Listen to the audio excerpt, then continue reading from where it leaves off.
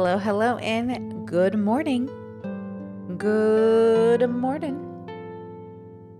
Hello, hello. Today is going to be a great show. I'm very excited to do today's live stream with you guys.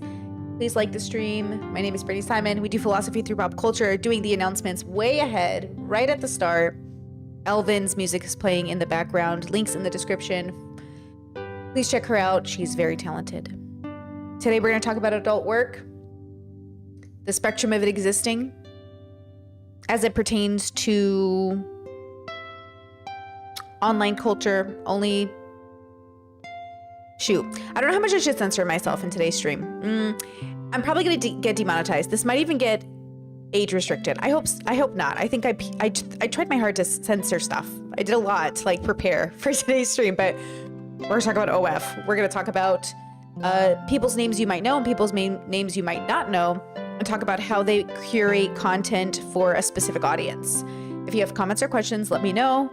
And as usual, this is just us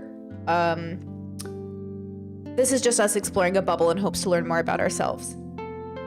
All right, let's go ahead and bring Elvin's music to a pause. 1, 2, and 3.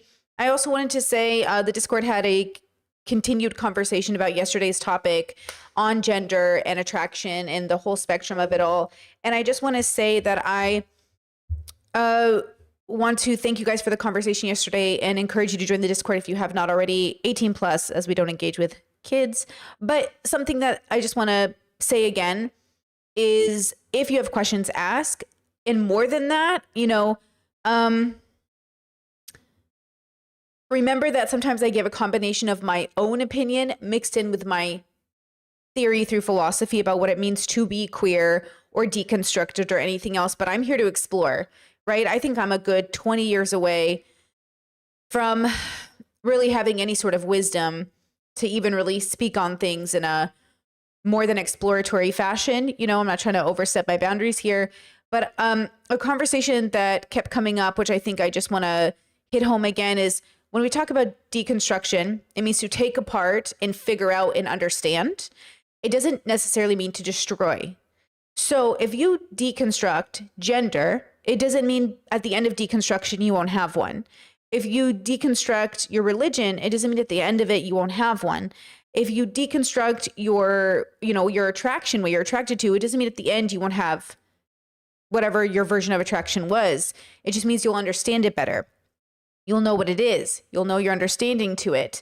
And so I think sometimes when you use the word deconstruction, people forget that it doesn't mean to destroy or get rid of. So when I say on stream, I could never imagine, because I'm so in love with the consciousness that is my partner, I couldn't imagine them transitioning to be a reason we would end the marriage, or them getting fat, or them losing a leg, or them, and some people might feel, which is so valid, that I might be erasing the validity of man, woman, gay, lesbian.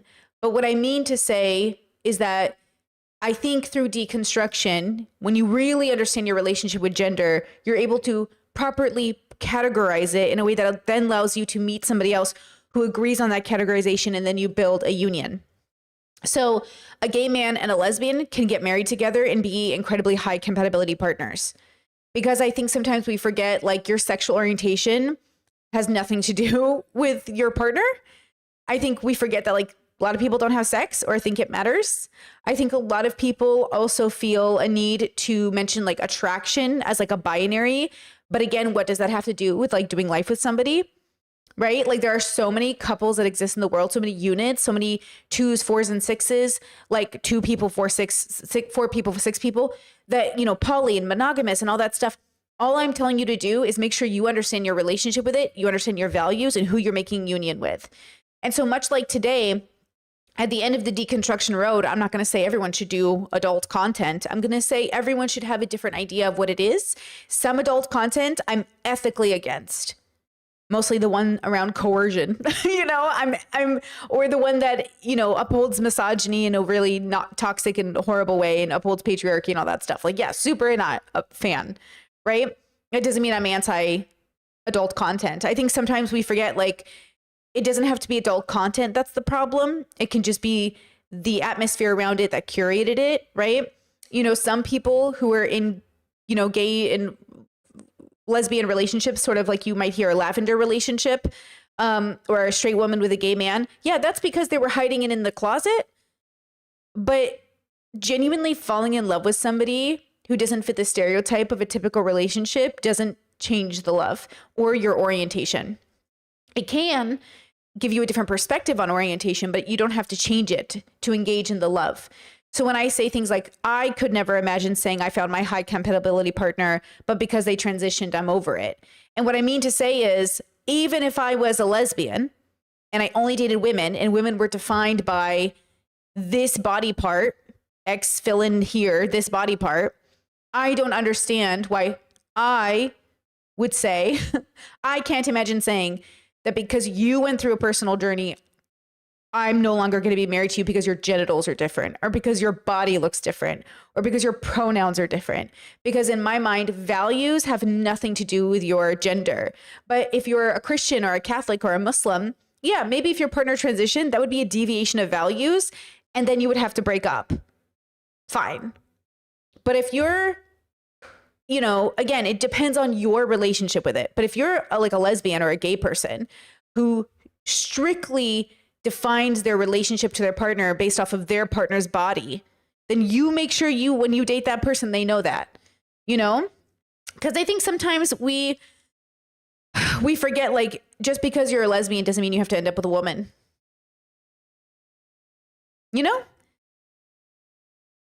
like, not everybody needs the relationship to be in that binary. Relationships have sex, and relationships have penetration, and relationships have, like, not everybody needs that. Not everyone's marriage is predicated on how often they have sex. Everyone's relationship gets to be different. And that's all I'm saying is, like, you're not weird for wanting a relationship with a specific person, even if it doesn't fit the mold, is all I'm saying. But you're also okay if you want to be a lesbian who only dates women, and a gay man who only marries gay men. Cool. That's great. Love that for you. But also, you're also not wrong if you're a gay guy who wants to end up with a lesbian and you never have sex. Or sometimes you do have sex. Great. It doesn't change because of who you have sex with. And in heteronormative communities, there's like this belief that, like, if you have gay sex, you're gay. I don't believe that. Never believed it. Don't believe it, I don't think that's true. I've seen enough straight men make out with each other to know they're straight. I've seen enough girls, trust me, I've been with enough straight women to know they're straight. You can tell. It's different. It's a different experience, okay? Chat says, what if you still love the person, but the attraction goes away if they change inwardly or outwardly? Yeah, and I'm just saying, why not all marriages need, when you say attraction, I'm assuming you mean sexual attraction, right? And not all relationships require sexual attraction to be high compatible or consistent or good or healthy. So I'm saying for some people, that doesn't matter. And for some people, it does. And I personally do not, in my opinion, I'm not with my partner because of my sexual attraction to them. That is one of the perks, one of the pluses, but it's not the reason. That's just like, cool, awesome. But it's not like the reason. So it wouldn't be the reason I end up leaving the marriage. Do you know what I'm saying? So if you are the kind of person that's like, this is the reason I'm with my partner, and if this wasn't here, this is the reason I would leave my relationship, cool. Then make sure you talk to the people you're dating about that. Because some people are like that. Some people are like, if we're not having sex 3 times a week, marriage is over. Some people are like, well, of course I cheated on you. We weren't having sex enough. Like, I don't subscribe to any of those things, right? Chet says, I'm curious when it comes to relationships, intimate kind, if people don't know what their boundaries are because they're inexperienced. I worry about those things that allows themselves to be guilted. Well, I will say I personally have met, well, it depends on what we mean by the word experienced. I've met completely sexually inexperienced people who knew more about themselves than sexually adventurous people. I've met people who have had 100 partners who don't know one thing about themselves. And I've met people with 0 partners who know so much about themselves. So I think introspection comes with a combination of curiosity and actual introspection, which can come in the form of lived experience, right? Trying stuff out, or it can come in the form of at least being honest with yourself, you know? So I don't even think like this idea of like, oh, I would never date a virgin. Like, I don't care about that stuff. Oh, I would never date somebody who's had 100 partners. I do not care about that stuff. But people do. Some people really care. What I care about is the person that I am with is capable of communicating thoughtfulness, kindness, introspection, extrospection. They have the ability to discern and the desire to hold themselves accountable and to gain wisdom over years. Like, I just want the person in front of me to be reliable and capable in present time, not in the future, not later, but now. Are you presently capable, curious, open-minded, and able to work on your communication and actually show that you are learning constantly, right? Chet said, maybe sex is physical introspection for some. Sure, everyone is different. So remember that. If you hear me say something and it's not really vibing with you, don't worry about it. Don't overthink it. If it's not vibing with you, just be like, oh, that's not vibing with me. But maybe it will vibe with you in 10 years. Maybe it will never vibe with you. But the idea is that I am coming from a very specific place that says that you are more than your body and you are more than this physical form that everyone is so attached to. Like, I think I am more than this thing. And because I am more than this thing, it means that when I say I'm in love with a person, it's more than this thing. But for a lot of people, this thing is everything. Like, this thing is everything to some people. Their whole life is predicated on this thing. And I'm at the stage in my 36 years where this thing is so secondary to who I feel like I am that it's not that important. In terms of like the things that we're talking about, right? Okay. With that said, if you have any more comments and questions about these topics, ask, of course. But today we're talking about adult content, which will bring up the conversation about the physicality, the physical of it all. And of course, you know, if you have any comments or questions, let me know. I did try to PG this live stream so I can try to not get demonetized or age restricted. So I actually am going to start off with you guys in a Google Doc because I wanted to show you some posts that I knew were censored. Because if you put in a adult star's name and then images, it's over. My stream's over. You know what I mean? So, let's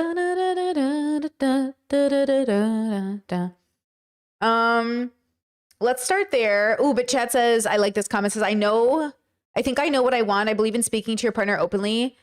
The ex said I was boring. He liked me for what he perceived to be innocence, but wanted to corrupt it via degradation. Oh, boo. Red flag. Glad he's an ex, or they're an ex, or she's an ex. Glad they're an ex. Yeah, that's the problem is I think sometimes, and we're going to talk about it with SW today, I think sometimes the issue is that we don't know fantasy from fiction. Okay, actually, I wanted to tell you guys, hold on, before I read more comments. First of all, I just want to say, is my skin not doing great? No makeup today. Absolutely feeling beautiful. I feel like I woke up, and look, I know this physical body isn't that important, but I feel like I woke up today and was like, I can't believe I look like this, like naturally. Like, I'm so happy for myself at 36, right? Isn't that crazy? Glowing. I know, glowing. Thank you. I know. Thank you. Absolutely no makeup, nothing on my face. I know. I just woke up and I was like, are we serious right now? I was like, is something happening? Is this menopause? Please let it be menopause. Right? Okay. How many of you actually believed I wasn't wearing makeup? Tell me right now. How many of you thought I wasn't actually wearing makeup? Because that's how they convince you that porn is real. Okay? Because that's how they convince you porn is real. How many of you believed it for a second? How many of you believed it for a second? Okay? How many Okay, you believed it. You believed it. Listen, of course I'm wearing makeup. I have a little fucking creamer under my eyes. I got blush on. My eyebrows are filled in. I've got lipstick on. I've got highlighter. I've got powder on. I've got bronzer. I've got contour.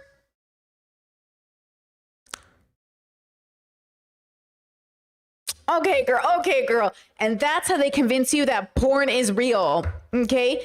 So we need to make sure, okay, that betrayed. Okay?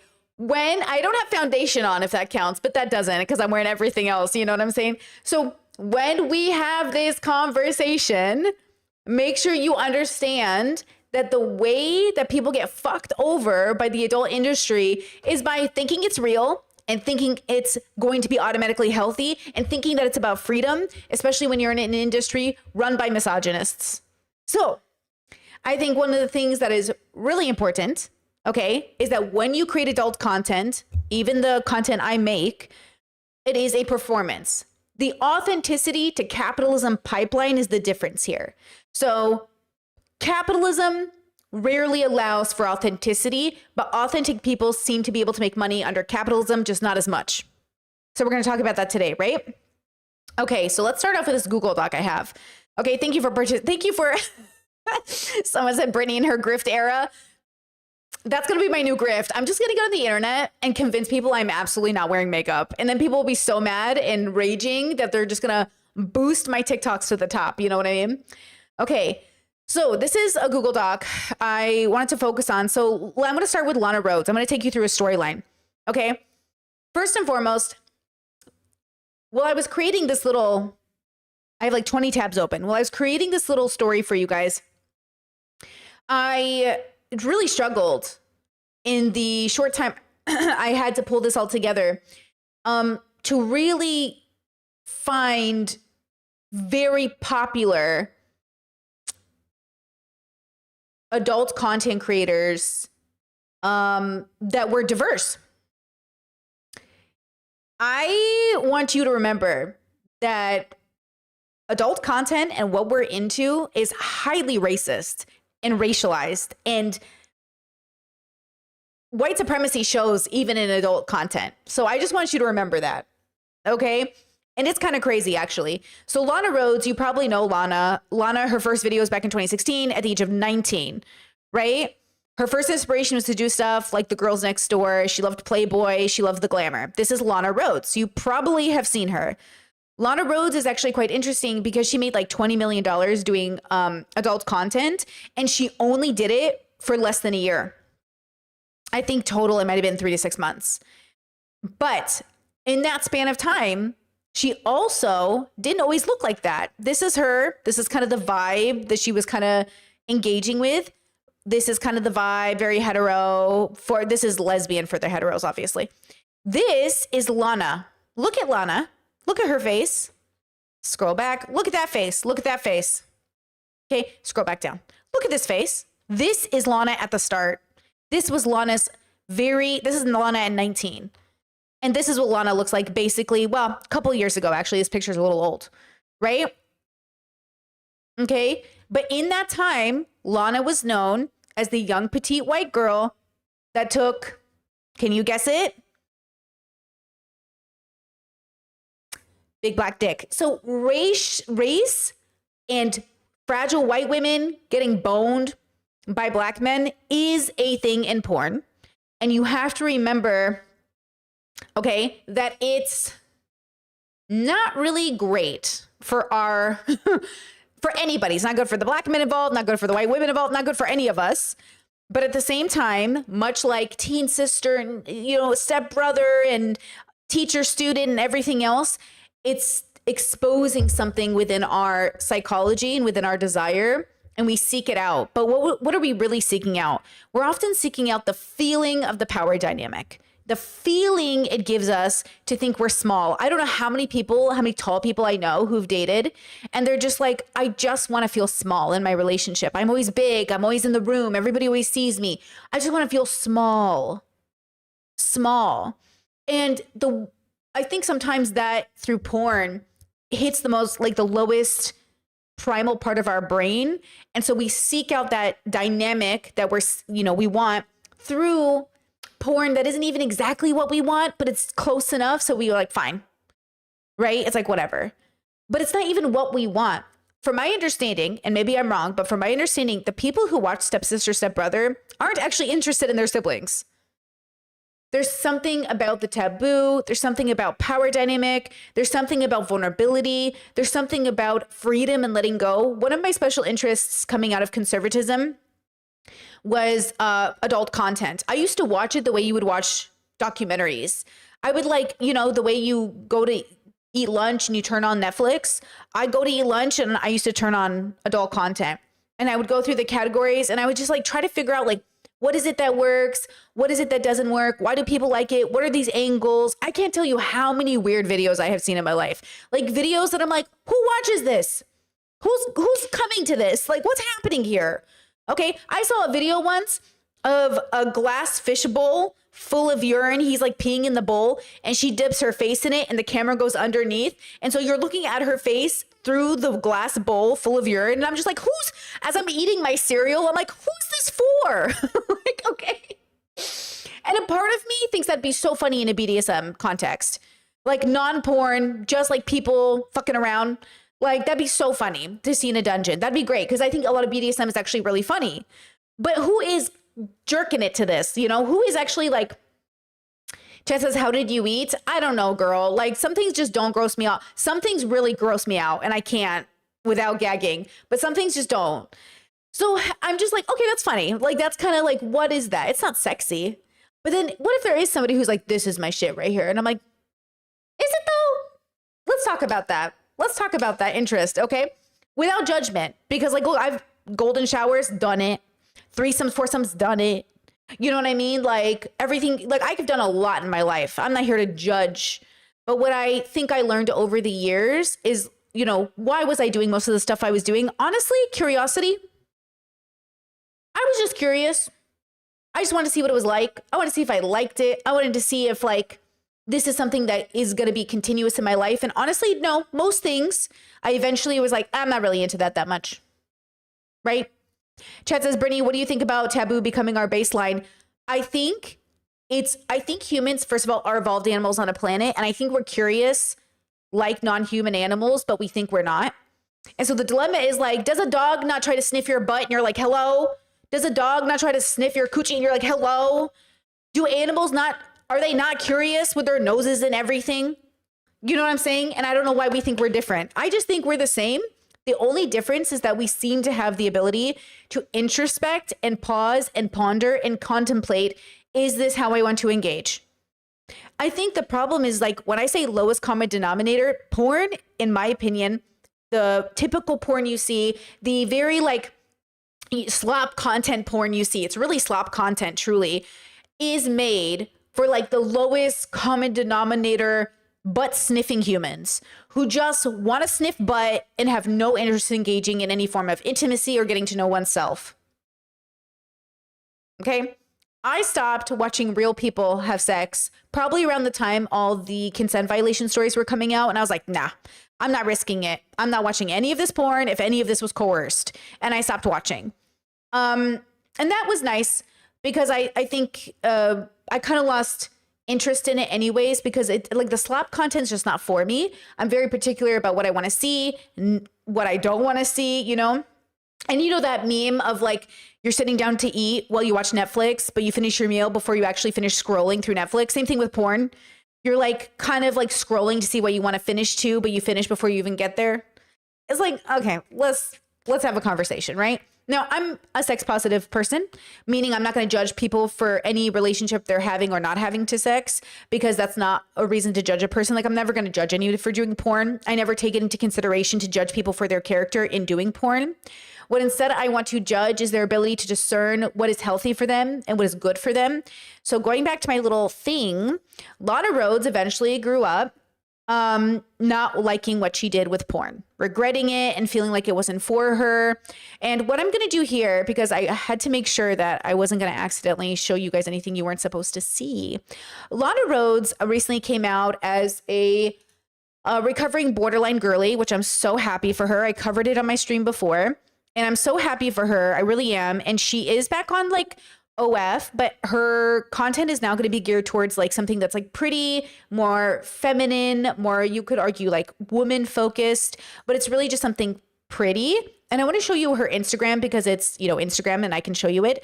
14 million followers, Instagram. This is her vibe. She's a model right now. She's doing a lot of work, but then she'll like post a photo that's like kind of interesting, kind of, you know, you know, it's like, okay, what is this? What is the message here? And I think there's something about Lana that I really, really like. You know, I think I like that she openly talks about mental health. I think I like that she is kind of interesting with the way she does her poses. I know people have opinions. A lot of people are calling her like too skinny here and you need to eat food. I'm not going to comment on anything like that. But I'm going to say that I think as a girly who also has an Instagram and has an OF, I just want to make things that are pretty.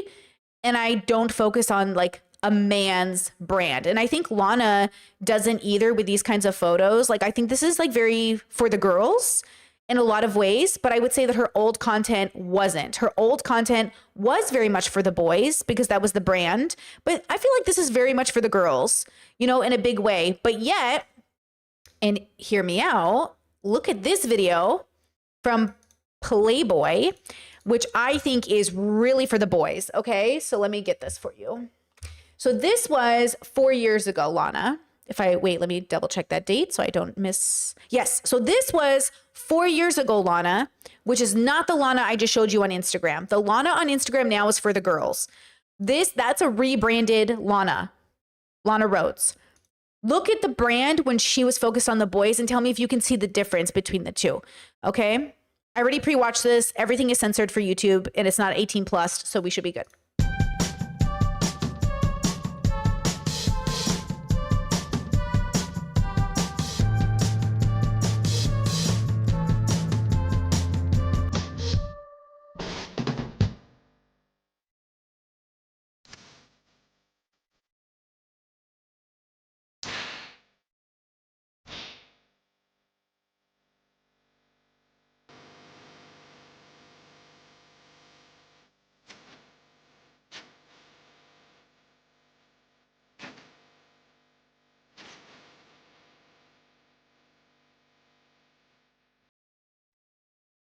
Okay, so that ending shot with the soap all over her body, it is blurred out. Even though it doesn't look like it is, it is. It's very for the boys, in my opinion. Though I do think girls like it too. Okay, so I agree that everybody could like it, but I think boys would especially approve of this particular theme. Versus her Instagram and stuff like that, I think is more for the girls. You know, not thinking about the boys. Yeah, so like very male gaze, right? Fine. Okay, totally fine. It is what it is. Now, if you see as we go through the girls, I'm going to show you, this is Mia Khalifa. You probably know this photo. I feel like this is a very infamous Mia Khalifa photo. And Mia Khalifa is a little bit different, but like Lana and like a lot of girls, they kind of talked about how much like the adult industry ruined them, but then they kind of engage in it in different ways. She has 27 million followers on Instagram. And the thing about Mia that I didn't know, because Mia is a brown girl, is that Mia was raised Catholic, but rose to fame after a viral post of her doing adult content dressed in hijab. And that's very interesting, very controversial. She received a lot of death threats. Good times. Men really hate women. You know what I'm saying?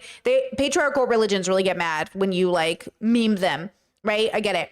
But the thing about Mia that's so interesting is that she's kind of gone back and forth between being on OF and not doing OF and doing different things and talking bad about it and getting back on it. But I think what these girls are going through is like, do I want to do it for me or not? But I think without a doubt, you know what? I'm going to say girls here for the sake of the conversation so far. You know what girls like to do? This, dress up, look cute, be free Palestine, be whatever they want to be. I think if men didn't exist, these posts would still exist, but the why would be different. Now, obviously, I don't believe in gender like that, but since these girls live in that binary gender construct, we're going to use that language. Like, I think this would still exist if men didn't exist. I just think I think that's what these girls are going through. They're going through a crisis of trying to figure out when is it for me and when is it for them and when is it for capitalism? Because capitalism also creates a reality where this is a thing and this is different. This video is different. This video is the OnlyFans content houses, the Bop House. This is capitalism. This is not art. This is not expression. This is capitalism, pure and simple. She made a whopping 43 million in 2024. Sophia Rain just revealed who her top spender was, and he spent almost $5 million. All right, how much did you make last month? 6 million. All right, next person. That was underwhelming. I don't even. What do you do for a living to afford a car like this? I do How much you make? a couple M's. How much? Okay, now here's the thing though. Some of these girls are lying. Some of these girls are lying because that's also how they get people to join. One of the tactics of getting people to join your OF is telling people they make $1 million. Because then people go, oh, I want to know what's worth $1 million. And then they make the $1 million. They run like MLMs that boys run on course YouTube. So the same boys that are like, I made $1 million selling this course, buy my course. It changed people's lives. No, they didn't. No, they didn't. But now they did. Now they have proof they made $1 million because y'all bought the course. So that's capitalism, sex work. Capitalism, sex work is I'm going to do whatever tactic it takes to make money, to go viral, to build this thing that you're seeing right now, right? Okay. How much is this car? 500? I don't know. I don't look. I just tap. I don't have time for this. Like I just pay for it, you know. The G-Wagon. I could crash it. I wouldn't give a about it. The Bop House is the first OnlyFans content creator house. A 17-year-old girl was the most requested creator to join the Bop House. You joined OnlyFans the night you turned 18? I think so, yeah. And That's people bad, subscribed right baby. away? Yeah. Should they be in jail? Yeah. It's sad to see. Sad to see. Okay, right now, let me just show you this though. Hold on, I didn't pull it up already. Hold on, ooh, make sure He does not seem to remember. Please pause, thank you. Hold on, give me a second. I didn't pull this up, so now I'm gonna have to find it. Give me a second. Give me a second, because I didn't pull it up ahead of time. But I know it's here, because I saw it the other day. Where did it go? Hey. Okay, it's close. Hold on, give me a second. Give me a second. Where did it go? I know it's fucking here. I know it's gotta be here because I swear to God I had it set up. God damn. Oh, I got it. I am here to. Okay, this video. And did I not have the original video? I thought I did. Maybe I don't. Okay, that's fine. This video. Defend myself from this lady accusing me of ruining her marriage. If you guys don't know, this lady caught her husband buying my fans only behind her back and is now trying to put all the blame on me when in reality it's your husband's fault. There is no way you can blame me because I did not force your husband to subscribe to me and I did not force your husband to put his credit card details in. He did that. Okay, this is like one of the top girlies, but yet, let me see if the video is here somewhere and I can show it to you. Yep, here it is. Natalie Reynolds has ruined my 32-year marriage. I'm so ashamed to be talking about this online, but hopefully I can spread awareness. About 4 nights ago, I was on my husband's phone and I saw an email that looked a little suspicious to me. I clicked on it and there were $350 in charges on his credit card. All right, then, okay, you go to her site, you go to her TikTok. Natalie Reynolds destroyed my marriage of 32 years. Okay, so I'll be so for real with you. It's giving fake. It's giving capitalism. It's giving, no way this is real, I don't believe you. It's literally giving this OnlyFans girl set this up to make rage bait to get people to sign up. This is an actress, which is funny. So there is a part of my brain that does think it is funny if I could be an adult worker that did this kind of stuff, because I think it's funny what people fall for. But, right, there is something, okay, what was that, what's that really famous, oh, I forgot to, see, there's so many girls I forgot, or so many people, boys too, that I forgot to write down their names. What's the famous Asian one that does the billboards in LA? And she made like $4 million, like trolling people on billboards. And I'm like, fuck, that's so funny to me. Some part of me wants to be that content creator, but I decided to be this one instead. I'm so annoyed with myself, but I decided to do this one instead. But I think that's fun in a sense to create like fake rage on the internet to get people to subscribe to your OnlyFans, but that's just capitalism. And I'm not much of a capitalistic girly. That's the problem. You know, I'm just not like that kind of girl, because you got to keep it up, right? And you got to keep going. You know, you got to keep going. So that's the thing. And yeah, chat, she is known for faking videos. Natalie Reynolds. She is known. She's the same girl that like pushed the woman in the water in the lake and left her to drown. Like that's the problem. It's like viral content often isn't a part of harm reducing, right? But that's the dilemma, because I think what narratives like this do is actually it's pretty bad for sex workers. I actually think narratives that sex work is destroying your marriage is allowing conservatives to feel more confident that sex work should be destroyed. So I actually do think it's bad.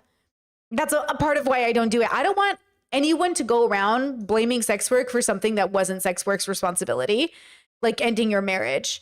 But that will be used, right? I'm sure some conservative somewhere thinks it's real and will be like, see, this is why sex work is bad, you know?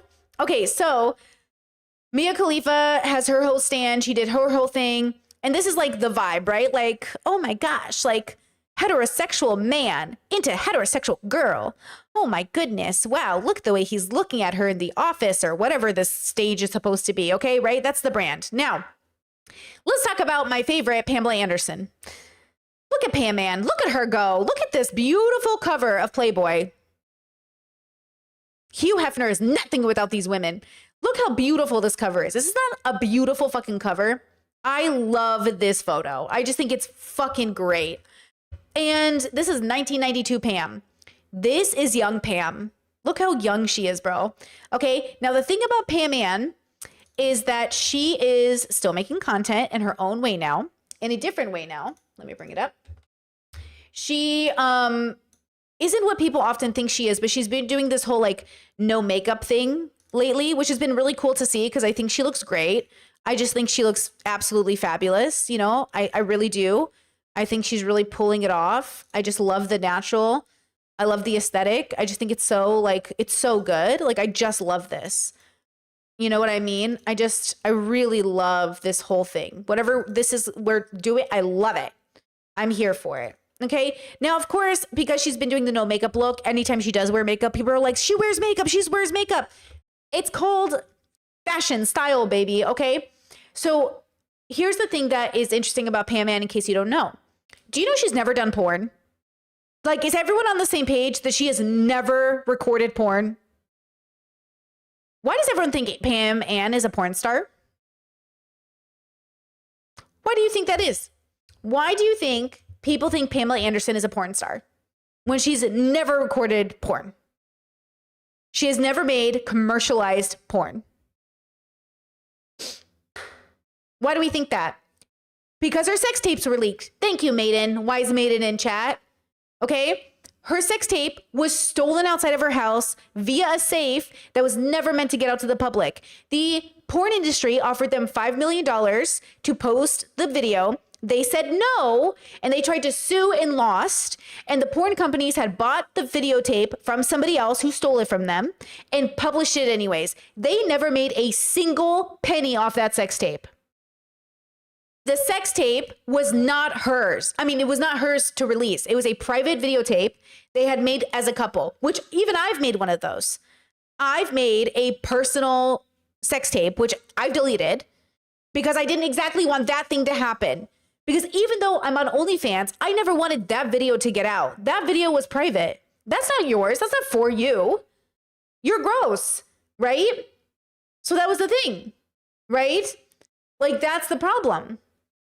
She and Tommy didn't consent to having that video out. That's separate from the abuse in their relationship and Tommy being abusive and everything, right?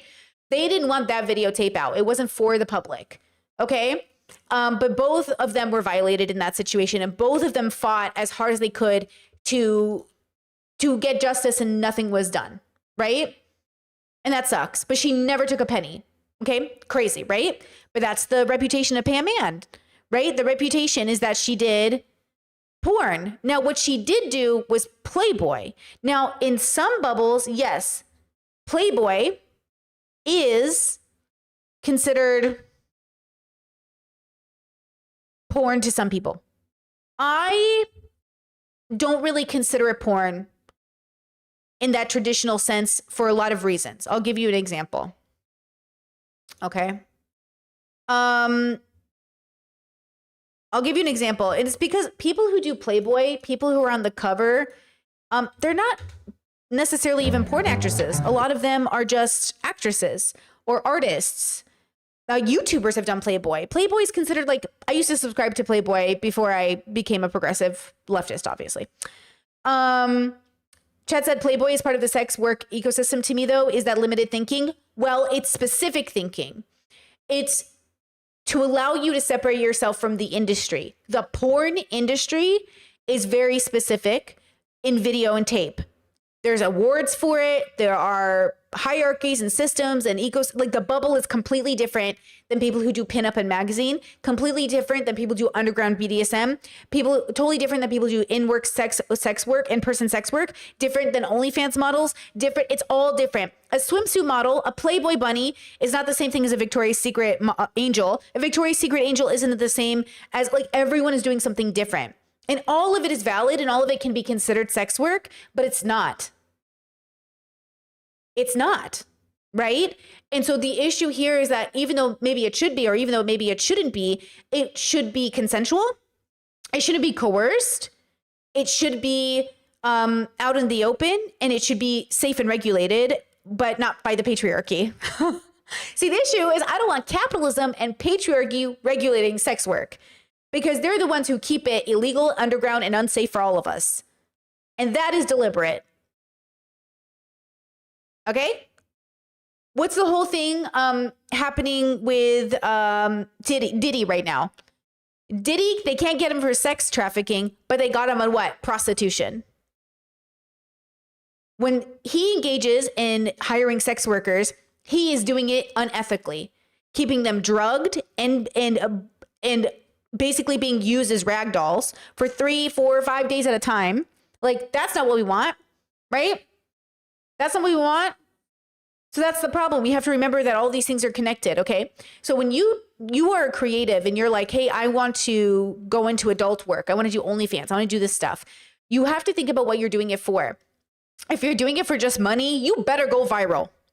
Hear me when I say this. If you're doing it for just money, you better go viral. Because the average content creator on OF makes like $50 a month because you can't find people on OF. You can't search. You have to have their URL. You have to know who they are from somewhere else, right? So if you're doing OF for money and you're hoping that it will pay your bills, you have to find a way to tell people about it. So if you're like, I'm going to do OF, but I'm not going to tell anybody in my life I'm doing it, definitely. But then you have to have a persona and a name and a way to advertise that website. That website doesn't exist on its own. Bad Bunny didn't make $50 million in 24 hours because no one knew who she was. She got $50 million because she was the Catch Me Outside girl on Dr. Phil. And she was just turning 18. Even me, as like a full-time YouTuber who does a part-time OF, okay? Like, I'm not making the most. I'm making part-time money. Did I say Bad Bunny? I always say that. Bad Barbie. I always say Bad Bunny. I'm sorry. Bad baby, not Bad Barbie, Bad baby. I always say the wrong names until I'm sorry. My bad. You know what? He could have OnlyFans. Don't even get me started. Okay. He could have an OnlyFans. The way this man walks around in his underwear and everybody's in love with him. I don't even follow him like that, but somehow he's on my feed in his underwear.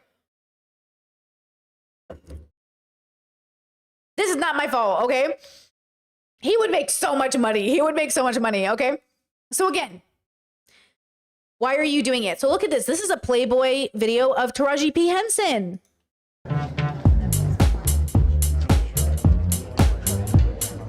Boom, boom, boom, boom. My first experience with Playboy was finding the magazines under my uncle's sink.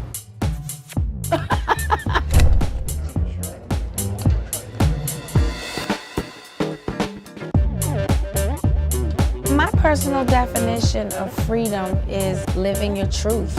No one can use you against you if you know who you are.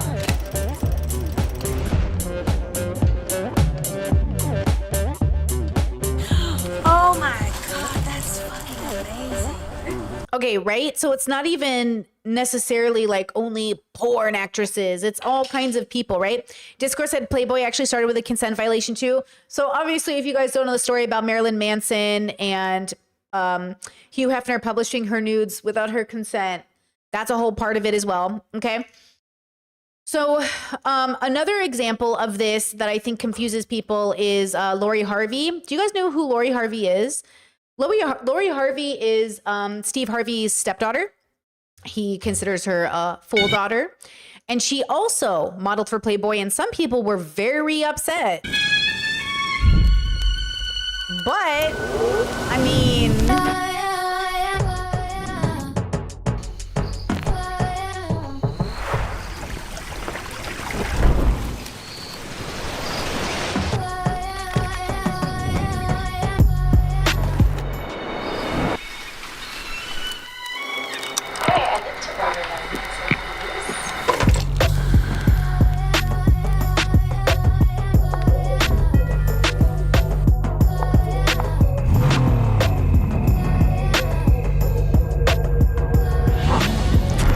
Marilyn Manson? Did I literally say Marilyn Manson and not Marilyn Monroe? Somebody fire me from my job. Somebody fire me.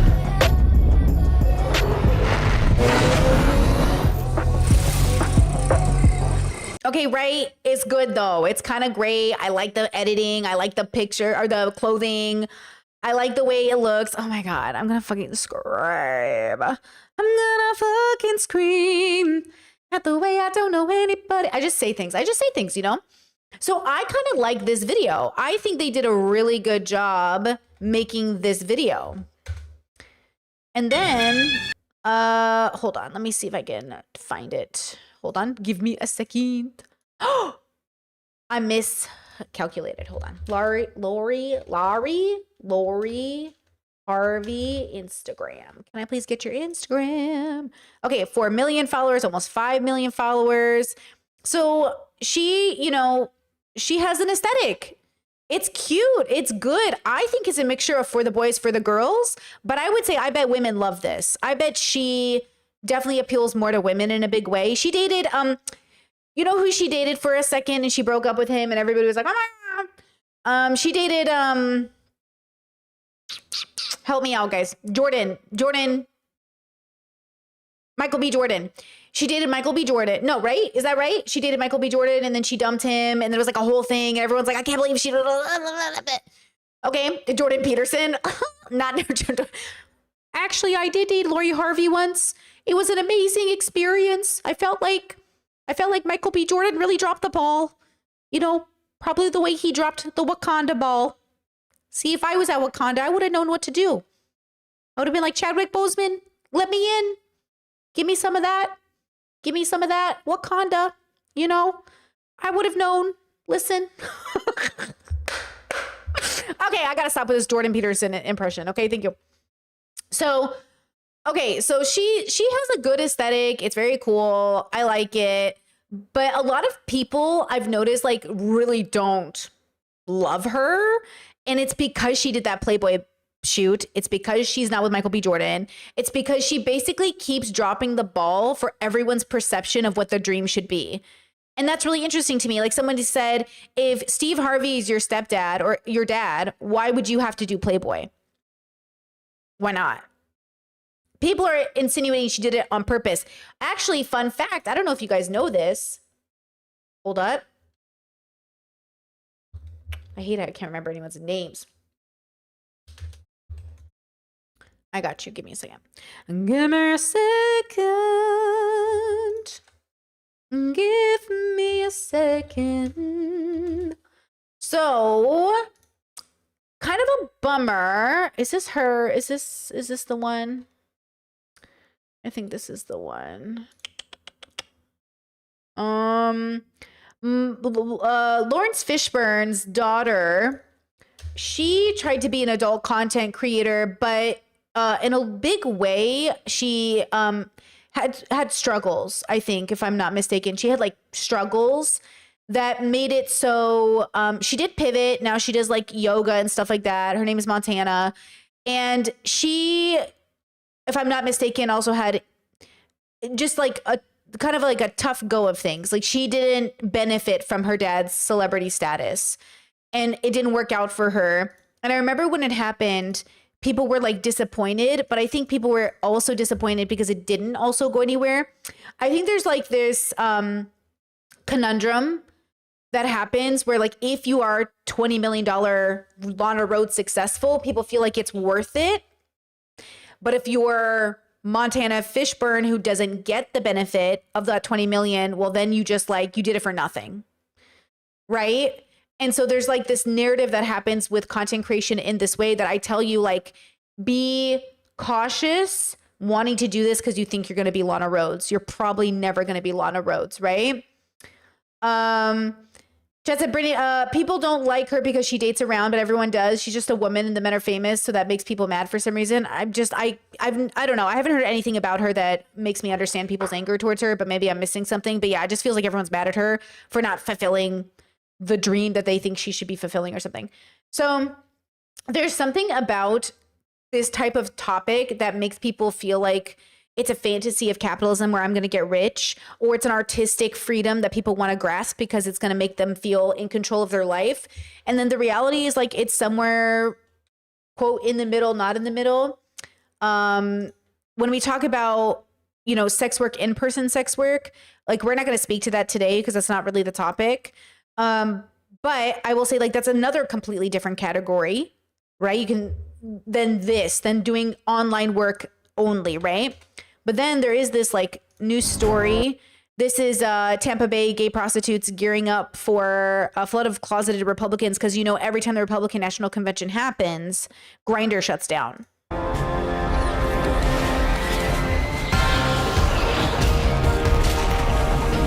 All right, this intro is doing too much. Bro, this intro.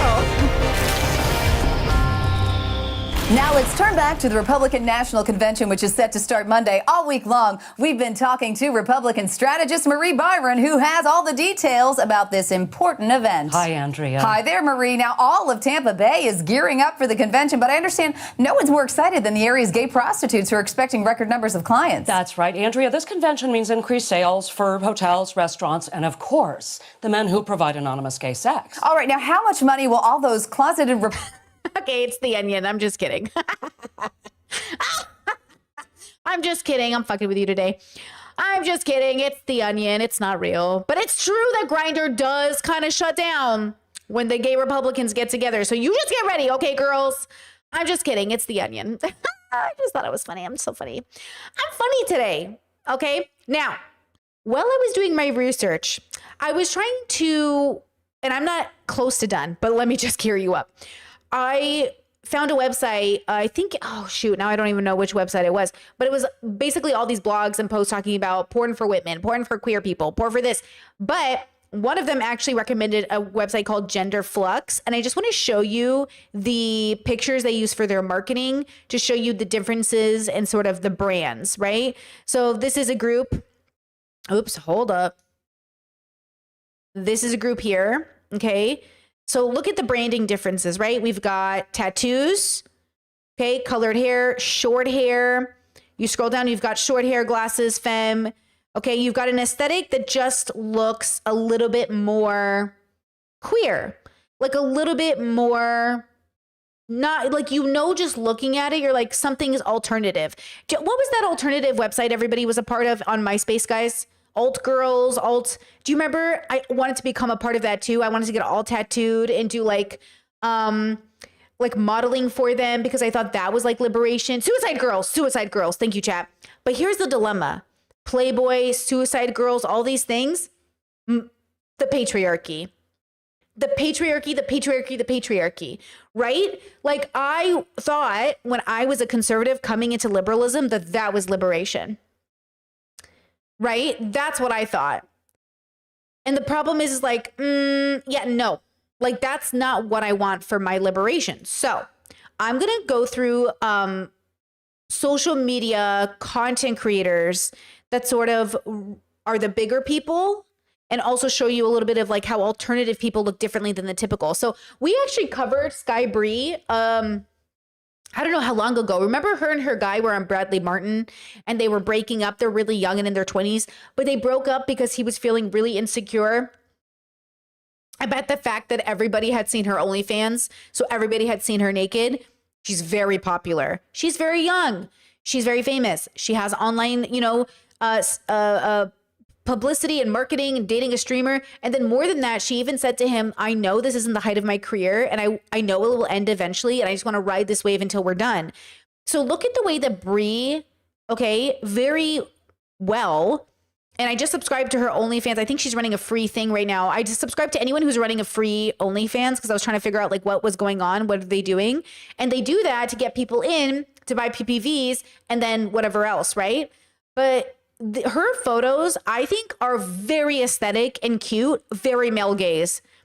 All of it is male gaze. Like, this is very specific. Like, I could not create content like this and get the same result because I could never pull off this type of male gaze aesthetic. But it's cute. She's very pretty.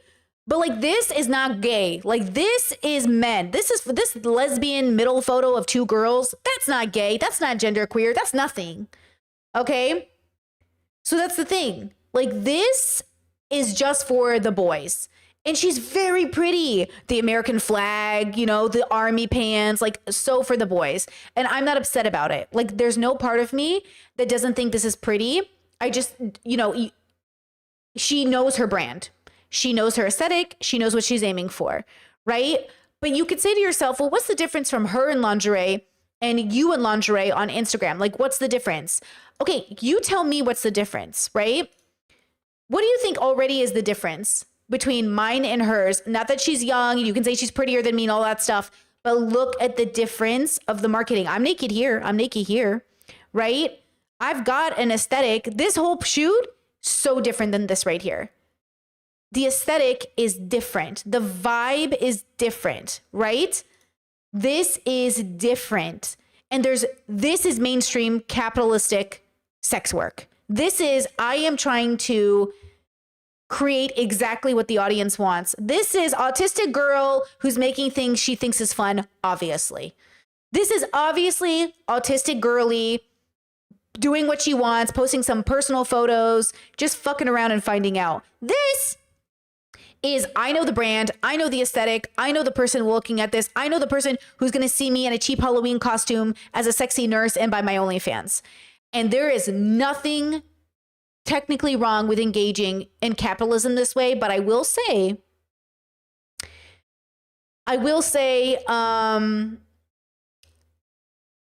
it might not be as like fulfilling, right? But it's fine. Like, it's not, I don't think it's wrong. I think it's draining. Like, I could never imagine what her DMs must look like. I could not imagine what her comments must look like. Like, I hope she has a healthy audience. I hope the boys are nice to her. But I could not imagine how many horrible, mentally bad DMs she probably gets from men calling her a whore and then buying her stuff. Because that's just the reality of a lot of the girls I know who work in the industry, is they put up with the comments to get the bag, versus I block people. And when you block people on OF, it refunds them. Like, if somebody leaves me a mean comment, because they do that, they subscribe, call you a whore, and then expect you to keep them there because they're giving you money, but I just block them. But if I was in this for money alone, if I was like pure capitalism, I would ignore all of those comments and keep going. Does that kind of make sense? So it's fine. I'm just warning you, like, if you think you're a genderqueer so-and-so who's going to join the internet and become a top OnlyFans content creator, like, slow your roll. Because unless you are specifically marketed, okay, it's not going to happen. And there are people who have a really good presence, but it's not exactly the same. This is maybe you know her, Emma Rose. She was actually interviewed by, you probably know Matt, because Matt we've covered in the past. I'll talk about him in a second. But Emma is a trans content creator. She does fairly well. She's like fairly successful. And yet she has 400,000 subscribers to Sky Bree's 2 million. Because even though trans can be a thing and that can be a topic, not all trans people want to be objectified for being trans. Not all black girls want to join to be called Ebony. Not all, black guys want to join to be known for their dick size. Not all white guys want to join to be known as like the skinny twink who gets railed in by Big Daddy. Like, not everybody wants to be the stereotype, but the stereotype is a part of the capitalistic branding that puts you on an algorithm, much like YouTube or anything else. Like, not everybody wants to be known for the, submissive Asian porn, teen sister. Like, not everybody wants to fucking do that. But that is the commercialized, right? The commercialized version of it, but it's the most objectified version of it. It's pure objectification, right? I don't like engaging with it. I do not use the terminology. I refuse to engage in the terminology or engage in that sort of creative like output. And so I don't make a bag. But I sleep better at night. Do you know what I mean? And yet chat said ebony is literally a term that comes from slavery. It's just I don't like it. And there's a reason that the top 5 content creators in porn that made $20 million, I don't see that any of them are black. None of them are Asian. All of them are like white and or racialized groups of people that can be objectified by enough of the globe, right? Because colorism plays into porn. It's crazy. So again, like porn, oh yeah, chat says BBC gave me so many body image issues. When I bubble pop, when I learned that genitalia is as diverse as like anything else on your body, when I learned that porn specifically curated genital preferences to the point where it informed a whole generation of millennials and other people of thinking that genitals had to look a particular way, completely changed my life. It completely changed my life when I was like, oh yeah, because I have like longer labia than the typical porn artists. And I was like, fuck, what do I like? Is this, and I was learning about labiaplasties and all this stuff. And I was like, I'm not getting surgery. But some of my girlfriends were like, I have to, I can't have it. And then I learned, I was like, girls, your labia's like normal. Like that's great. Like all labials are fine. You know what I mean? Like it's fine. And that's the thing is like people, you have to understand that the curated content we're seeing, the content that moves to the top is just a specific part of the population. It's not us. Like it's not everybody. It's just like the most popular content creators, the most popular YouTubers, the most popular creatives, they're different. And that's why I say be careful moving into creative industries where your body is is for sale or your image is for sale, because you will compare yourself to other people and you got to know exactly what you're doing, which is why alternative work came in, because alternative girlies, as an example, were contrary to the Bree Skies. Like they were the we can make it too. And they're not as popular, but they still have their own hierarchy of popularity even within the bubble. And by the way, gay male industries, completely different game. We're going to talk about it. Completely different game in and of itself, right? So all of these niche communities that found their genres and were able to make work doing it, they had to figure out like what was the expectation and how could they play off that expectation and how much were they going to play off the stereotype of the expectation, right? So there's so much there's so much to go through, and it's just really about how you want to approach it. Now, I got some questions from people that wanted me to talk about like, how do you make money do it? How do you make content that's for like a queer viewer versus a male viewer? Well, first you accept that you won't make as much money. And then you accept, is it a full-time job or a part-time job? And then you accept that your art shouldn't be centered around men, meaning I don't make work thinking about men, neither thinking about not attracting them nor thinking about attracting them. I just make the work I think is good and pretty. And people buy it and I'm grateful. But if OF was my full-time job, full-time, I would be on TikTok posting some sort of thirst trap, some version of it. I would make my Instagram a daily post content thing, right? But like I would be thinking more about what aesthetically hits at least 2 to 3 categories of people, but keeps me centralized on my niche.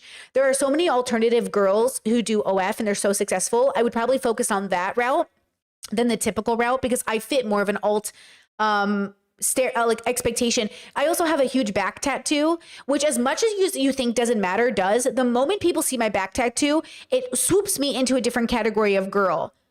It's very interesting. Like having a clear back with no tattoos puts you in a different category. It opens up the amount of work you can do, the amount of aesthetics you can play to, right? So you have to figure out your niche and figure out what you're aiming for. And then you still have to rely heavily on luck. Luck is so important. That's why Lana Rhoades was able to do sex work for less than a year and make $20 million. It was a lot of luck, a lot of branding, a lot of luck that the audience liked her, a lot of luck that her plastic surgeon did a good job, a lot of luck that, you know, the timing of it was perfect for her aesthetic. Because, you know, Lana Rhoades looks like, what's the famous actress who looks like Lana but isn't Lana? And she's like bisexual. She's a model. Oh, the moment you say her name, I'm going to know. Oh, what's her name? She's kind of like, people think she's kind of mentally... Cara Delevingne. Hold on, I got this. Cara Della... I don't even know how to say her name like this. But she is the actress Lana Rhoades. That's what I call her. She's like, she's not Lana Rhoades, but she kind of looks like Lana Rhoades. They have that face, that like, that kind of face people really like in people until they don't. Like, it's not very big right now. Okay? Like, this isn't in. But it's kind of like was really working in 2016, right? Yeah, the eyebrows, the specific kind of like nose shape. Like, you have to look like a very particular person to look like this particular person. And I think the aesthetic was just very popping at the time, you know, but it isn't as much anymore. I would actually say this aesthetic is much more popular, okay? Like, right, Bree Sky, Emma's much more popular because they're aiming for an online community in a different kind of way. So the online community is different than a traditional VHS, DVD, porn website, contracted adult worker. And that's why OnlyFans was so liberating for people. That's why even Instagram and other things and cash apps were so liberating, even though those people do regulate and can cancel your accounts. So like, I only do OF stuff through OF. I don't do through anything else because a lot of governments, a lot of banking agencies, a lot of like government agent, like they'll cancel out your PayPal, your Cash App, your stuff. So you got to be really careful about how you're even documenting that you're doing stuff, right? OF just opened up the options. Chat said Cara, the female gaze. Oh yeah. Yeah. Cara, like her whole thing was absolutely, men loved her, but I never saw women get more wet for a girl than when that white girl hit town. Lesbians and bisexuals were, I was like, calm down, ladies. Okay, relax. But like they loved her. Oh my God, you know.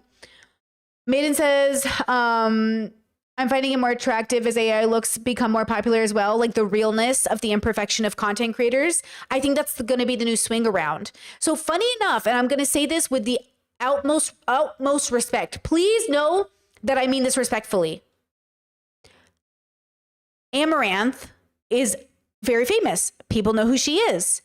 Amaranth, at best, is a 6.5. Okay? Always has been. But she knows how to style herself. She's very pretty. She doesn't have to be a huge model, but she's a huge content creator. She actually feels more natural, even though people don't see it. Her teeth are kind of unique. They're not veneers. They're kind of fucked up, right? She has that kind of like, she looks like she comes from the Midwest, but she like made it work for her. She isn't like, I'm telling you, like, there's something about Amaranth that just works because I think she feels attainable. She feels like a real person. Like, this is obviously filtered and stuff, but like she just kind of looks like, genuinely look at her. It's just a person. Like, and it works. People like that. And that's the thing. I think people, more girl next door who's kind of nasty, but like it works. So she's not doing innocent girl next door, but she still looks like a girl next door. She doesn't have that thing. Like some people look like sex dripping from their face. She doesn't look like that to me. Right? She just looks you know, like she understands what she's doing. You know, she has a niche and she's doing it. This is more filtered and stuff. So she's almost attaining it. But I think that's why she does so well, because she feels attainable. She's cute. She's pretty. She's not too pretty. Because remember, people are intimidated when people are too pretty. When people are too pretty, they think you're not attainable, so they don't like you as much. They want you to be pretty enough, but not too pretty, but pretty enough. That's why streamer girls, I think, do very well. I think not being highly modeled, not being highly curated, that too helps. And yeah, chat, like we're not a fan of her relationship status or her politics or anything like that. But she feels attainable. She feels attainable in a way that I think makes people feel comfortable. And see every post. Look at every post on her Instagram. You know what you're aiming for. You know what it is. Like, you know, she has an OnlyFans logo right here. Like, you know what this is. This is the most curated and heavily filtered, right? And it looks more fake because it is, right? This is heavily filtered, right? But at the end of the day, like she doesn't do that for 99% of her posts. 99% of her posts are not even that filtered like that, right? They're not like that AI look. They're just kind of, but see the aesthetic, see who this is for. Like the brand is clear. The brand is clear. And not everybody wants that brand. Like some people don't want it to be like that. Now, Mia Malkova has 11 million followers. Same thing, but different. A little bit more model, a little bit more normal posts, a little bit like, you know what it is, like, you know what it is. But at the same time, it's like more, it almost looks a little bit more professional, right? So that's the thing. Like, oh, by the way, nobody I'm talking about today is like necessary. We're not talking about their ethics. We're talking about their branding today. So everybody I'm pulling up right now, you know, but these are capitalistic girlies. These are girlies who are like, give me la money. So if you guys thought I was like coming on stream to show you people I like or people that I approve of, I'm not doing that today, for the record. We're just talking about sex work. Lots of people in sex work are shitty people. Did anyone like, okay. So these photos are just more professional, taken with a different camera. See how like she tries to do a cosplay thing, but it doesn't really work for her. Like I can tell she's not a nerdy autistic cosplay girly. She's too normie, right? She's too normie. Even though she does it, it doesn't fit her. This is not you can just tell how cheap it is. I said what I said. She's not cosplaying because she's an anime cosplay girly. She's doing it because it works for the audience, okay? Then there's Karina Koff. And if you know Karina was a part of the squad, David's squad, the vlog squad. And Karina was on Impulsive and Logan Paul was mad she didn't come to him for branding because she made $900,000 on her first like 2 days or 3 days on OF. And he's like, you could have made more. And she's like, yeah, but I made that much all by myself. I didn't need your help. And he goes, you could have made so much more. And I was like, isn't that interesting? See, Logan Paul's a capitalist. He only cares about money. That's all he cares about, right? That's all he cares about. So he's like, and he's right. Like, I bet if Karina had collabed with him, she could have made 2 million, 3 million, right? But she almost made a whole milli by herself, you know, by herself with the vlog squad, but not collaboration, right? And she does this thing where she posts her life, but she also, you know, posts for OF. And it's her, David. And why wouldn't she in some ways? Why wouldn't she benefit from her associations? And she's very pretty of posting, you know, on OF. Now, a lot of these girls are on a spectrum of bikini pics to topless pics, right? It just depends. Now, what's interesting is that as you move away, as we're moving, and do you guys have any comments or questions? I'm sorry, am I missing anybody's comments that I should be reading right now? Let me see. Kara went crazy on Tumblr. That's how I know she was there for the girlies. Exactly. Oh my God. The Tumblr era for her, she was everywhere, bro. Everywhere. She was their daddy when she hit the internet. Everywhere. Everywhere.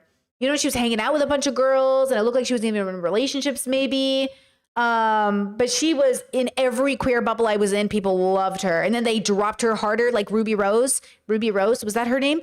They dropped them so hard. Love them, They do this. The white girls rise to the top and get dropped very quickly. Next white girl, I don't know what it is, but it does make me, it is kind of funny the way these people, that's why they say social media is your 10 minute of fame. Social media isn't longevity.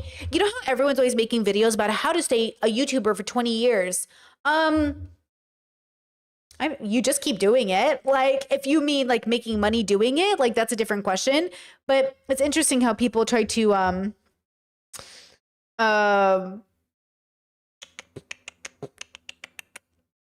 like figure out if this is my 15 minutes or if this is actually like a career, right? I think she's back to modeling, if I'm not mistaken, right?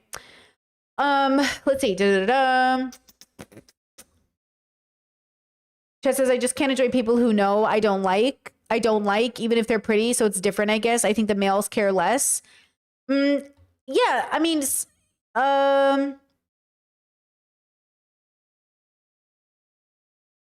yeah, there's, I think that's the thing. Like the most common type of enjoyer of adult content doesn't care about you, and you don't care about them. Just like Walmart doesn't care about you and you don't care about them. The content creators that are in sex work who are trying to make as much money as possible because they know it will end eventually, they're trying to make the absolute most money possible. They know you don't care about them, and your personality is not coming into this factor. Who you voted for might be a short-term play, but actually you should be more neutral than that, right? So it's kind of one of those things that plays into the relationship between the whole industry and honestly how people talk about it, right? And there's something like almost freeing about it. I was thinking about this today, that sometimes it would have been nice to just get on the internet and not be myself, because then it just would have been like work. But the thing about work is that regardless of the work you're doing, sometimes it's better to have a little bit of yourself in it so you feel like you're really doing something, right? Like it actually feels like you're actually like accomplishing something no matter the job you're doing. And this is why I feel like people do feel objectified at their jobs, even if it's not sex work. And it's because like not enough of them is in it. And so even though it's like, I hear people talk about this all the time. Like, I just want a job where, you know, I go to work, I do my job, I come home. But it gets to you because you spend so much time at work. Yesterday, I worked like a 12-hour work day. I spent half my day at work. I did a long stream. I was prepping before. I prepped after. Like, I did like 12 hours yesterday. That's hard to do in robot mode. I think that's why that show Severance, though I haven't watched it, is so interesting to people, that when they go to work, their real selves turn off and then they go back home, right? Like, I think that's why it's so draining on people to work a meaningless job eventually, because it sounds really good. Like, it sounds like a lot of fun until you realize, like, I spend too much time here not to feel better about my job, you know? Chad says, what are your thoughts on aesthetics of femboys? I find it to cater to the hetero audience when I expected queer aesthetics. I find it to cater to hetero audience when I expected. Yeah. You know, I think the dilemma with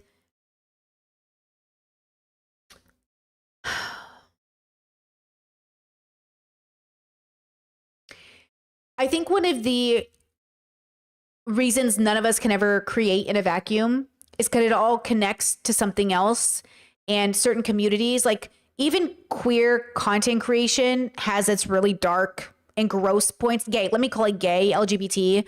Like, a lot of that work isn't the healthiest and came out of a really survival perspective. And then more than that, morphed into a more insidious bubble on the internet that became like incredibly objectifying. So like femboys became an object and a property of not just LGBTQI people, but of heterosexual people that wanted ownership over people's bodies and aesthetics. Like, I see some really dark and insidious parts of the internet sometimes, whether it's around trans people or femboys or very specific vulnerable communities in which the vulnerability of the art is what gets people going. which is why I caution people from creating art that depicts vulnerability in a way that isn't about intimacy, because it fuels, I think, some of the worst people's vices, but you are not responsible for those people's vices. So then I caution you from stopping yourself from creating something meaningful, even if people with vices benefit from it. You know what I'm saying? So, Chet says no hate, but what are femboys? Are we talking about David Bowie aesthetics? No. No. Like, I assume we were talking about femboys, not feminine men. Femboys, let me show you what a femboy is, bro. Let me get you a proper photo. Hold on here. Can I show you any of these? Or any of these? Are any of these not allowed? Okay. I'm going to use, well, I want to use terminology, but I think it might offend some people. I don't know. These are femboys. Okay. This is I assume the aesthetic we're talking about here. Okay. Femboys are like, what's their name?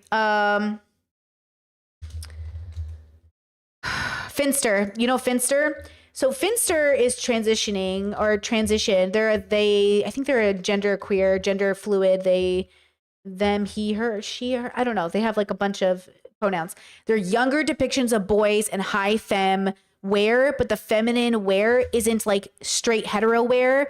It's like vulnerability wear. So hold on, I got to make sure I don't show you anything, because Finn also does porn now, and I don't want to show you something I shouldn't. So let me make sure I can show this to you. This is Finster in femme presentation, right? And Finster made a lot of really good money and did good marketing stuff, because for a long time they weren't a girl. Like, I don't even know if they're a girl now, right? I don't think that's the right pronoun. But like, they showed up on the internet as, what am I? Am I what am I? And this is them with Belle Delphine, you know? See, the aesthetic is like a very specific. It's like a very specific vibe. And I think a femboy is cute, right? But the thing about femboys is I think it's like a bottom vulnerability kind of intimacy you're selling, right? You're selling innocent. You're selling, am I a boy or a girl? You're selling virgin. You're selling you're selling like, I need someone to protect me, daddy. And so it invites a very specific specific person into the group. But I do think there's a safe space in which femboys exist, in which it's great and safe, right? In the same way that I think girls who love Lolita can exist in a safe space, but the wrong people will be into it, right? Like, I think in non-predatory spaces, all these things can be safe. But around a predator, like, it's dangerous. And the question is which one is it going to be? You know? And I think that's the problem. Like, a lot of Belle Delphine's content is very controversial. I think all of it could have been made in a world with just women. But I think it wouldn't have been content you jerk to. It would have been content you observe and deconstruct. And I think that's kind of the difference, is like, sex work can be deconstructed the way a Picasso can be. You can talk about porn the same way you talk about the Mona Lisa. We just don't unless we do. And that's the thing. I live in a world where I try to look at porn the way I look at the girl with the pearl earring. And I try to create work that not every single one pops off, but I try to create so much work that on occasion I hit one and I'm like, art, right? I think this is a creative process. And I think that's why it's so draining, because you are creating, you're putting yourself on display, and then you're getting a feedback of not only just ownership, but your value. You know, if they like that saying, that idea, like, oh, you put yourself naked on the internet and you didn't even make millions of dollars. What was the point? A lot of people internalize that and really Yeah. And a lot of people start sex work because they feel like they have no other choice. And I always say, you definitely don't want to do survival sex work, y'all. Like, if you're in a survival situation, don't do it. If you're in a desperate situation, which is different, okay? Survival sex work to me feels like you're in a position in which it is like do or die, versus getting a job because you have to pay your rent is just called being an adult. Okay, you're not a survival McDonald's worker because you actually have to get a job you don't like. Okay, you join OnlyFans, the same attitude you join McDonald's, that's not survival sex work. So I've never been a survival sex worker. If you are a survival sex worker, that is different than somebody who's like, I was desperate, so I did sex work, but like desperate, like in the same way you're desperate to work at McDonald's, or like you basically have no other choice.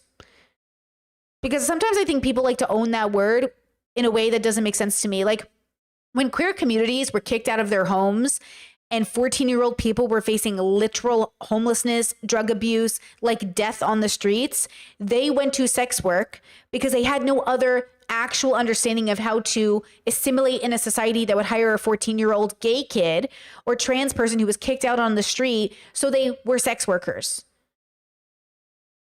Like which is different than you being a 22-year-old college kid who's like, I could get a job at McDonald's, but I'm going to do OF. You're not a survival sex worker. You're just a sex worker. Or you're just a model. Or you're just a content creator. These are different contexts. And so, know your categorization. And then if you're going to do this, know what it means to do it. Right? And I know a lot of people do OnlyFans because they think it's easy money. It's only easy money if you have a following, guys. And it's not even that easy of money because you got to keep it up. You got to post all the time. I tell you right now, if I had OnlyFans as my primary job, my whole business model would be completely different, right? Chet said femboys very much rely on straight men's idea of I tap that, but it doesn't make me gay. Oh, 100%. From my understanding, most of Finster's community is men. Because femboys also make men feel comfortable with themselves. There's like the 100%. That's what's so interesting. It's like I try very hard not to curate an audience of men. But I don't have to work that hard as long as I'm true to myself, because my natural inclination towards things doesn't seem to overlap with men's traditional desires. Now, here's the thing. I don't think the men who like Finster were born that way. I think they were conditioned that way under patriarchy. Finster is a safe space. They create a safe space for boys to feel safe liking boys in a way that doesn't feel gay. That's a really interesting experience. You ever liked a boy, but you weren't gay because he's so pretty like the girls I like? I think we forget that men's interest in porn also is shaped by the patriarchy. I am really convinced that a very few amount of people decided on what people's sexual interests were going to be, and the people were raised with it and thought that's what they liked.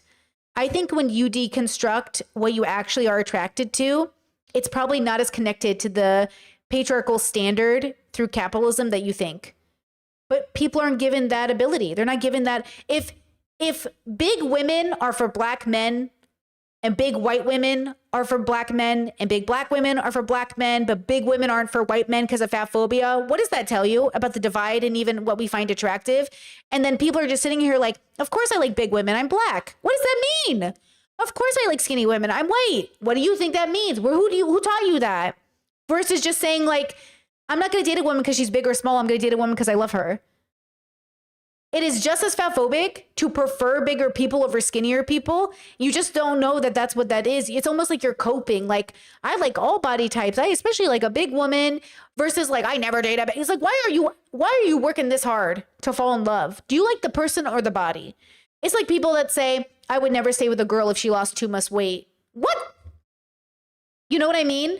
Do you even like that? Or do you think you like that because that's how society has set you up? And that's the thing is like, it's so objectifying. And that's why I say like, are you in love with the consciousness or the skin color or the features? And I think sometimes I used to do it when I was younger, like to cope. I would do it as a girl raised under patriarchy. I would objectify women's bodies like a man because I thought that's what I was supposed to do. So I would say things about women that I didn't even think, but I thought that's what it meant to be gay or meant to be a lesbian. Like, I like women the same way men like women. But no, I don't like women the same way men like women. I like women differently than other women like women.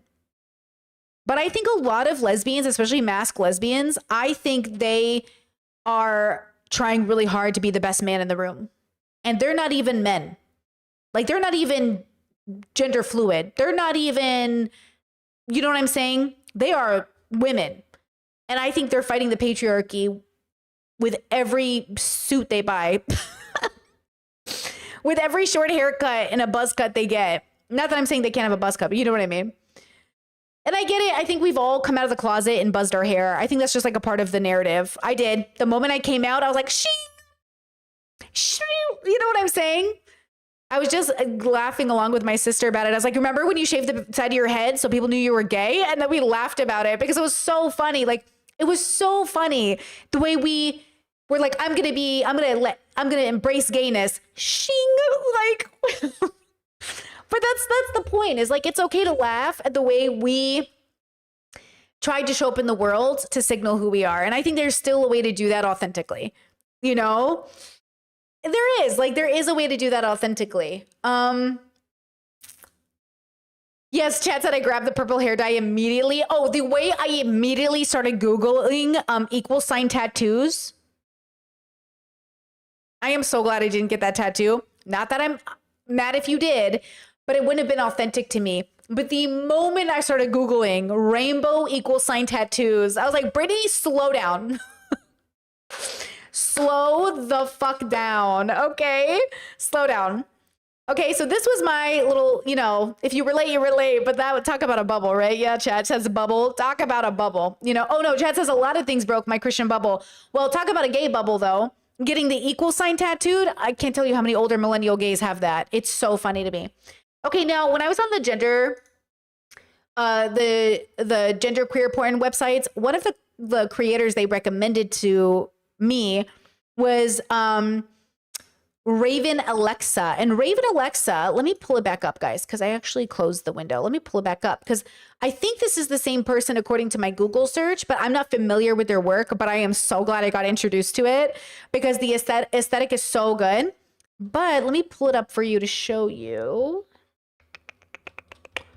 Scroll down. Okay, so I was looking through the names of these people, and this girl on the very right in the blue top, which I'm assuming she got from one of the fast fashion websites because I almost bought the same one, but I didn't. This girl here, I think that's Alexa Raven. According to the website, this is Alexa Raven. And then I Google Alexa. No, Raven Alexa. I'm dyslexic. Okay, and then I was like, who is this? Like, who is this person? And this is their Instagram. Are you ready? Because the moment I saw it, I was like, okay. I was like, oh my God. She's a she, they, mommy senpai. Are you ready for this? Love the aesthetic. Know nothing about her. Love the aesthetic. What is this beautiful photo? Oh my God, girl.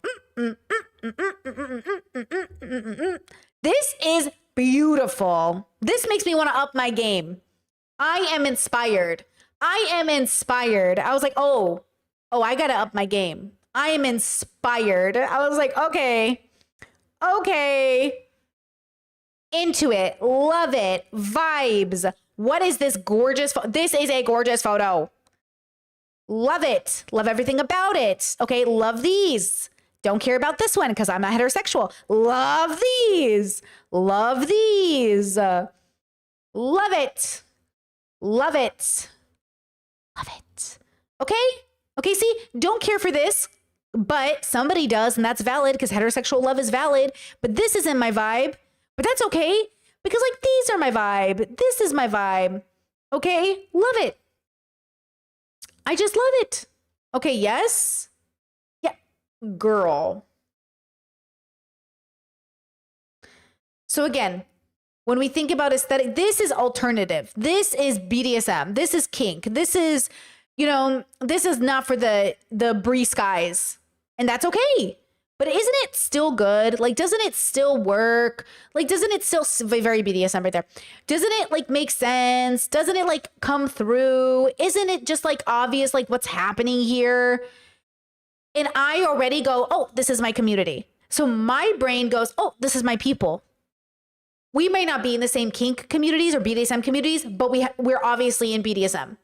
We're obviously in the same community.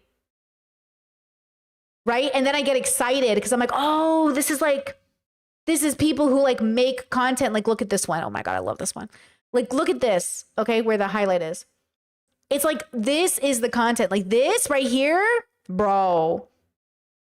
This is a scene. Like, these are probably scenes that they're taking pictures of, and I love it, and I'm here for it. And I just like, I want to eat it all up. It's not giving heterosexual, heteronormative aesthetic necessarily. This is actually close, but this is beautiful. See this, even having like the latex suits and stuff, it's just so BDSM. This very BDSM, you know what I mean? Like the aesthetic is so clear to me. So BDSM, you know? And I just love it. I just love it so much. And I'm drawn to it. And this is the vibe, right? Chat says, am I the only one that's not saying anything sexual about this? Wait, aren't people saying, let me see, is anyone saying something sexual? Why does art, to me, that's art. I don't get it. I think it's art. I mean, it is art. This one here, is chat saying, this like feels like more artsy, right? I mean, I think that's what it is. What are you guys saying about it? Let's see, not to trigger your PDA, but if you've never looked up Maple's editorial work, you should. Not to trigger your PDA. Oh, Maples, who is that? Is that a person? Is that a thing? Whoa, why is hold on, what is that? My Google must not be working because I am getting, oh, hold on, I got it. What is this? I don't think I'm getting what you might be thinking. I'm getting calligraphy stuff. Pajamas?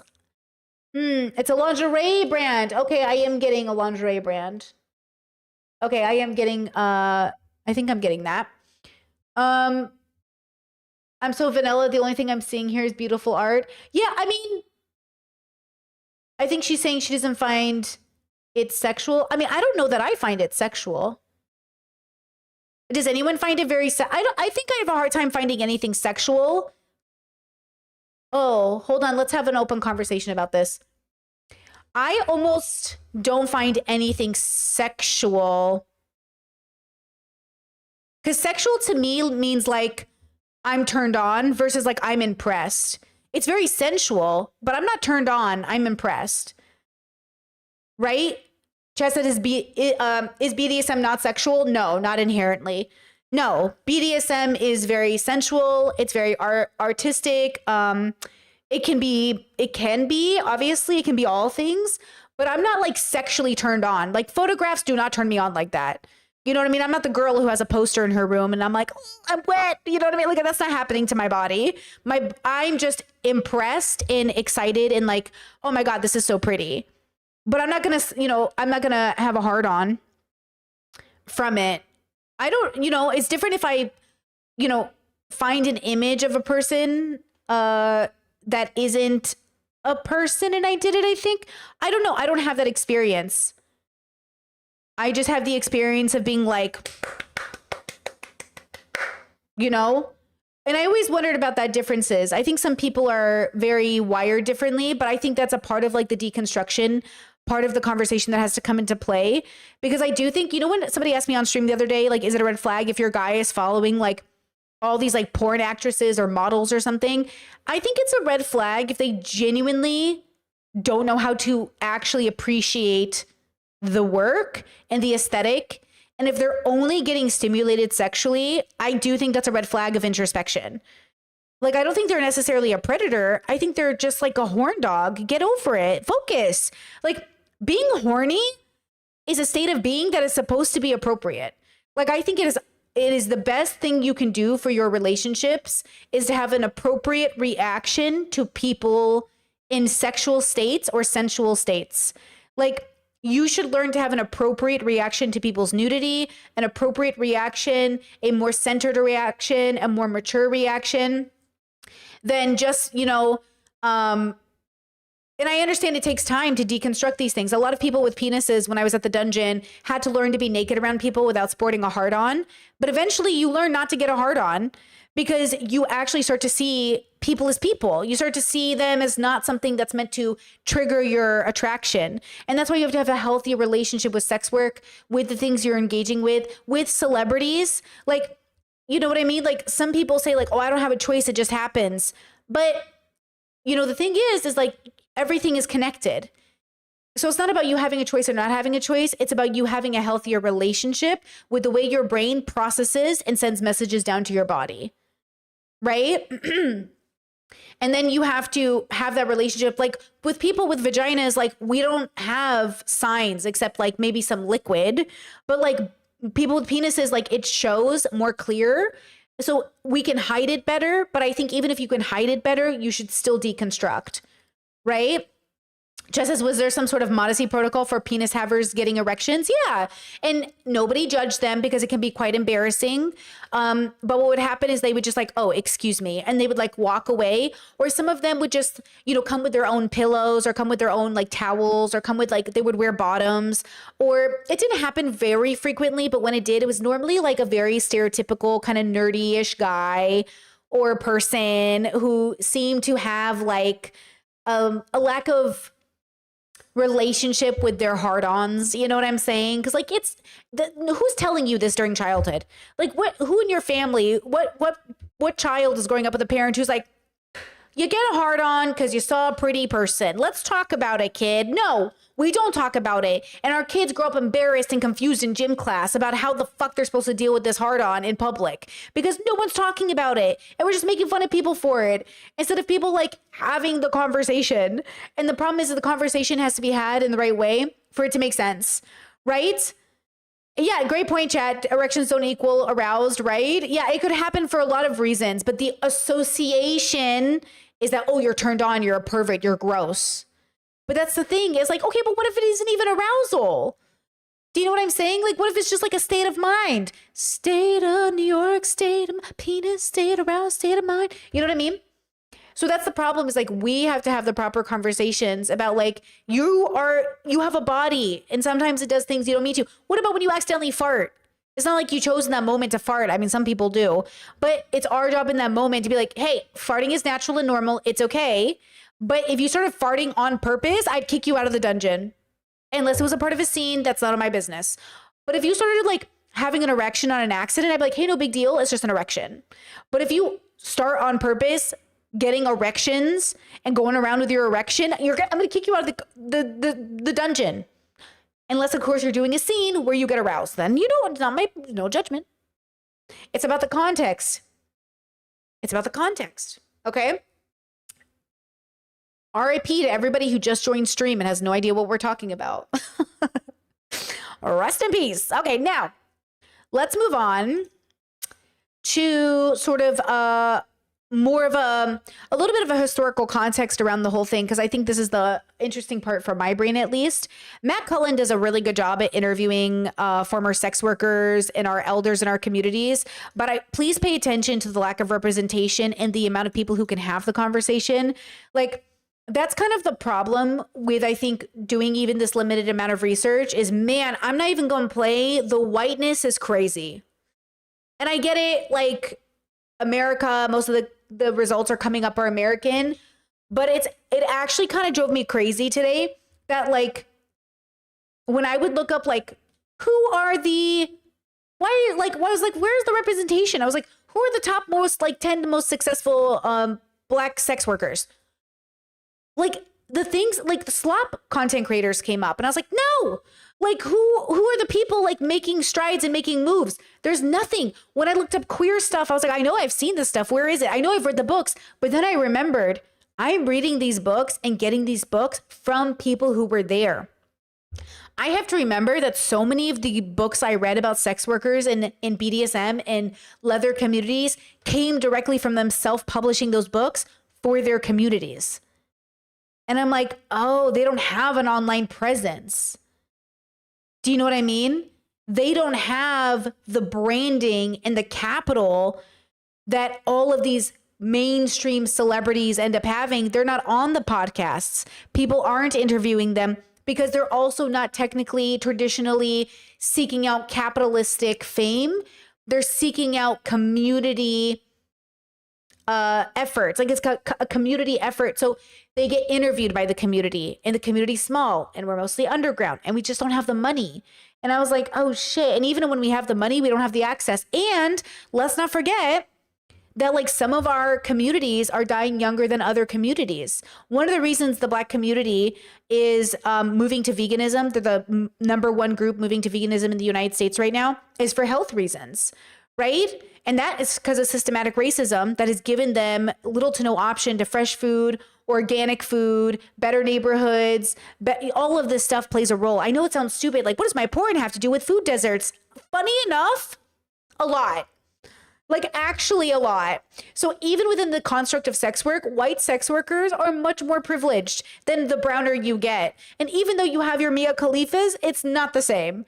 So it is kind of crazy. Like, I think we forget like everything happened, like everything is connected. It doesn't happen in a vacuum. But, and hear me when I say this, if you would like to be a content creator in the industry, you need to look at it from both perspectives. You need to understand how you feel about it within the vacuum of your own bubble, and then how it's going to play a role when you come into the world, because the world won't view you within that bubble, right?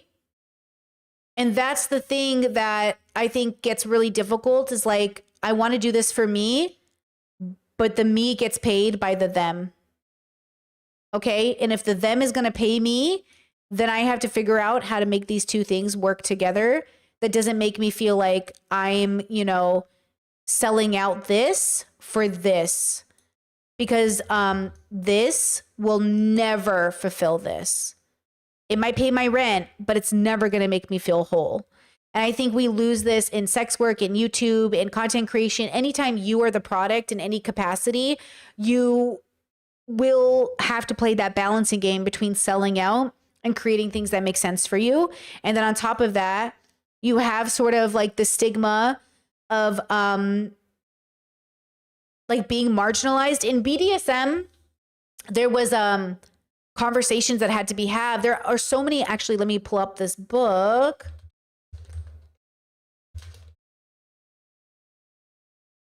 There's a book called The Color of Kink. It's one of the only books I've read about Black women in BDSM, talking about liberation, talking about ways to engage in it healthy. It's one of the only books I've ever really found I had access to, because they're just what happens in communities. So like when you have privilege in society, it allows you to rebel in ways that other people can't. And white people have had the privilege of rebelling. Well, without the stigma of completely destroying their lives, even though white people have been destroyed by their rebellious nature, it slows down the progression for people of color. And since we're in America, you can talk about the black-white dichotomy. But like what happens is that Black kinksters, BDSMers, swingers get alienated from the other white communities that have already been doing it for years. And they're not traditionally invited in a comfortable space in which they are not now the Black couple. They don't get to be just a couple who's swinging. They're now the Black couple who's swinging. So then Black communities form their own bubbles, their own swinging communities, their own kink communities, and now it becomes the Black kink scene. White porn, Black porn. Actually, scratch that. Porn, Black porn. Porn, ebony. You know what I'm saying? Okay, so what ends up happening is, well, it looks like liberation for white people. It's not even accessible to some minorities who haven't had the chance to get there and be seen in the same interesting and quirky way that white people get to do when they tell their stories. So I really struggled to find a lot of brown content creators that I could highlight today, because I was like, where are the ones that didn't go mainstream through colorism? I do not have the access to those resources apparently. And that just made it like feel kind of Like there's a sadness to the industry. There's a lot of objectification. So you really got to decide if you're going to enter this space to understand the possibility of even owning the space. But it's kind of sad. I'm like kind of depressed, you know?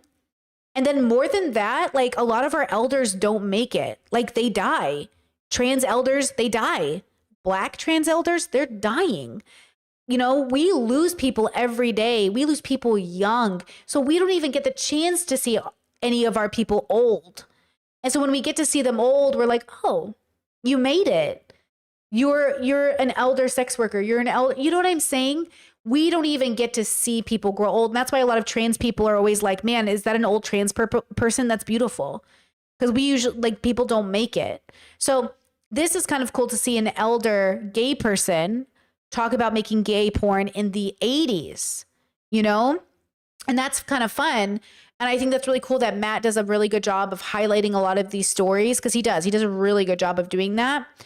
I just think it's something that we have to keep in mind. We have to talk about, and not to mention the racism and the transphobia in gay communities. They just exist, right? So in some ways, we're praising these gay creators for making porn and being liberators of the time, but forget that these same liberators, if they weren't intersectional and inclusive, were probably like not the greatest people. So let's watch a few minutes of this so you can get the vibe of an elder person who came from porn. Oh, looking good. Just as good as the 70s. First take with Mickey Squires. You want to go by Mickey Squires, right? That's fine. Yeah, that's what you're interviewing me for, so that's fine. Well, I'm interviewing you as Richard, as Mickey, as it all. Well, I'm more Richard than Mickey, but Mickey is in Richard, so it's all part of me, so that's fine. I'm so thankful to have found you. You know, it is hard to find. Just the premise of a stage name, right? The stage name needing to reference like which one are you, because there is a performance to this, right? There's a performance, and even content creators, they choose a name, they go by a name. Sometimes they go to their regular name, but like it is a performance. Stars or adult stars from the 70s and 80s. There are very few of us. But also a lot of whoever's remaining, a lot of them just want to stay quiet and just lead their own private life. I'm sort of being dragged into this Mickey Squires thing again, which I love, but I'm being dragged into it because people are interested in finding out what it was like back then. It's just wild that this is all happening at this age. Just the audience knows we're in Palm Springs. This is where you live, right? Yes, just down the block. And you have another career now, right? Yes, well, I've had many careers besides Mickey Squires. Right now I'm working at a senior retirement place called Living Out. It's for 55 plus seniors, active seniors, and I work the front desk. I'm the main front desk person there. It says Mickey Squires lived in San Francisco during the 70s. What a special and unique time to be in San Francisco. That was the 70s, right? Yes, it was the gay sexual revolution. Pause. There's a lot of nostalgia about that era. There's a lot of romanticization about the era. There's also a lot of hard truths about the era. So keep that in mind, right? Like the 70s and 80s, like I know a lot of young people like, wow, you were there. Oh my God, Studio 54, da, da, da, da, da. But we have to remember, like, everyone was also dying of AIDS at some point. Our communities were being, you know, arrested and killed. Like, it was not good. And people were being pushed out onto the streets. And that's why, like, if you look at the history of voguing and how great it is and everything, also the history of everything coming out of oppression is just sad. Like, it's kind of sad. And so I want you to remember that, like, there is something bittersweet about how communities made something beautiful out of a horrible situation without needing to romanticize the horrible situation, right? And I took really good part in it. Good. Can you describe what the gay sexual liberation movement was? Just that you could have sex with anybody you wanted. There was no curse to it, no downside to it. You went out and you could have whatever you wanted. If you could meet up with whoever you want, anywhere you want, and there were no rules and no regulations. And it was just an opening of the sexual Pandora's box. We were just going to the baths, going to the bars, meeting, not meeting, whatever you wanted to do. You were free to do whatever you want. I went to the bars a lot. I went to the baths, but I didn't have that much sex. I really didn't compared to everybody else. They were just fucking and sucking to everybody. But I sort of went just to meet friends and meet people. I was doing research in the 70s too, and about the bathhouses and stuff, and how like singers would come, and it would just be a place for people to hang out and meet, and not sex, of course, but not necessarily just sex. Right, not just sex. In fact, I had a really good friend, George May, he rest in peace. He passed on in '88 from AIDS. He and I would go to the baths, and he was more sexual than I was, and he was off wandering around. But if we heard, they would have live DJs in the baths, and if we heard a great song that we hadn't heard before, we would run to find each other and talk about what a great song that was. I mean, that was our. Hold on, pause. Chat says, no downside, question mark. I think what he's saying, and I could be wrong, is that there was no perception of a downside until reality hit. Because, man, could you imagine ignorance is bliss, thinking everyone's just having a great time? And I think I experienced that in my 20s where I was like, there's no downside to this. We're all having fun. And then you kind of grow up and realize like, uh-oh, there's a downside to everything. Even money, even everything. Like there's this illusion we have as humans that something won't have a downside. It's okay if there's a downside. It just means like responsibility requires you to handle the negative consequences of your actions. But that's just life, right? Like it's not the thing. It's our lack of, it's almost like our lack of, our ignorance felt good in the moment, but it also led to the destruction. Had we not been ignorant, I think it wouldn't have been as bad. But society keeps you ignorant, and not because there's some conspiracy theory, it's because you keep yourself ignorant. We do naturally keep ourselves ignorant. We don't know better as well. We don't have the data yet. They haven't done the science yet to know everything. But I think like I meet people every day that are like, what do you mean I can get, gonorrhea from head? I was like, girl. And they're like, what do you mean? And I was like, what do you mean? What do I mean? And I was like, bro, they're like, why would I need to wear a condom when I'm giving a blowjob? I was like, I don't know. And then I'll just like go down the list of all the possibilities. And they're like, why do you know that? And I was like, why don't you know that? I know I get not knowing it at a certain time, but why don't you know that? And it's because, we want the freedom to just engage, and we don't want to be, we don't want to have the responsibility. But the problem is like, that's why, people can feel like you're a little bit like stuck up when you know the consequences, because then it feels like you're ruining this thing for me that I was going to do blissfully unaware. And it's like, yeah, I know. But like, don't you kind of want to know better? They feel uncomfortable. Chad says that's why nostalgia is a thing. We remember the ignorance as bad things didn't happen. That's why when people go, oh my God, the 90s was so good. The 2000s was so good. Okay, depending on who you were and where you were. And yeah, it was like really nice for some of us, but also it was like kind of really hard. It was just hard in a different way. Our emphasis was to hear the music and the ambiance of being in a place where you didn't have to feel guilty. Mickey met some of his best friends in San Francisco. I like to refer to it as a team because we all knew each other. We all went to the same haircut place together. We were called the Castro Clone, standing at the wherever the buildings allowed us to stand and get sun, take our shirts off and cruise and just, be seen and see and be seen. In the 1970s, a new gay aesthetic took... See, I love this picture. Doesn't this picture, I don't know about you, but this picture makes me go, oh. And then I remember it's a group of men and I'm like, oh. But then I'm like, oh. I'm like, Look how, I love this. I love photos. Just like, what fuckery's going on over here? But also, Hold in San Francisco's Castro district, the Castro Clone. Tight jeans, flannel or leather, a mustache, and a gym-built body. It was bold, masculine, and profoundly visible. A way to reclaim space. Oh, I love it. Look, a natural body. I love a natural man. But you know what I mean? Like, you love it. Like, the picture. I love the pictures. I'm just like, yeah, secondhand nostalgia. It's like secondhand nostalgia, which is why I think we recreate the past. I remember when I got for my first pair of bell bottoms, and my mom's like, I used to wear that. I used to wear that to high school. And I was like, I know. My mom used to put their hair on an ironing board and iron out their hair for school. My mom had curly hair, but in the 70s, they had the straight hair, and then they'd wear the bell bottoms with the top. And my mom used to, and all her sisters and her brothers, because they all have curly hair, they used to iron out their hair. And I'm like, I want to iron out my hair like that. And then you realize, like, it's not even good for you. The heat is not good for your hair. But you know what I mean? It's like it feels like I want to do that. I want to live like my mama lived. But it's just nostalgia, secondhand nostalgia. And identity after years of being forced to hide. For many, it felt powerful and freeing. At the same time, some of the community felt left out. Those who didn't fit the mold or who expressed themselves differently. But love it or question it, the Castro Clone defined an era and helped shape how gay men saw themselves and each other. We all wore painter's pants or Levi's. We'd always have our shirts off. We went to the same guy who cut our hair, who, by the way, was one of the very first men to come down with AIDS in San Francisco in 79, 80. But he would cut our hair. So we all had the same kind of haircuts. It was like we were proud to all look alike because we were so proud of ourselves. We were like peacocks finally getting a chance to spread our feathers. I was proud to be a Castro Clone. It was my team. If I were to have a baseball shirt, it would say Castro Clones, and I'd be really happy about that because that was my team. We were the hottest, the sexiest, the nicest, the most intelligent men you'd ever want to meet, and we were all just being free to be ourselves. And Chad says, Brittany, could it be nostalgia? Maybe it's not about how posh it was at the time. I think for me,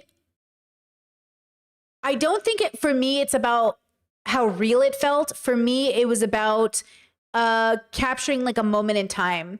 Because when I look back at, you know, anything, I have it for everything. I'm very, very sensitive. I one time found a photo album in a Goodwill or somewhere like that, and it had pictures of somebody else's family in it, and I like wept over the photos. I am just so aware that these are real people's lives. I think for me, it's just like an autistic realization of like this is somebody's life, like somebody's real life happened, and we're just so casual about it. We're so casual. 15 people died today. 20 people died today. 20 kids died in Palestine today. These are real people. Like, this is, you know what I mean? And I'm just sitting here like it's not that we even take it for granted. It's even, that sounds so shallow in comparison to what it really is, you know? It's like, this is really just like someone's whole ass life.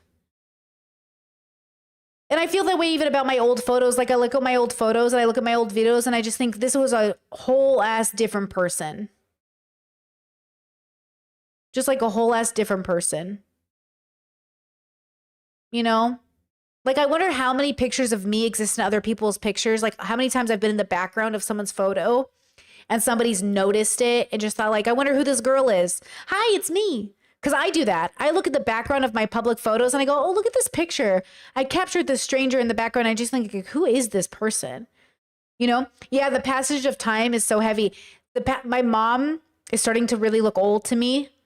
And I'm like, there it is. My dad is finally starting to look old. And I'm like, there it is.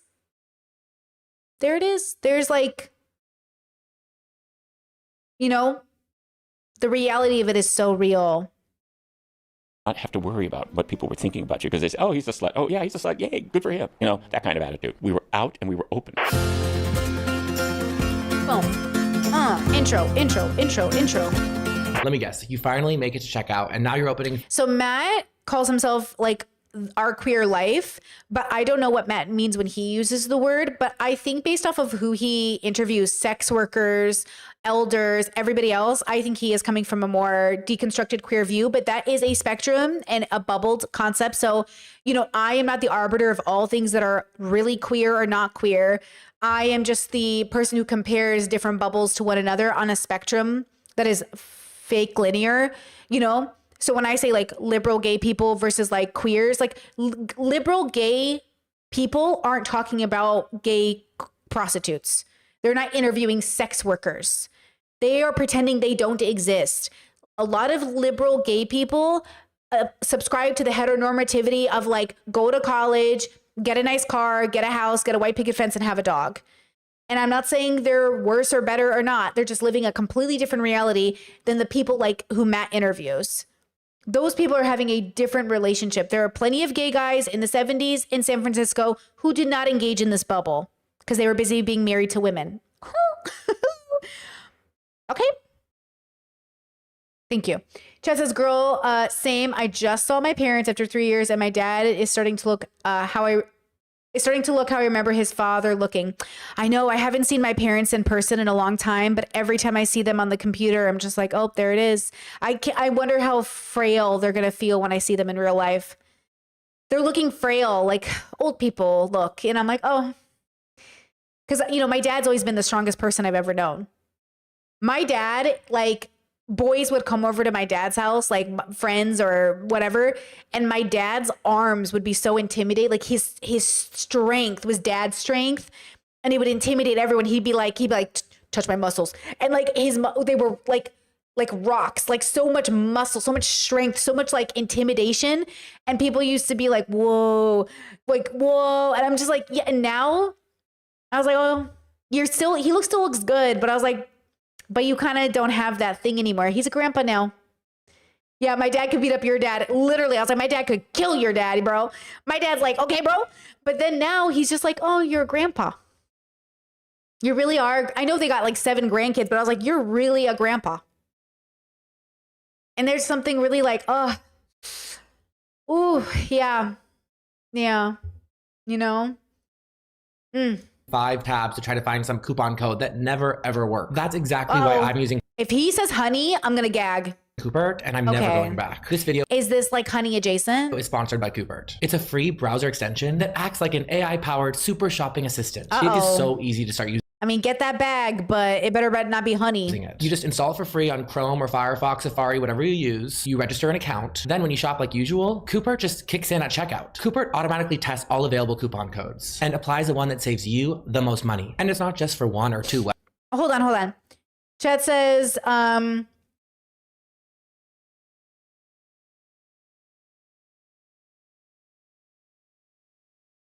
wait, this is interesting. You said my parents are gone and I lost pictures and videos because people refused to upload them during COVID and I lost my housing temporarily. I lost much of my history.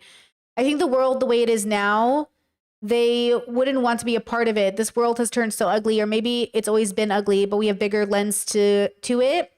Maybe I'm wrong about the world because when I think about the history of the United States and how we have destabilized other countries, maybe this has always been a thing. Sorry to think out loud. I'm just used to doing the speech to text, and I'm sorry, you guys. Again, really love being a part of this community. I love that you're able to communicate with people here. I think everyone's on a journey of deconstruction and realization. I think a lot of people here have gone through exactly that same journey. And I definitely think like it can be soul crushing to realize like the world around you is full of like so much unnecessary suffering. But I think a part of radical acceptance that I hope you get to one day is realizing that not only has it always been this way and it always will be this way, but it also frees you from the obligation of thinking you could have made it any different. And it's still giving you an incentive to do different, right? Like the world gets better over time, but it's always been and will always be about suffering because people exist and we're those people. Like you in some way have also participated in making the world a worse place because you're a person and you're not perfect. But it's because we're collectively doing it together that the wave feels so just like impossible to surf. But girl, you can surf the wave because you will learn. Like, and that's the thing is like, you know, I am more optimistic looking at the nostalgia of the world. I know some people look back and think the past was better, but I look back and think about how much better it is now. Guys, people aren't dying from AIDS in the same way they were in all places around the world. Like, do we know that? Do we know there are kids on TikTok talking proudly, or at least like not as scared, like living with HIV and talking about how it's never going to be AIDS and they're never going to have to worry about it? Like they're not dying in the same way anymore. I remember a gay guy in my community growing up who literally was dying in front of me of AIDS. I just remember thinking like, this is the saddest thing I've ever seen. Queen or Princess Di shaking the hands of a man, you know, for the first time, setting the tone for how the world was about to change, right? Like the breakthroughs that we are making in science are here, and they're here because of what came before us, but we have to continue moving forward. I'm stoked about endometriosis, blood tests that are coming out from Australia. I'm stoked about all the advancements we're going to make, but we're just at the beginning. But yes, everything is connected, and we are definitely still, you know how people say like, why do Black Americans still complain about slavery? It's because they are unaware of how connected we are for generations. Like people don't understand epigenetics. They don't understand that what happened 500 years ago is still going to impact us now. They don't understand that you're still talking about the Roman fucking Empire because we're still impacted by what happened. Like they don't understand, right? They'll sit there on TikTok and a trend will happen where they're like, does your guy talk about the Roman Empire? The fact that we're still talking about it is because we're still impacted on it. By it. You never heard of plumbing? Like, that's what people don't understand, right? And so they think, like, why are you still talking about this thing that happened so long ago? And then they'll say, why are you still talking about that thing that happened in high school? Because we are impacted by the past. So it's interesting how we gain nostalgia and we look at the past like it's some beautiful thing, but then we don't understand how we're formed by it. But maybe that's because we learn to be grateful for the good times. Maybe nostalgia allows us just to remember a time that was a little bit better, but that's why you have to realize right now is the better as well. Right now, you'll look back and think, oh, 2025 was so good. 2025, there are people who are like, man, I kind of wish it was lockdown again. They are having nostalgia for lockdown. Honestly, kind of same. Honestly, kind of same. Like, I was like, lockdown was kind of fire. And then I'm like, Brittany, stop. But it's just like that feeling of like, man, I had a lot of fun with my siblings during lockdown. I'm not even gonna play. Do you know what it felt like? Oh my God, look at this video I found. And I was like, this was kind of what my lockdown was like. And I was working, I became a full-time content creator. A lot of good things happened for me. But this is kind of what living with my brothers was like, okay? this is the kind of stuff I said to my brothers, and I'm like, I miss you guys, love you. It says POV playing A Quiet Place game night.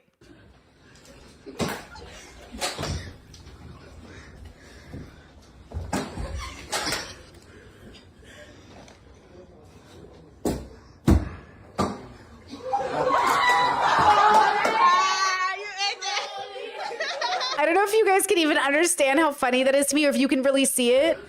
But basically, one guy is blindfolded and has a gun, and the other friends are trying to move quietly around the room, and then he's like shooting them. Like, if you've never had this experience, I get it. But for me, I have. So I felt like a twinge of nostalgia for lockdown when I saw that video. And I was like, oh, I miss my brothers. I miss my siblings.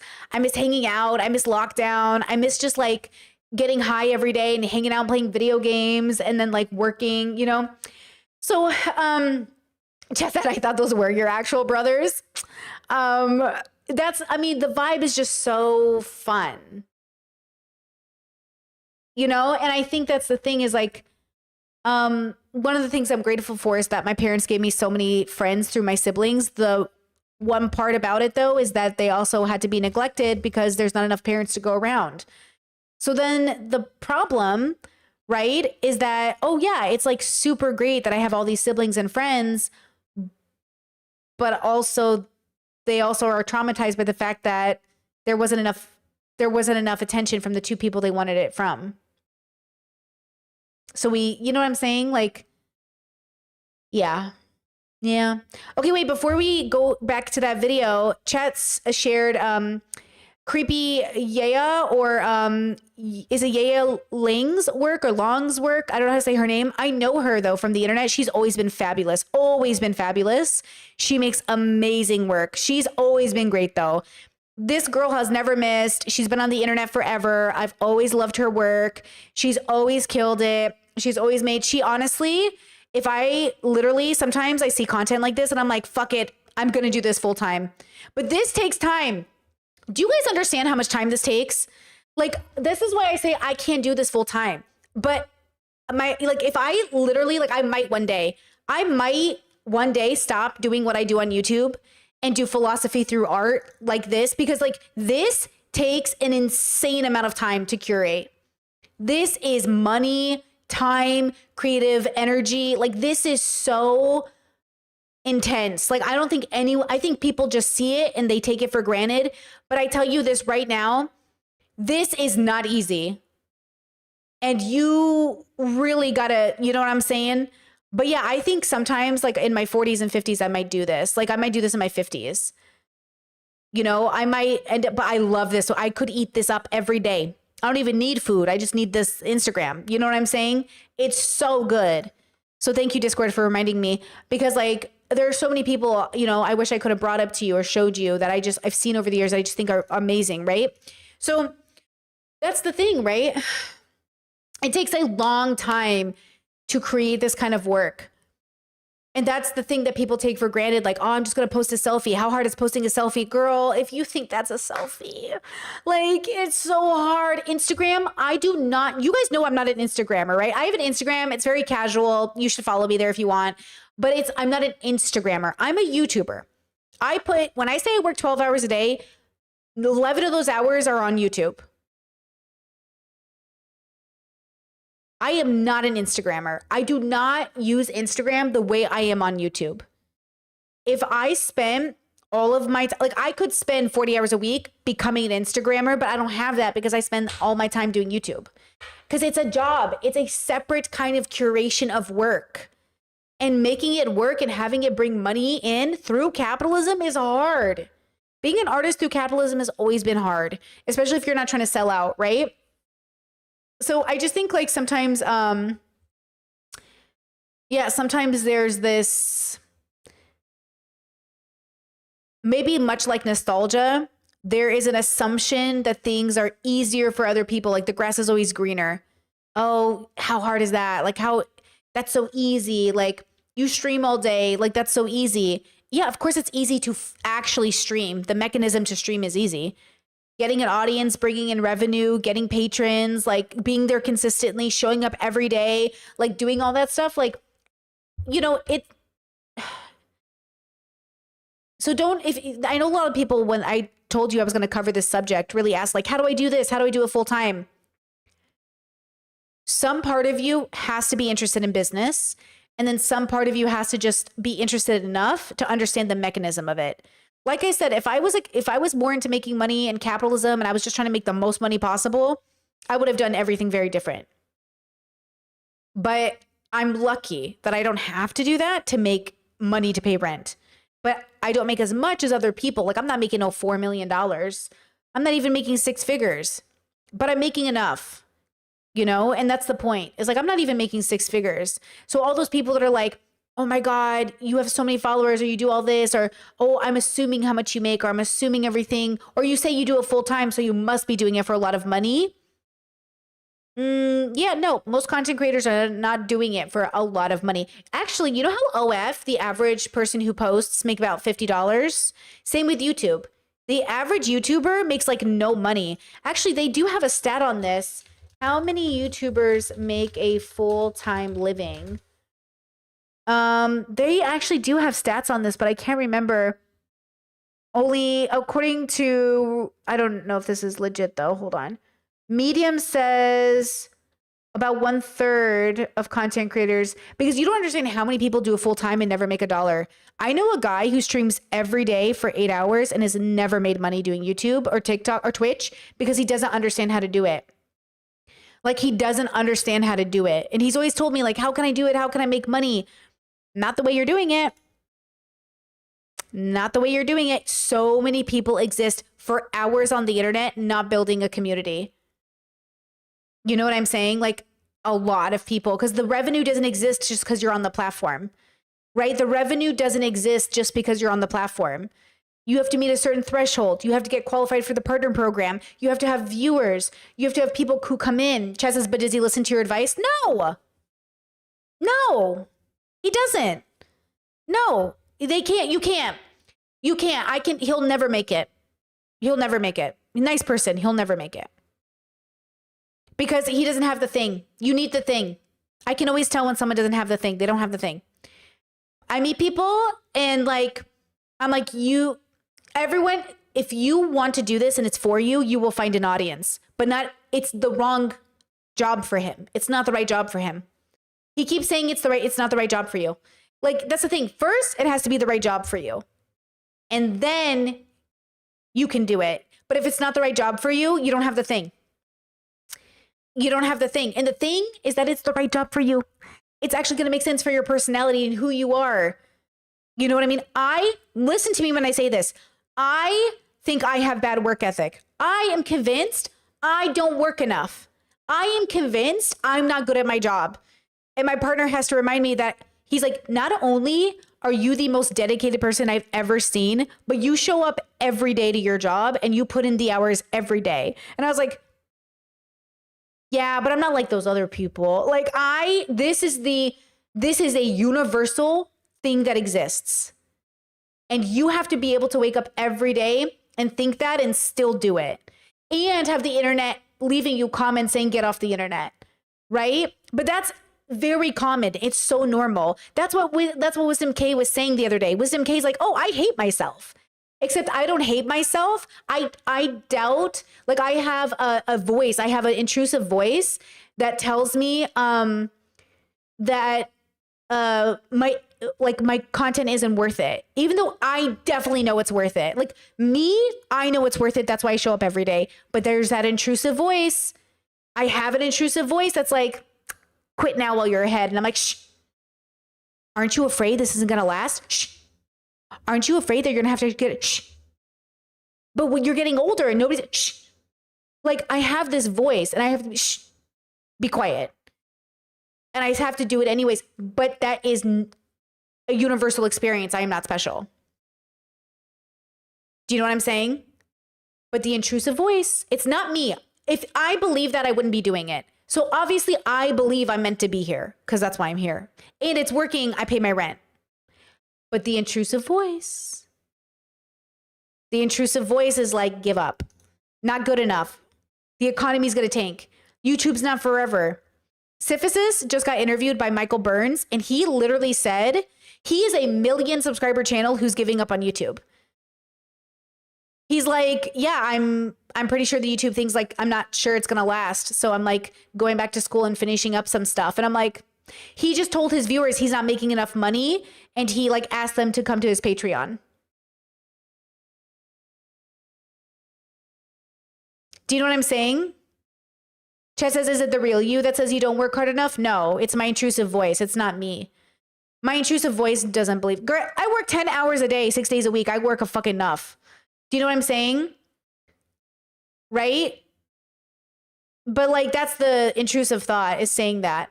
But do you know what I mean? When I like look at people and I'm like, you have a 1 million subscriber channel that you built up and you're just like, you're not sure if it's going to last because they see the money go down and the subscriber count. And I'm seeing it as like, that's okay because this is my thing. I just go, okay, cool. How do I adapt? But they're not meant to adapt, and that's so okay. I'm proud of Syphilis for going to school and finishing up his stuff and realizing, oh, I don't want to do this. See, I want to ride the ebbs and flows. I want to say, oh, YouTube creators aren't making as much money. Cool. How do I do it? Do you know what I'm saying? That's what I want you to do with this stuff. If you see this and you're like, oh my God, I want to do drag. I want to do modeling. I want to do this. You can do it if you're meant to do it. Because if you're not meant to do it, you're going to burn out. You're going to hate it. You're eventually going to feel like there's no guarantee in this.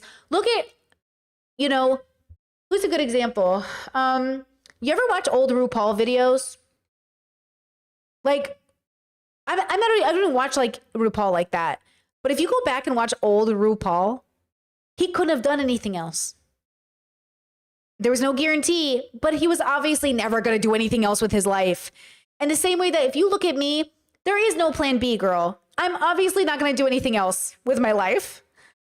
Like I might do books, I might do art, but it's all going to be same adjacent creative. Right? Chess says, do you have any plans if income does dry up for a long time?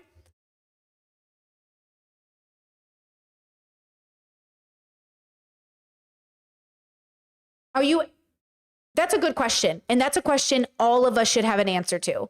I have the same answer any person in any industry would have. If you're in a corporation and they fire you and there's not enough income coming in, if you work for Amazon and there's no money coming in, what's the plan? Right? Like, I want to answer that question the same way everybody should be answering that question. Every single person on the planet should be asking themselves that question. Right? The reason I glitched, Chet said, I thought my video froze. The reason I glitched was because usually creatives get asked that question because people are like, oh my God, your job is so in flux. Yes, but also not if you treat it like a job. And then it's just like working at Amazon, which means you could get fired or you could remain stable. You'll have good years and bad years, but you do the same thing anybody else would do, right?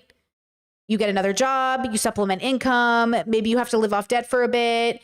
You guys get different, like you do different streams of income. You adapt. You figure it out. By the way, RuPaul killing it on TikTok will never not be funny to me. This man joined TikTok and just does whatever he wants, and he's so funny at it. And that's the point. You never know when it's going to work for you. But RuPaul didn't know TikTok was a thing 30 years ago. He didn't even know. I didn't know YouTuber was a thing when I was a kid coming up. Sometimes you think YouTube will end one day. Okay, but like what will replace it? Do you know what I'm saying? I'm not worried if YouTube ends because like there's something else that's going to come out. You adapt. But yeah, RuPaul kills it with the Gen Z humor. I agree, chat. RuPaul is so funny on TikTok. I was like, okay, sir. So yeah, I have the plan anybody else has when they're in an industry. What about truckers? Like you know what? I know a few truckers who are on the road right now. Yeah, you all better prepare for the change, just like any other industry has done. The difference between the people who make it in the industry and the people who change is just like where you're best meant to be. That's it. That's it. All right, let's go back to this video. Websites. It works on Amazon. Cooper and Mike retailers offer cash back through. I'm going to skip this Thank ad, you, Cooper, but for thank sponsoring you, today's Matt. Okay. Oh, hold on. review. Mickey originally moved to San Francisco because of his job at 20th Century Fox Films. Love that. Immersed in San Francisco gay liberation scene, he let work fall to the side. Eventually, he lost his job. This ended up being a pattern for Mickey. I worked for the San Francisco Ballet for a year, and that screwed up because I went to a party in New York City when I shouldn't have left my work. I was an assistant to the producer of the Curran Theater, which is a really legitimate playhouse in San Francisco. Instead of doing work, I'd go to the Nob Hill Cinema and watch porn. You didn't want to be restricted to a job. At least I didn't. You wanted to be free. Did your first foray into modeling and happen in San Francisco? No, it happened in Los Angeles. Mayor Moscone and Supervisor Harvey Milk have been shot and killed. In 1978, Harvey Milk and San Francisco Mayor George Moscone were assassinated at City Hall. This is the body of Supervisor Harvey Milk that was taken from City Hall. Shaken by the whole thing, Mickey Squares packed up and moved to LA.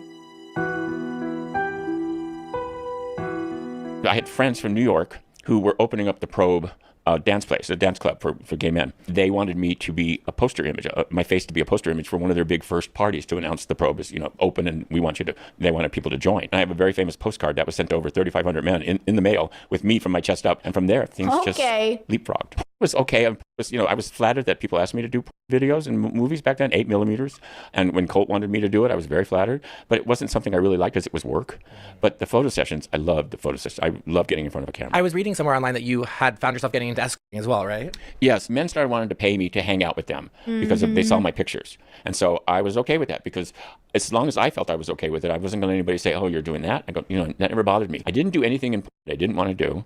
And I was very restrictive on certain things. Porn is work, and it was for me, and I didn't enjoy it that much. I liked the money. I would walk out of the session, the film session, counting my money and say, look at me, I'm that much more rich now because of what I've just done. And that's the reason I did it, not because I just was hungry for sex. Because most of the time, and this is true except for one occasion, one film, they paired me up with men I would never have sex with. And that was always a problem. I always just laughed at that because they would put me with men I would never have sex with. The first one that I had sex with is in the Colt film, The Come On. I mean, that's kind of the point, though. It's like a job is a job is a job. And like, that's why I always say to people, because some people think, I remember I would have people talk to me about BDSM, but they would talk to me about it through sex work. And they'd be like, how do I hire a dominatrix? I'm like, I don't know. They're like, why don't you know that? I was like, I've never hired a dominatrix. They're like, aren't you in BDSM? Yeah. And sex workers are different than BDSMers, but we have overlap. Some sex workers are BDSMers and some BDSMers are sex workers, but not all BDSMers are sex workers. So like there was a dungeon called the Sanctuary in LA. I believe it's long now been closed. And during the day, there was like an education thing for sex workers and dominatrix. And in the evening, there's BDSM parties. Do you know what I'm saying? Like there's like a thing where like in all of my time in BDSM, I've never paid anybody. I've never hired a sex worker, not because I'm not opposed to it or something. It's just like, it's never come up. Like all of the BDSM I ever engaged with were like mutual exchanges of a relationship in the same way that you would do anything else. Like I was never a sugar baby. I've never had a sugar daddy. Do you know what I'm saying? Like that's not my dynamics. So like, that's all fine. That's all good. But like they're different bubbles that have overlap. And so when people think like BDSM is only about sex or BDSM is all like this porn thing I've seen, like for some people, but not for everybody. And so like that's the thing that people have to understand. Like, yeah, like I didn't like Julia Fox's relationship with being a dominatrix. Like I hated her book. She's deeply unethical. I don't like that people are staining her. Love her fashion and love her aesthetic. Hate her values. Her book was gross. I didn't like the way she engaged in sex work. I didn't like the way she engaged in sugar baby. Like I didn't like it. It was all very gross.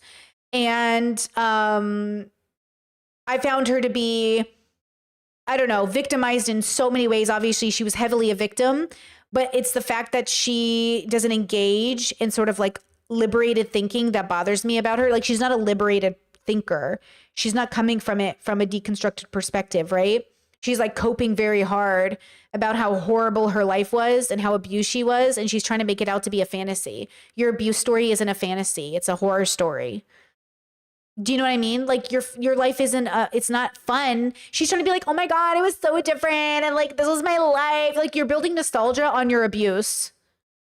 Talk about like nostalging the wrong part of your life. Like she paints this story to like people that like, there's something romantic about, you know what I mean? No. And so like, that's the thing. I don't want you to build nostalgia around the abuse you endured. I want you to build nostalgia around the good times, but remember that they were in the past for a reason. You know, whatever. With a model named Jack Hacker, he was somebody I really would have had sex with, and we did. I mean, we had great sex on film. That's the hottest I've ever been on film. I had seen something you said about. I don't want to say anything rude about anybody. Chat, I see you recommending videos to me from YouTubers. I have seen the videos. I tried to watch the content. Maybe I was busy doing other things, but I didn't like. I remember like thinking the video was interesting, but I remember my brain having a hard time focusing. So I can't tell if it's the content creator's way of speaking or if it was something else. But I tried to watch that video you recommended in chat. And again, this isn't a criticism of them. I'm sure they make great content. I'm sure I'd love their videos. But like, you know, it's like CJ the X. I can't watch a lot of people because my brain just stops listening. CJ the X is one of them. Love them. Such a cool vibe, but also at the same time, like, my brain just stops listening. So I think I did. Thank you for the recommendation. I think other people should check them out. But isn't that amazing? Like, I love that people are, that's what I say. Like, everybody has an audience, even if the audience isn't everybody. So everybody has an audience. And if you're meant to do content, you will. They make really great edited content. Like, but I just like I remember thinking like, oh, I got like 70% through the video thinking like, yeah, I did end up subscribing, but I wonder about that. Like, I wonder about that. Yeah. Also, we should watch FD Signifier's Beyonce video because I'm not watching that alone. There's no way I'm getting through that video alone. We should probably watch it, maybe on a Monday stream or something, but I'm not getting through that alone. Ain't no way I'm going through that whole thing alone. So we might have to watch it together. The Bay Area Reporter used to write long reviews about films, which is actually fascinating in itself. But then they wrote a review about you too, right? Yes, they wrote a review about me. I can't remember his name, John something or other, but he was a reviewer for he did all the gay reviews for stuff. And he reviewed one of my films and he said, you can barely see my cock because I'm covering it with my hand. My cock never got hard. And he criticized me for that. He said he would like to have seen, more of me. And so I read that and I go, oh, well, it's true. I mean, I don't get hard very often. I mean, it's, when I'm not having a good time, even on front of the camera, it's hard to get hard. I mean, it really is. It's work. That's what I'm saying. It's work. So exactly. It's work. I sent him a picture where I did have a picture of a full-blown on, and I said, this is what it looks like. I hope you enjoy it. And then he wrote a really nice column about that and apologized and said, okay, I understand. This is, thank you for sending me that. And he published that in the Bay Area Reporter. That was smart of you. Mm-hmm. Did you guys use like anything to stay hard during shoots, that you do nowadays? We didn't at first because there wasn't Viagra back. I don't think there was even Viagra back then. There wasn't even Viagra. Do you get what I'm saying? Okay. I want you to pay attention to this because I think this is so funny. Hold on, I'm going to skip around. Look at this video. This is Matt at an adult award show. So actually, fun fact, I looked into doing so the adult community who does TV or video porn, they actually have an award system, guys. They have like their own version of Grammys. They have awards. They have red carpets. They have a whole bubble that engages in so many of these things, right? So when you think to join, like I dated somebody who was in kind of the bubble and I had to make a decision, like, am I going to join this bubble? Am I going to be a part of the bubble?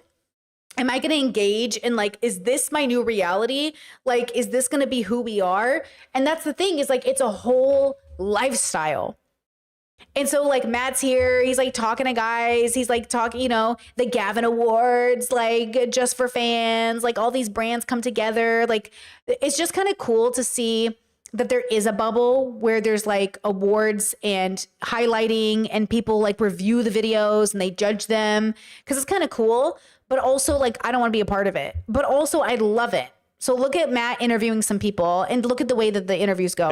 Or whatever, and I'm literally the only one doing this all by myself. But hey, that's how I roll. I recognize you. You do? I think you were on the cruise with me. You did the gay cruise like last year, right? Oh, yeah. What's your name again? Jordan Starr. How long have you been doing for? I'm in my third year. Tell me the story because I know you have a good story as to how you got into. So actually, the catalyst was my mom. Basically, everybody was starting up an OnlyFans. And I kind of made a joke in front of my mom that, I guess I was going to have to start an OnlyFans. And she said, well, why don't you have one already? I have a younger sister that kind of rats me out for spicy social pictures. And she goes, so you get it honestly from your daddy. You're blessed down there. And then, yeah. And then from what I hear, you're giving it away for free. So you might as well start an OnlyFans. Are you nominated for anything for tonight? Yes. I have 11 nominations. So favorite cock, favorite daddy, favorite dom. Favorite cock? Yes. That's the one I want to win. What's your cock like? It's pretty big. You want to see? Wow. Are you nominated for anything for tonight? Favorite daddy? When do you join into the daddy category? Oh, shit. Don't. Because am I in the daddy category now? I'm like, fuck, if I was doing I'd be a No, Matt, not even close. Now, this is Jordan's Instagram. The first guy he interviewed, the one with the mom. Okay. This is, see, hello. This picture creeps me out. I hate it. I actually literally hate it. The older man with the younger boy. I hate that aesthetic, but kind of love this. I kind of love this, you know? But like, this is so gay. This is so fucking gay, man. You know what I mean? Like, so gay, man. Do you know what I'm saying? Like, that's the thing that I think is always so interesting about how different the gay male bubbles are compared to other bubbles. Like, they're so specific. You know, they're just so specific in the way that it look. Oh, is this his actual boyfriend? Is his boyfriend just looks like he's 12? But like, it's such a specific aesthetic. And there's nothing like, I'm not mad about it. I just think it's so far from my reality as like me, but I love it. And I'm glad that we get to see it and see the representation. You know, Discord says late to stream today. Are you also going to talk about OF today? I know a lot of people have a model where they do messenger and shit and customs, but I know you don't.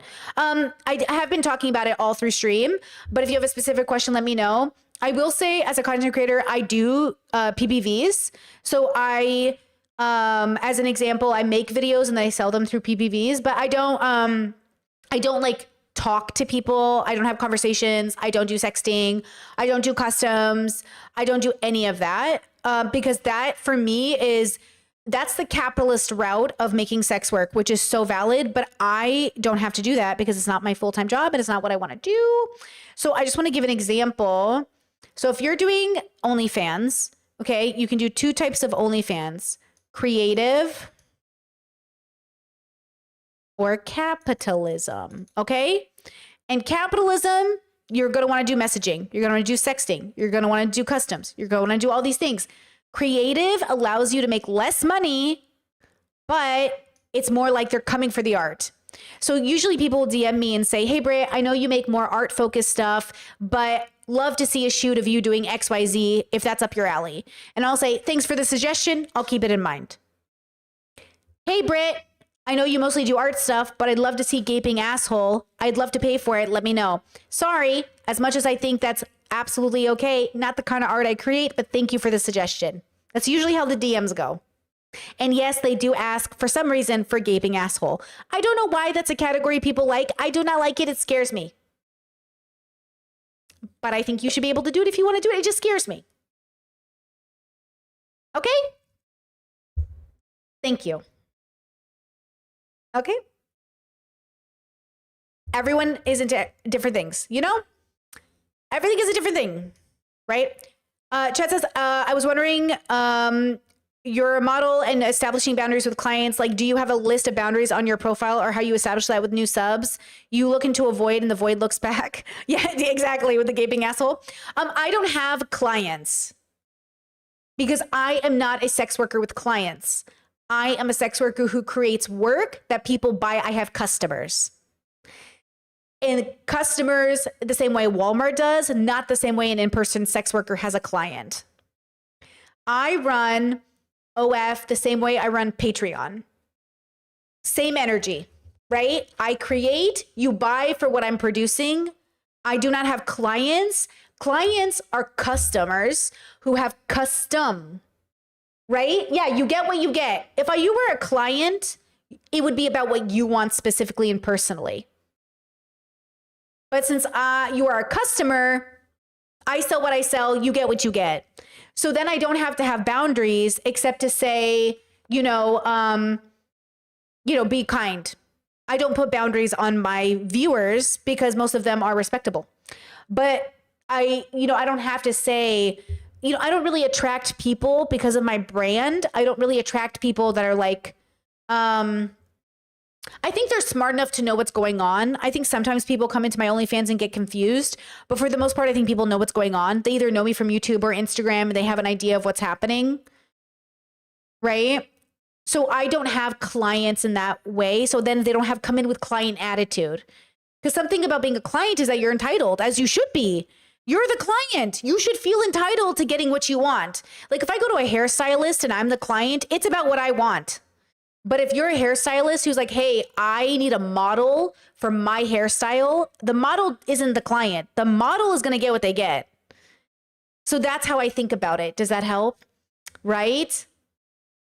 What did I write down? Oh, I did mean spectrum in the chat, in the thank you, chat. I misspelled spectrum. Thank you, chat. Thank you. So that's how does that help? I hope that helps. Chaz says, I think from a capitalistic standpoint, the creative may also want to be beneficial in certain situations as your client base is more loyal, I guess. No. See, oh yes, but no. But yes, but no. I'm not the kind of creative that cares about a loyal fan base. I'm the kind of creative on OnlyFans that doesn't have to because it's not my main income. If it's your main income, yes. See, on YouTube, yes. On YouTube, I try very hard to pay attention to my loyal fan base because they have a good eye. They're very transformative. They allow me to update.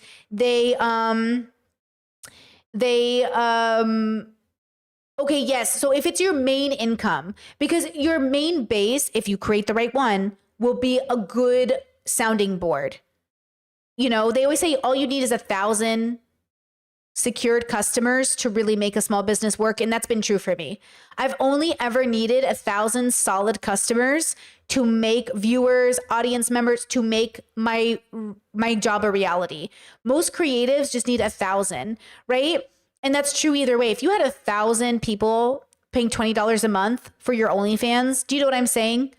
Now, it's not exactly one-to-one on YouTube or Patreon. It's not like 1,000. As long as 1,000 people watch my video, I make a living, right? That's usually my number. I only care about hitting 1,000 views on videos. Other creators want to hit 50,000. I've never needed to hit that to pay my bills.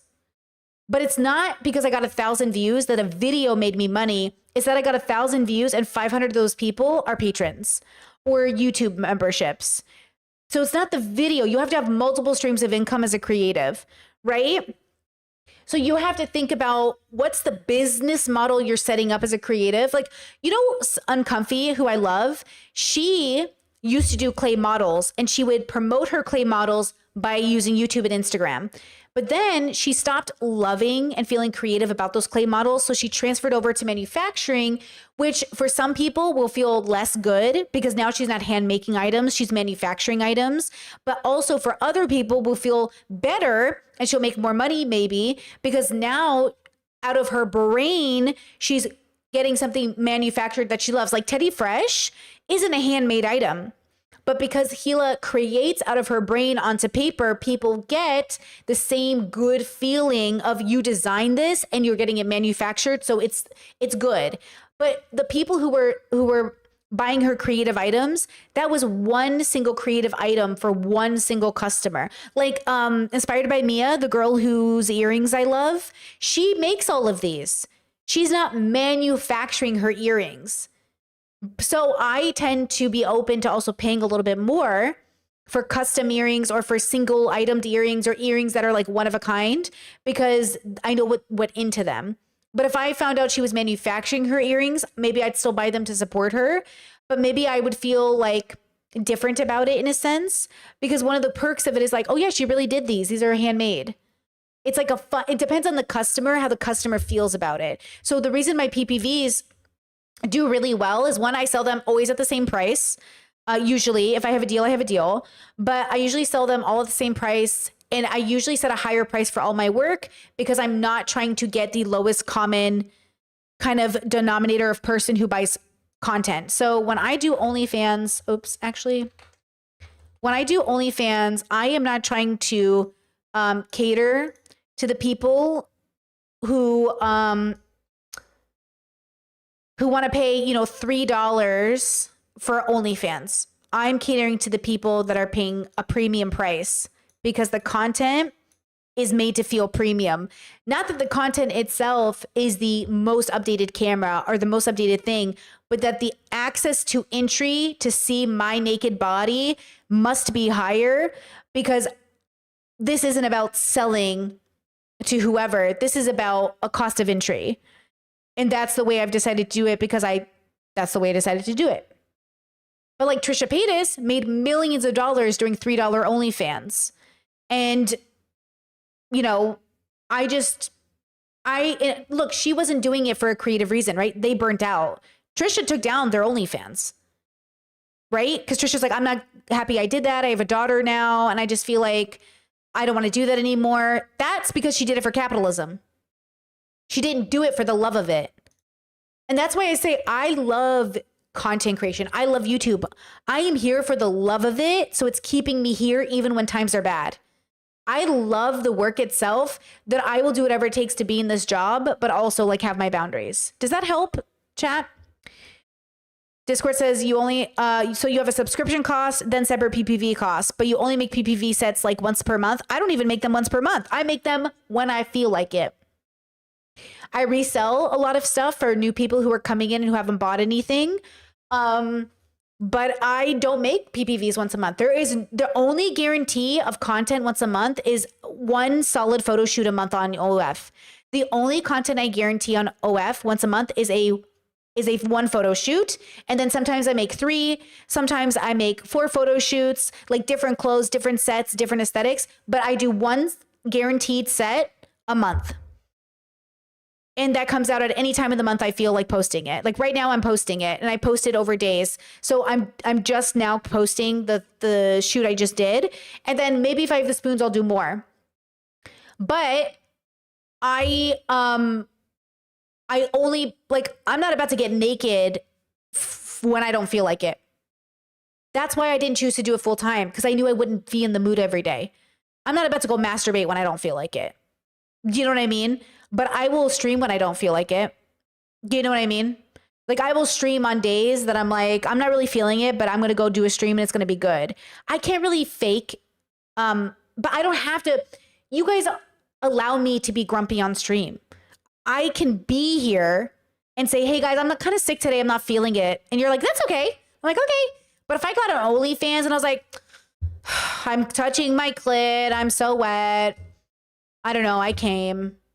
People would be like, what the fuck did I just pay for? I don't know. What the fuck did you just pay for? But I can get on stream and be like, I don't know, guys, low spoons. Am I missing something here? I just hate it. I'm grumpy today. And you know what I mean? Yeah, okay. Chet says, so you aren't, so base subscription, one guaranteed set, PPVs are just extra if you feel like it. Yes. So you aren't posting constantly. That makes sense. I know a lot of people really run that shit daily and they should. If I was doing this full time, I would. If OnlyFans was if sex work was absolutely, if Instagram was my full-time job, you just know I'd be posting every day, twice a day. But see, Instagram's not my full-time job. So I post there every 3 weeks, maybe. OnlyFans is not my full job. I post there once a month over a span of a few days. But do you know what I'm saying? YouTube is where do I post every day, kids? Where do I basically post every day? Where's the place I exist the most? This is my ecosystem. So you have to know your ecosystem. Who are you dedicating your time to? I'm here for you, boo. I live here. This is my home base. This gets priority. Okay? This is my home base. You know? So that's what I decided to do. You have to decide what to do. You have to decide, am I going to be an OnlyFans creator full time? Am I going to be a model full time? Am I going to be a streamer? Am I going to be a Twitch streamer? What about all the people who don't even stream on YouTube? Hassan's not here. Hassan is only a Twitch streamer. Think about that. Hassan is not a YouTube streamer. He is a Twitch streamer. I don't even stream on Twitch, girl. What some people tell me, oh, Brittany, you would make it so big on Twitch, but I don't understand it. Every time I try to go to Twitch and figure it out, I cannot for the life of me figure it out. I can't understand the bubble. I don't get the ecosystem. I am such a YouTuber. I am a YouTuber through and through. So that's the other thing. Oh, you want to be a streamer? Great. Do you want to be on Kick? Do you want to be a TikTok streamer? Do you want to be an Instagram streamer? Do you want to be an OnlyFans streamer? Do you want to be a Twitch streamer? A YouTube streamer? All of them are different. They're completely different jobs, completely different audiences, completely different language. The Twitch bubble, completely different than the YouTube stream bubble. This is my favorite part of my job, is trying to figure out what is the thing that speaks to my joy and lets me be me. Right? Kind of amazing. You know, like when you think about it, like you might be streaming every day on YouTube and never hit any financial goals, but you switch platforms and boom, you take off. So if it's not working on a certain platform after a while, switch platforms. If you're not seeing a return, switch platforms. You know? Chat says kind of wild when you think about all the creators that aren't even on YouTube. I'm more comfy here for sure. Definitely. I think about TikTokers who don't even watch YouTube. How many people are on YouTube and are like, are on TikTok and they're like, I'm never on YouTube. And I'm like, that's crazy. I definitely belong here.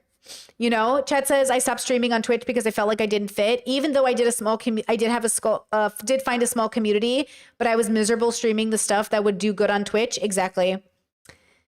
Everyone's different. You know, Discord said my biggest struggle is definitely the neurodivergence and chronic illness of it all. Not the work itself per se, but working in itself despite wanting to. So a learning curve. It is a learning curve. It takes a while. You got to figure out if it's really for you. I mean, a lot of neurodivergence, a lot of autistic people do so good working for the IRS. A lot of autistic people love the rigidity of a 9-to-5. They love the rules. They love the ins and out. They love being told what to do.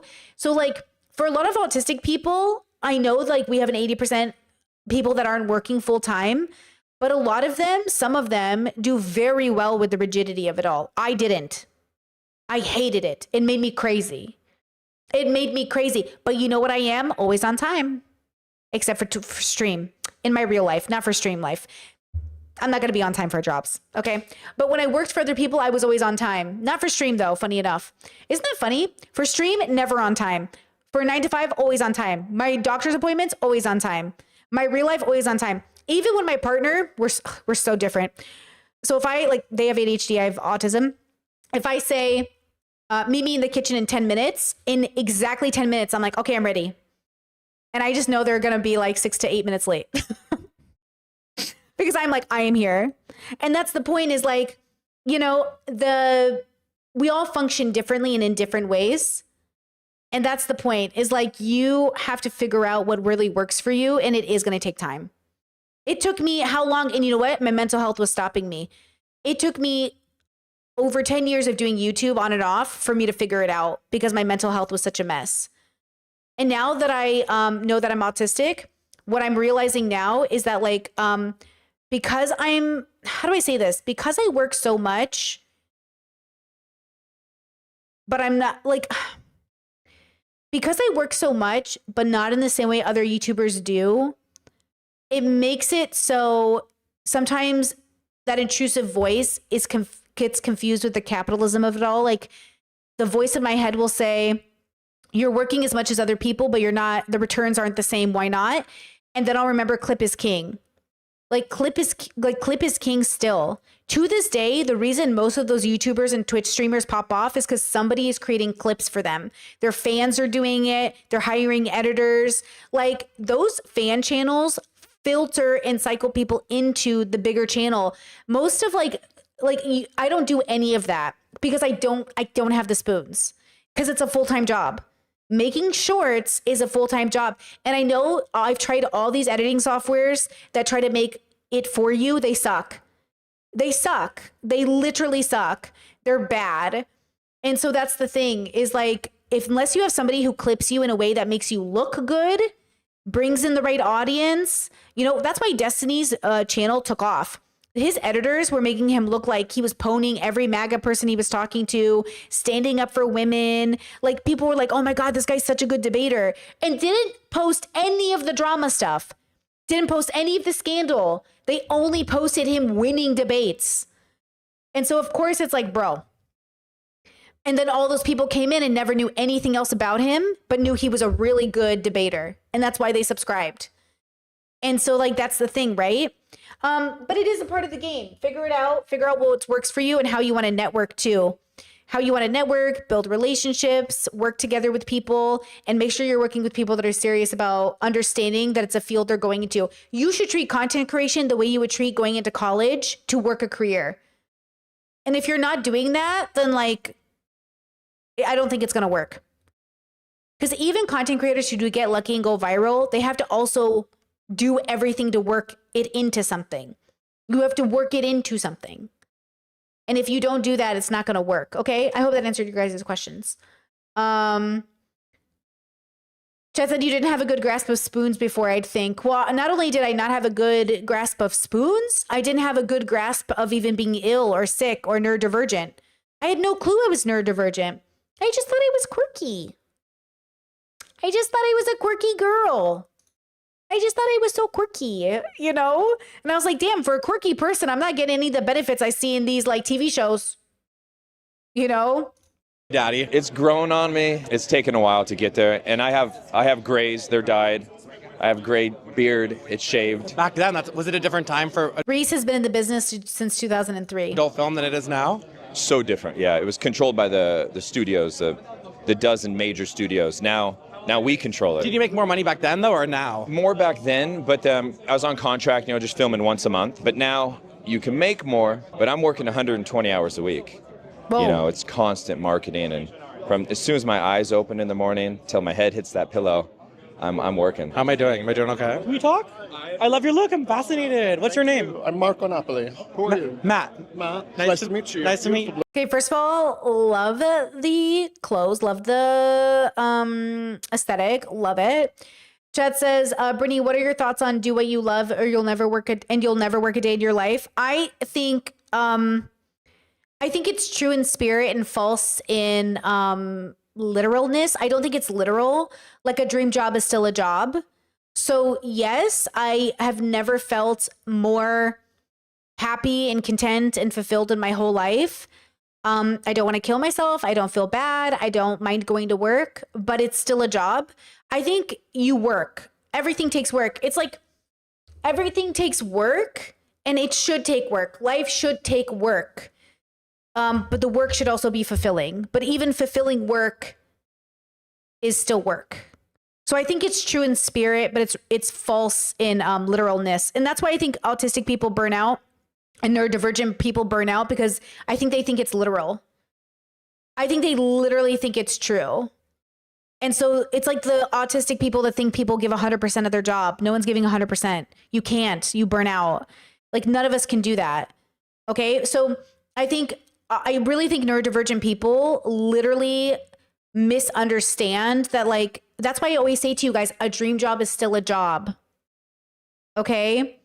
Burning out is more of a physiological reality. That's how I like to look at it. Burning out is about your body being tired, even when you do something you absolutely love, right? Chad just said it. Even if it's a hobby, even if it's just hanging out, I get burnt out playing Nintendo. I get burnt out on doing anything I love. I'll get burnt out running. You can't just run a marathon all day because you love running marathons. You're going to have to rest.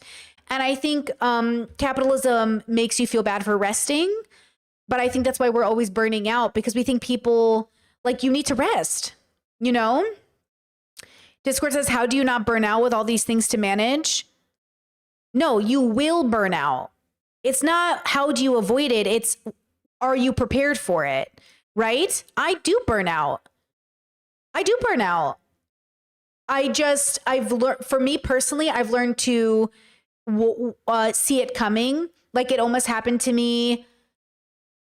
Was it last week? Something was happening and I was like about to burn out. And I told my partner, I got to catch myself.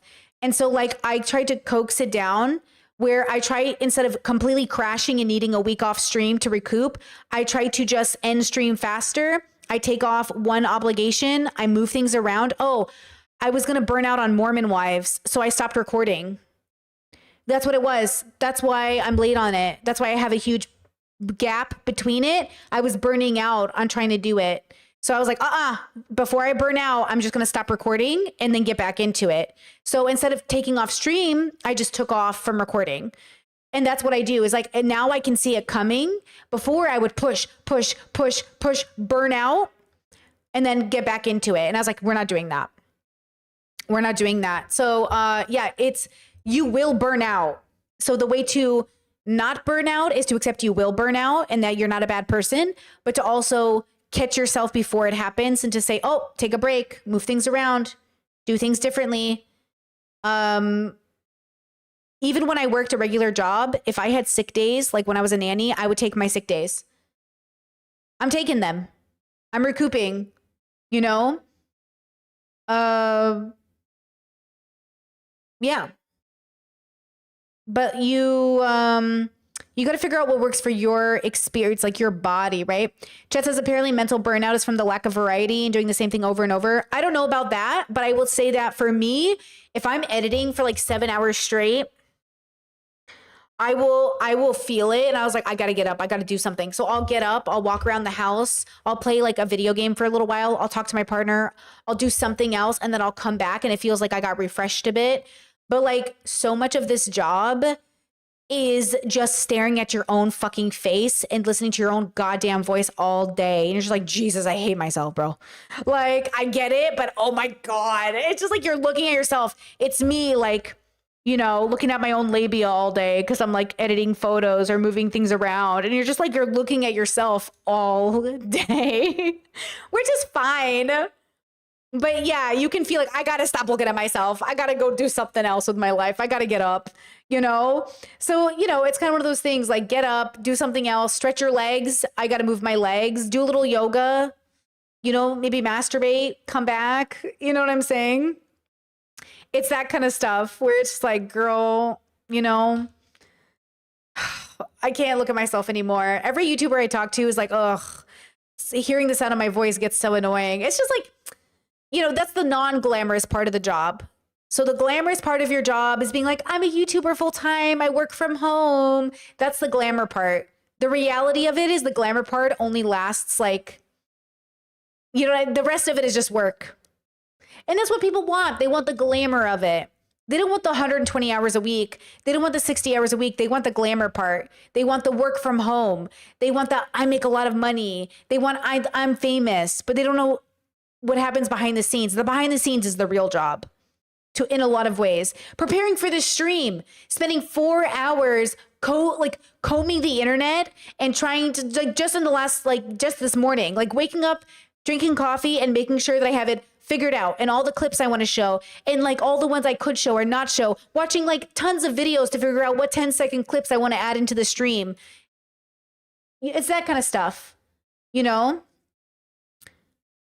Discord said, I understand the pain of it now of editing, just editing 13 minutes down to a few minutes. Can't imagine how people take 30 minutes to hours of footage and edit it down. Oh my God.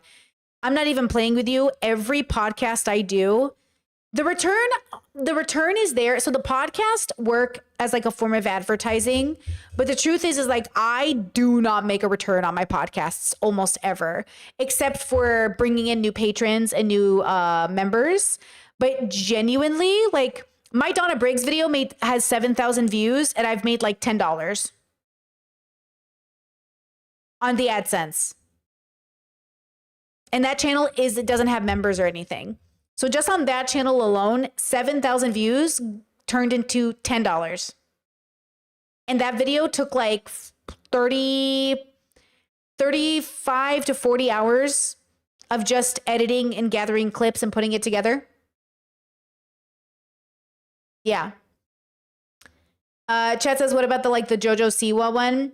The JoJo Siwa one. So I wasn't monetized when it first came out, so I didn't get paid for any of the initial views.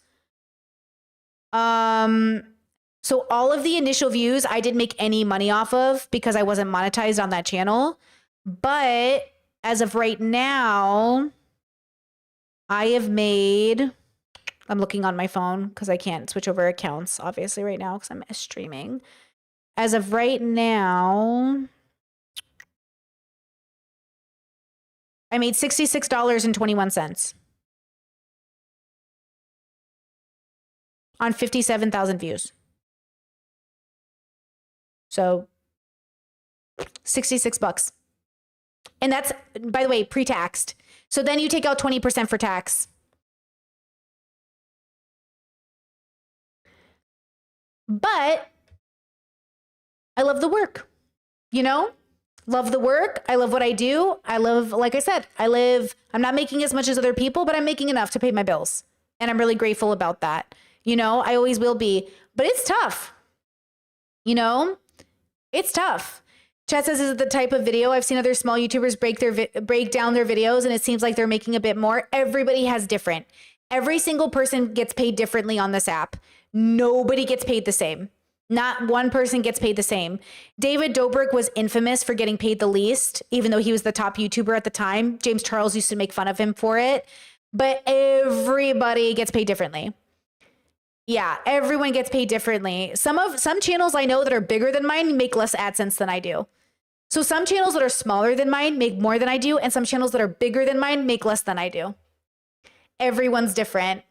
Chat said, what's it like? What's the criteria for you? We don't know. Nobody fucking knows. None of us know. Now, any YouTuber knows what will get us what. Nobody knows.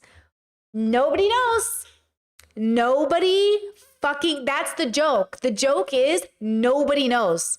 Listen to all these YouTubers who are saying they're not making enough money. Nobody knows what changed. Nobody gets told. That's why I'm saying, guys, YouTube AdSense cannot be your only stream of income.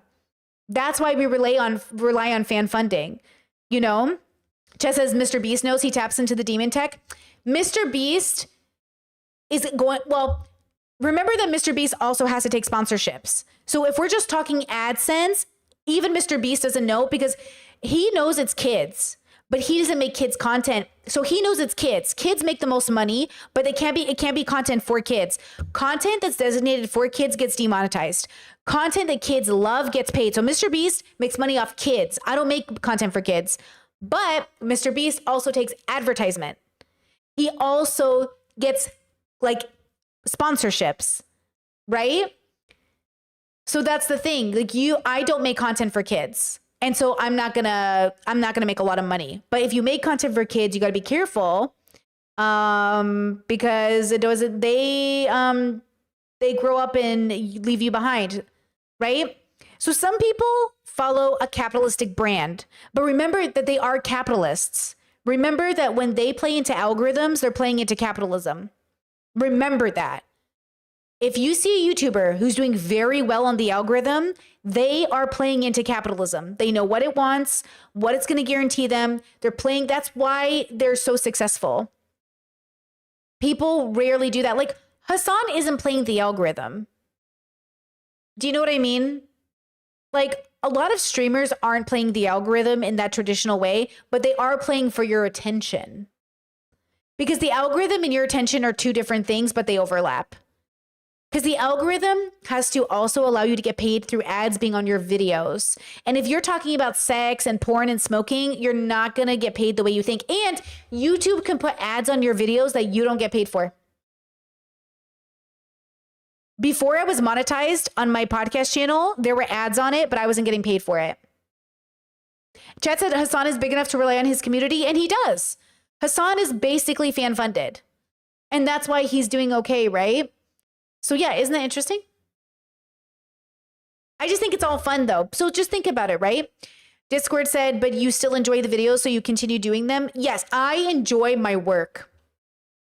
I enjoy my work. I enjoy the content I make. I enjoy showing up to stream. I enjoy waking up every day and doing this thing. I enjoy this so much.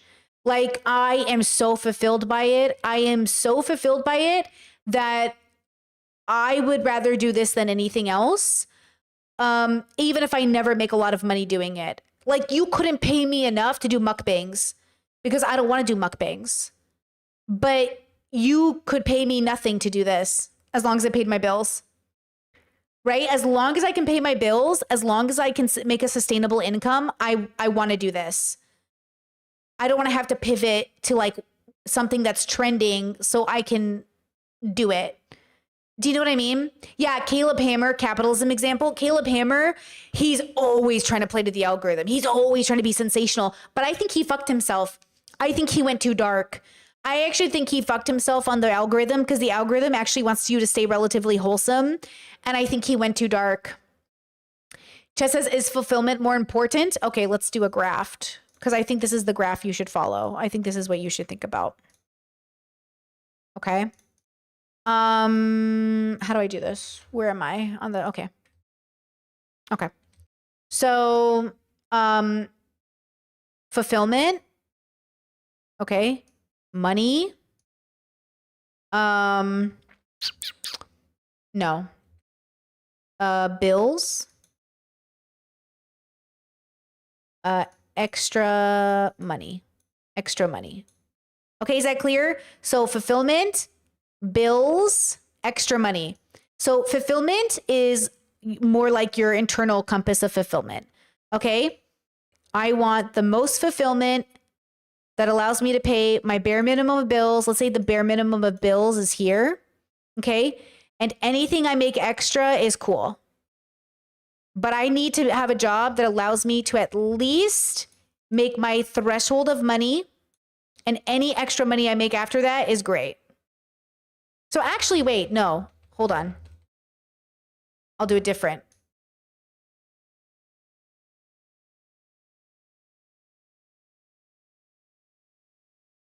Okay.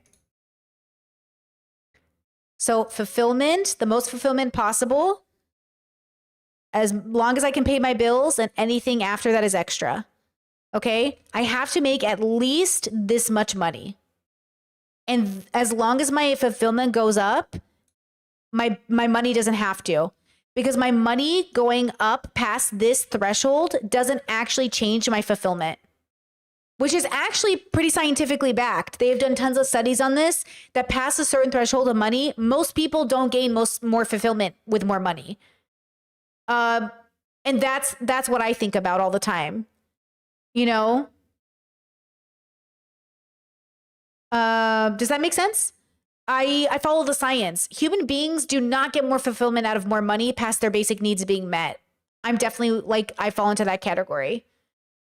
And so your goal is to do what's fulfilling and pay your bills.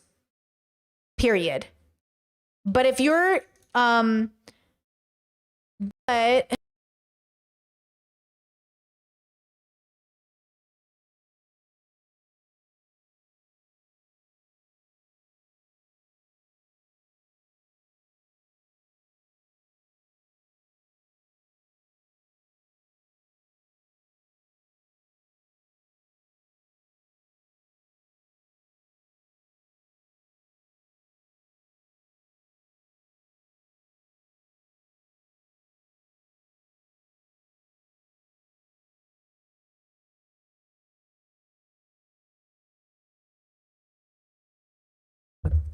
holy fuck, I edit.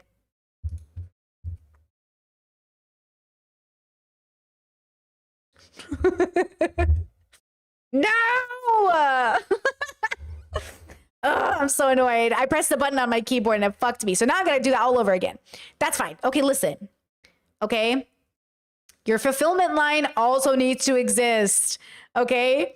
So if you are paying your bills, but your fulfillment is underneath your basic requirement, if you're only getting right here and you're not reaching your fulfillment line, you will be unsatisfied even if you're paying your bills.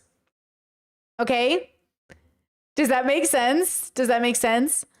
So and this is true, I think, for most people. I think we just don't know it. So we keep thinking, oh, my fulfillment isn't going up, but I'll just keep making more money and it will. Your money has nothing to do with your fulfillment past this point.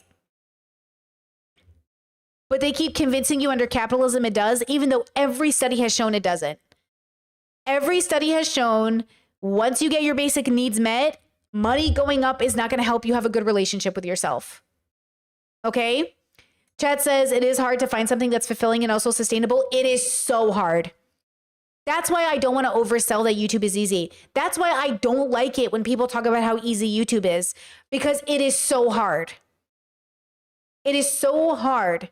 But if it is your fulfillment, it is worth it. So this is why I say, okay, this is why I say, figure out what's going to fulfill you and then figure out how to make money from it.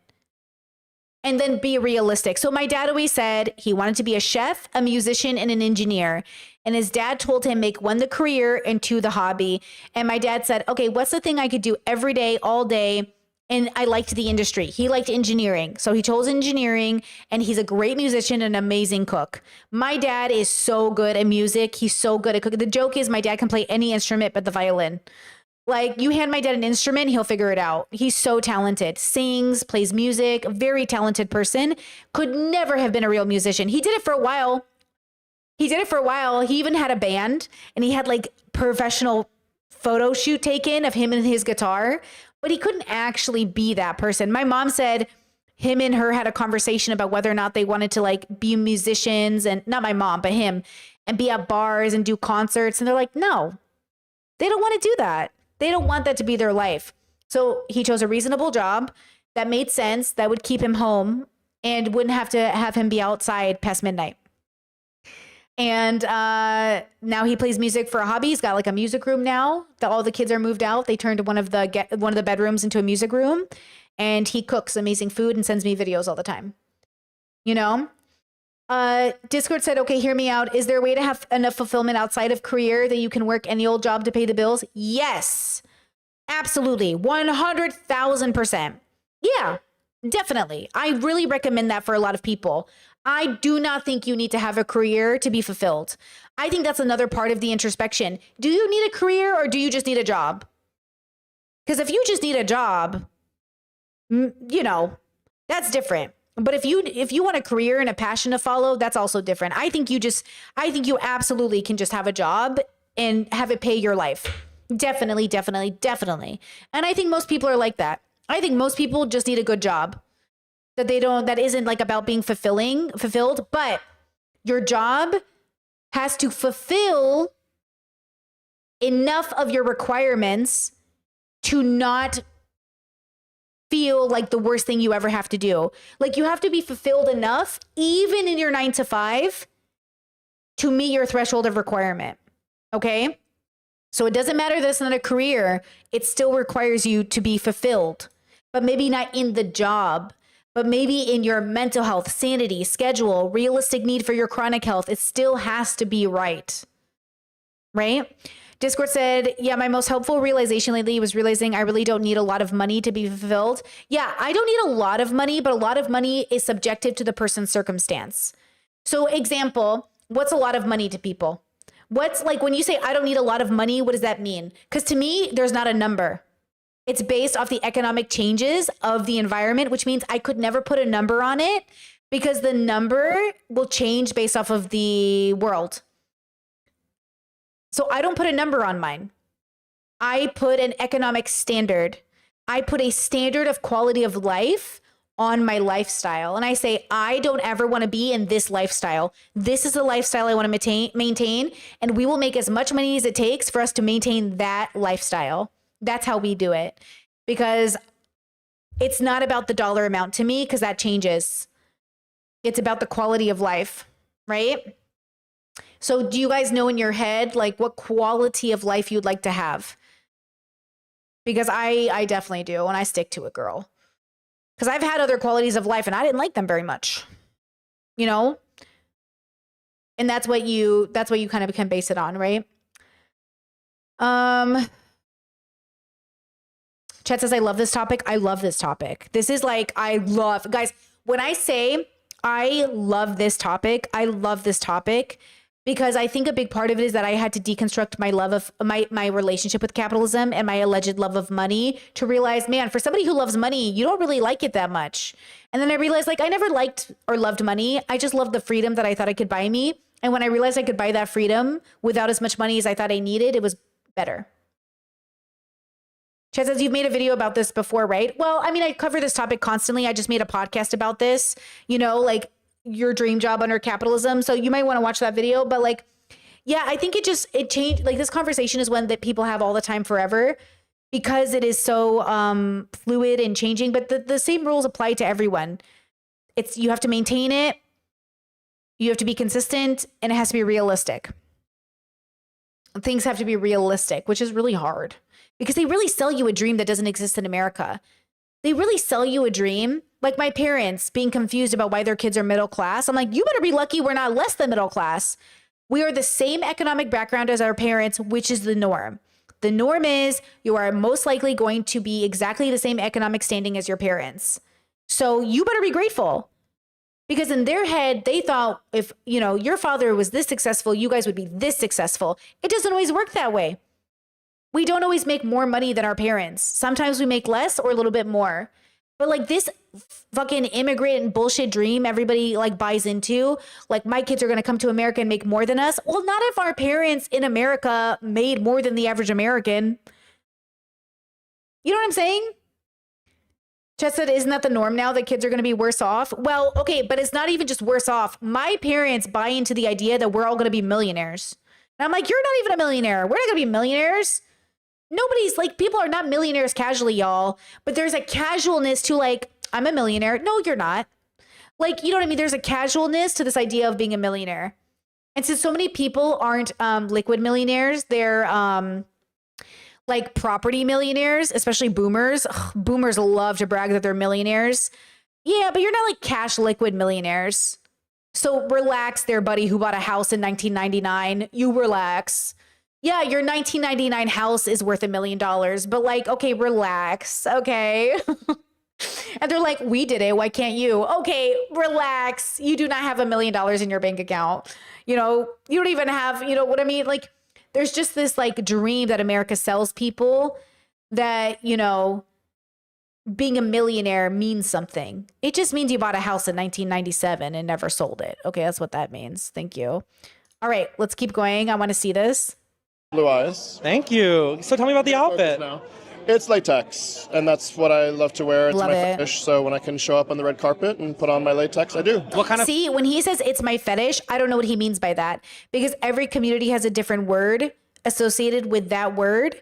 I don't like that word because to me, fetish in the way that it's been, the word fetish is very interesting.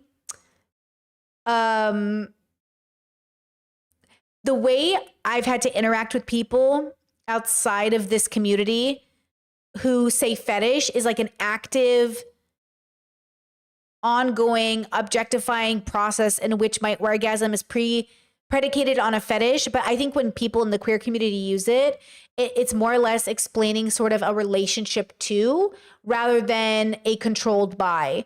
So a lot of people, a lot of straight men especially, engage with like fetish words. They'll be like, oh, I have a fetish. I love feet.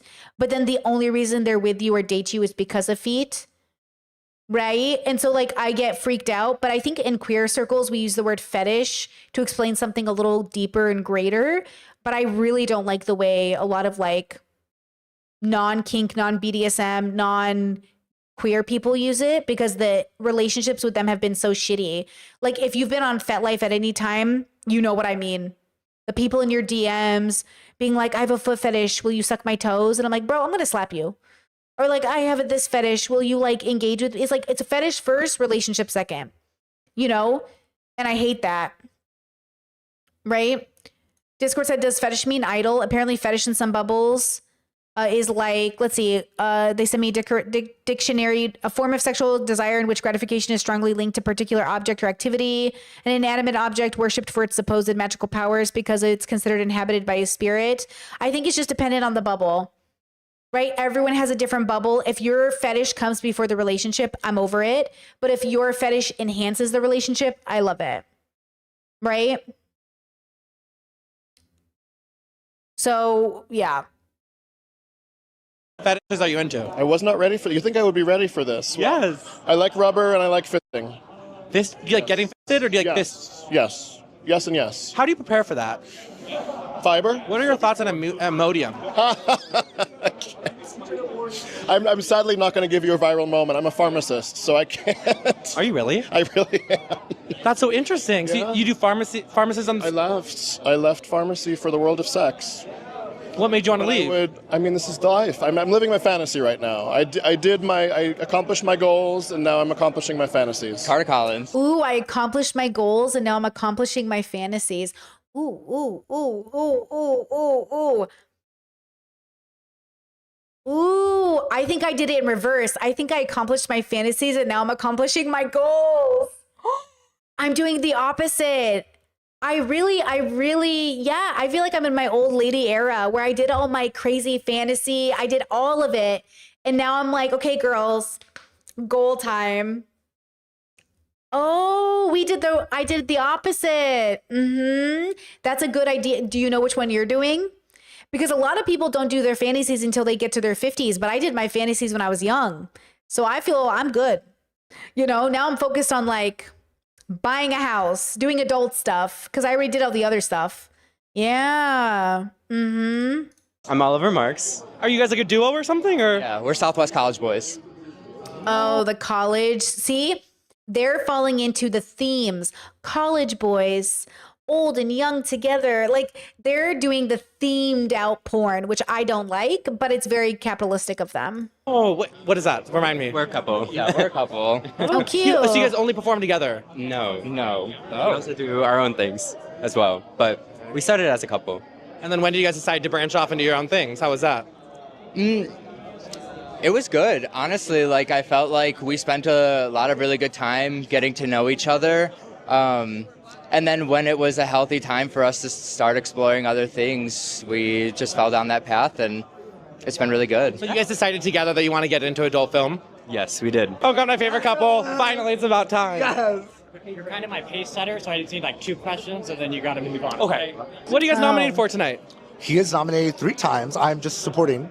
Oh, what are you nominated for? I'm nominated for Best Bisexual Scene, Best Actor, and Best Oral Scene. Sorry, you're not nominated for anything. Maybe next year. Really, she's an actor now, but I'm still supporting. True. Okay, got it. He broke on through to the other side. I know. I'm so proud of him. Just kill her already! You want to chat? Yeah. Oh, sorry. You're taking a picture. You take a picture. You have such a nice tan. Thank you. I could never. Oh, he's so brave. I could never do the awkwardness is so intense. What's your name? Drake Vaughn. Did you go to the events last year too? I did, yes. I won 2 awards, Best Eggplant and Best Twink. Best Eggplant? Oh, you're already like, you're TikTok friendly already. Okay, you understand. Yeah. What's your name? Cliff Jensen. Wow, you're such a man. Give me your best Dom voice. Right now. I'm so not into men. Wow, I'm so not into men. I'm so so sorry. I'm so not into men, but I love that for him. You look so gorgeous. Yes. Are you I'm nominated for sorry, anything? for those into men, I'll rewind that in case that's something Dom you voice. like. Right now. Give me your hole. You look so gorgeous. Yes. You do you. Are you ways, nominated for anything for tonight? men. I am in You a do you. scene that's nominated for Best Fetish Scene with Carnal, The Atonement.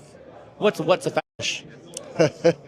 Imagine a stretcher board with about 7 different peg sizes, from small to largest. Oh. And the trainee or person doing the stretcher has to do every single peg, all 7. But if he doesn't finish the last and biggest one, guess what happens after that? I'm slightly confused and slightly turned on. What are you nominated for tonight? Best Oral.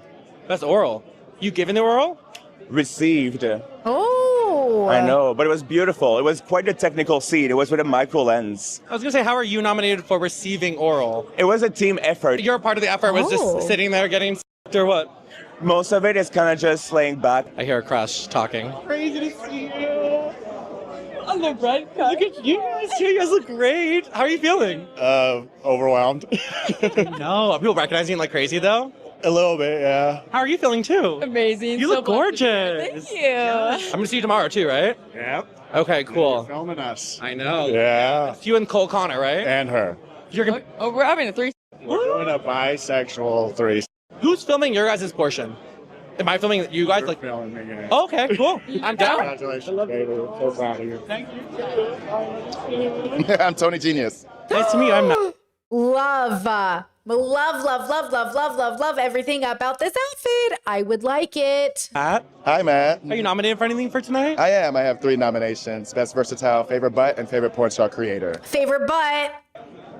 Oh, Okay, Nice. yes. You know. How long you been in the business for? about 3.5 years now. You like it? I love it. What's your favorite part of it? The freedom. The freedom to create, express, and be you. I'm Mateo. I'm Matt. So I'm Mateo. actually Matt. That's my real name, but I started in Mexico, so they just call me Mateo. I was gonna say Mateo's like you look white. People are like, "Do you have Latin in you?" I'm like, "Definitely have had some Latin in me." Hello. Hello, sir. How are you? Oh my gosh. Where are you from? Okay, good. Good, yeah. I am French, and you? I'm American. Okay. What's your name? Philip. Philo. Philip?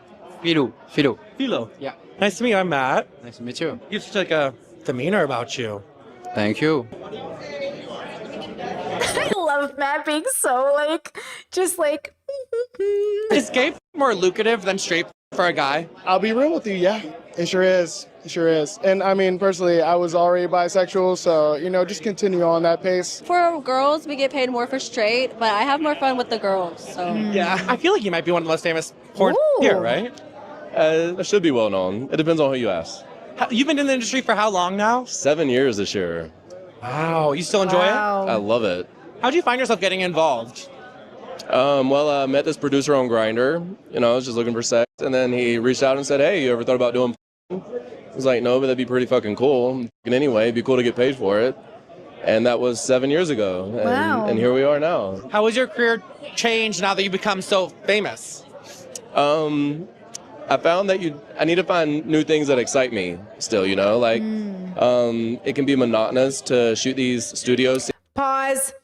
Chad said that they get paid more for straight. I thought bi would be paid more. That's so interesting. It's because men want to see dicks going inside women. Men want to see the dick going inside the women. Yeah, it's because when it's lesbian porn, there's no guy there. The guy isn't there. So like lesbian porn is often for girls or other people because like as much as guys like claim they like watching girls make out, there's no person for them to feel like they're fucking the girl. So they get paid more for straight and then they make them do more stuff for straight. It's really emphasized, like the fucking is emphasized, versus, girl on girl is like what girl on girl is? It's the appetizer to the entree. It's like the appetizer. I used to watch a lot of gay male porn. And then I felt like, have you ever been watching a porno and you're like, why do I feel like I'm not supposed to be here? I would be watching gay male porn and then I was like, I feel like I'm not supposed to be here. And then like, I'll click off the computer. Like it feels like I'm invading their privacy. And I'm like, I'm not supposed to be here. That's how I felt. I used to watch a lot of lesbian porn. I used to watch a lot of girl on girl, whatever. I used to watch only, when I used to watch Real People, I would only watch like blowjobs, but like only if the guy wasn't in it and if he didn't talk. If the guy talked or if he was in it, like his face, I didn't like it. Do you understand now why I thought I was a lesbian my whole life? I like people that are men, but I don't really like, I'm not into men, but I like people who happen to be men. Does that make sense? So like when I would watch my porn, I'm like, I don't want you to talk or be featured. But like, yeah, you guys get it.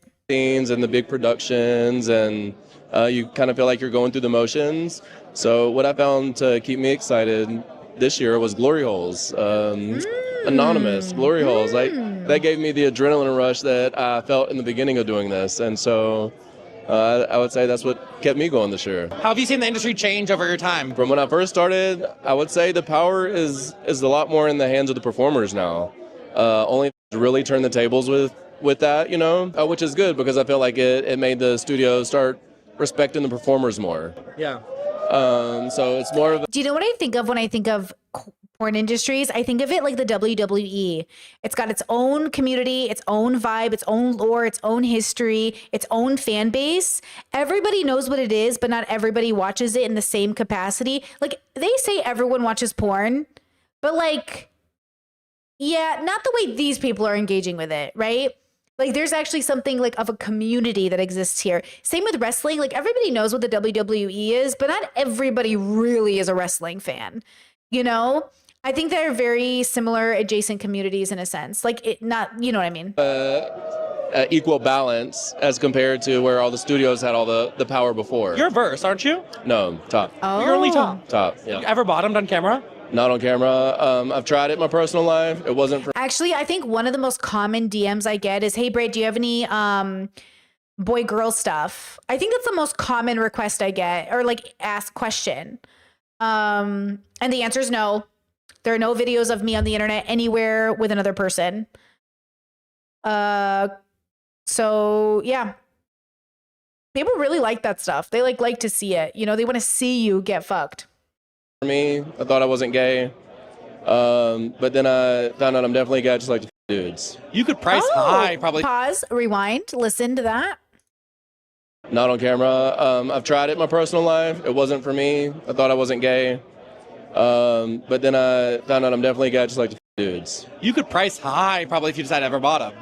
I could, but it's just not something I enjoy. And one thing I told myself when I got into this industry is if it doesn't make me happy, if I don't enjoy it, I'm not going to do it. Okay. You want to come over here? Oh, fun. Important. I have a very big rule about content I make. If I wouldn't want everyone to see it and I'd be like, oh yeah, I made that, I don't make it. Listen to me when I say this. Your OnlyFans, your porn will leak. People will see it. They will be sent to your parents. So you have got to be like, yeah, I made that. Do not make a custom. Do not make content. Do not show any part of your body that you wouldn't want on a billboard in New York City. That's my rule. If I don't want it on a billboard in New York City, I'm not making it. Because it will happen. Okay? Just assume it will happen. Okay? Gosh. What's your name? Malik. Malik. I'm Matt. Nice to meet you. Nice to meet you. Are you nominated? Malik is the most searched gay adult content creator of since 2022. Okay, guys, we're in the presence of a star. For anything for tonight? Yeah, for a bi scene. Are you bi? I'm straight. You're straight. Straight, doing gay. That's pretty. Straight doing gay is very specific. It's very much a thing. But hey, you know, that's why I say, like, just because you have gay sex doesn't mean you're gay, bro. Just because women are eating box doesn't mean they like that's their thing. You know what I'm saying? Ugh. I feel like people really don't get it because they can't imagine ever doing it unless they were. But it's like it's like Myron Gaines once said, you know, a mouth is a mouth. You know?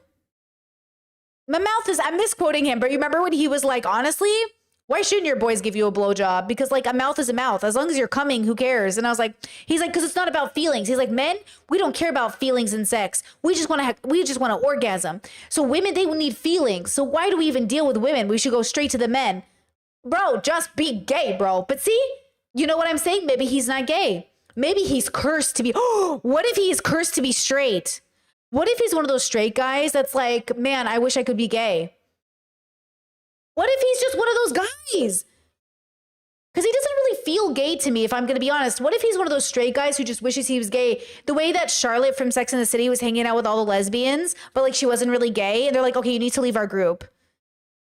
Because like, you're not gay. You can't be here. Maybe that's it. You know, maybe he's cursed to be attracted to women. Chet says, Brittany, how do you feel about platforms like Chatterbait? Honestly, you guys remember how earlier I said sometimes I just watch a porn for research? Sometimes I just watch Chatterbait in the background like I watch streamers. I think it's interesting because they're content creators. It's just they're naked. But I watch Chatterbait in the background like I watch Twitch streamers or like YouTubers. I think it's interesting. I did try it for a while too. I tried Chatterbait, not for me. Not for me. I couldn't do Chatterbait to save my life. But yeah, sometimes I just like it. It's interesting. Like, it's a real person. It's live. It's like interesting. It's like real time. And you're kind of interested in the camera angles. I look at the editing. I think about lighting. I think about like the way they're producing the content. I also get inspiration. Like some people are really, really talented, but it's a skill. It's a skill to be live and naked and orgasming. And there's no editing. You know, like I stream for a living, but I don't stream nude. That's very different, you know? Mm-hmm. Common these days, right? Yes, it is. I feel like a lot of straight guys pretend like they're not straight so they can do gay porn and not be like, people be mad at them or whatever, you know? Chet says Chatterbait is like a stream. Yeah, so like Chatterbait, if you just go on it, like it's like YouTube, exactly like YouTube or Twitch, and they're all streaming and you just click on a video and boom, you're in someone's live stream. It's really interesting, you know? I find it interesting, like genuinely. You guys should check it out, Chatterbait. Yeah. Chet says, I tried it too, not for me, but I enjoyed watching it. Yes, it is a skill. It's a show. It's a performance. I 100% agree. It is like, it really is an in-person performance. Like, I know some girls that are so popular, they can stream once a month and like pay their bills like a few $1,000s, like $3,000 to $5,000 one day, one stream, but they burn out. Like, they're not people who want to do it every day, but they are people who make it work and it is their living. Isn't that interesting? Like, because you would think, oh my God, if one day of streaming gets you 3 to 5K, why wouldn't you do it every day? They don't want to. They do it to pay their bills and they get out. It's not like a passion for them. It's just something that's accessible to them. And I get that. But yeah, I'm glad I tried it. I'm glad I knew it's not for me. And I'm glad that I found that pre-edited stuff is much more my vibe. Like, editing and being able to add vibes in post is definitely my vibe. Yeah, I know. I know a bunch. How do you get hard? I'm just really good. I go in my bubble and I do my thing. Bubbles mentioned. You just envision boobs. And you just try to envision long hair. Yeah, kinda. Wow. Yeah. Do you do straight porn as well? Yes, I do. I just start. But straight porn doesn't pay as well, right? Fuck no. Okay, so fun fact. For girls, straight porn pays more. And for guys, gay porn pays more.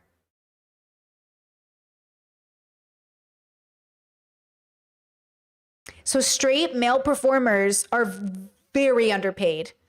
They are very underpaid. That's why they usually do gay porn, because it pays more. So if you're here for a job, you're going to go where the money is, even if it means you have to kiss a dude, right? And then the girls, even though they make less, they'd rather kiss women. Or if they want to make more money, they do a video with a guy. See? Something to think about.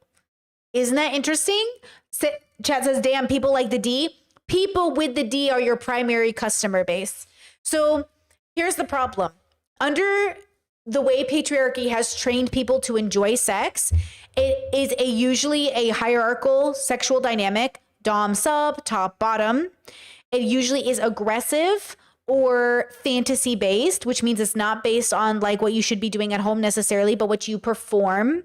And then usually just having a dick or something phallic to like, you know, it feels more real for people. And so until that changes, it won't change, but it would never show up the same way. I guarantee you porn would exist in a world full of, quote, women, but it would be different and it wouldn't be the way you think it is. Because like, I don't really need to see you spit on a woman. But I could see you spit on a woman in an artistic way that isn't about a man spitting on a woman. Like, it's not that you spit on her. It's just that like you spit on her. Like, I'm not like, you know, I think it's the way it would be done changes the way that it's done. And that's not traditionally as like enjoyable to people that are like trying to objectify you. I think objectification requires a fulfillment of a fantasy that is without art. I think art isn't meant to be objectified the same way we objectify for orgasm. I think orgasm for the purpose as it's connected to objectification is just different. But orgasm through lovemaking is different. Lovemaking doesn't require an orgasm. And I think that's the difference. Porn is there to make you come. So my partner asked me this the other day. My partner said, we were talking about the dungeon and how many times I've seen sex at the dungeon and then how much of it is considered sexual play or not sexual play. And I said, I, as a BDSMer, almost never engaged in sexual play. And that is really confusing for people to understand because they would consider what I've done maybe sexual. So as an example, if I played with like a sadist and I was a bottom and a masochist and they bit my nipple, it would not be sexual. It would be about the pain. It wouldn't be about orgasm. No one ever touched my genitals. My bottoms were always on, almost always, unless I was playing with a sexual partner. And even then, like my primary scenes of the dungeon were masochistic. They were not sexual. The point of the scene was to test my limits when it came to pain and discipline. It was not to make me orgasm. I'm not into that. Right? And, Chess is sensual. The sense is not sexual. Not even sensual though. I also never engage in sensual play in the dungeon. Like for me, sensual play was not interesting to me at all. There are people whose whole kink and fetish is sensual play, and I've never played with them. Not interested. Like I am not into sensual play. I'm not into sexual play. Almost ever. I am into sex and I'm into sensuality. I am not into them in my BDSM life. Almost ever. The only type of BDSM sex I would have is in a scene with a already established sexual partner, which is different than a play partner. But yeah, I'm not a sensual girly. What is sensual play? Sensual play is like softness and rubbing and textures and intimacy. It's about building intimacy through sensory related things. So sexually, or not sexual, like not orgasm, but sensual, like, you know, soft touches and hot breath and ice cubes and like, you know, petting your nipples till they perk and like making you feel warm and fuzzy and melty. Right? Sensual is the warmth of the vibe. Sexual is like blunt and aggressive and pointed. Orgasm. You know, are you turned on by that? Right? But it's different than sensuality, which isn't predicated or needed. Like an orgasm isn't needed when you're being sensual. Sensual is like, it's like the vibe difference is so specific, right? What's the difference between making love and fucking? The vibe. And then the vibe changes the way you kiss, the way you thrust, the way you hold each other. Same thing. The way you engage in the dynamic changes the way you interact with the thing. A flogger in the hands of a sensual player is different than a flogger in the hands of a sadist. A masochist requires pain with their flogging. A sensual player requires sensory related activity.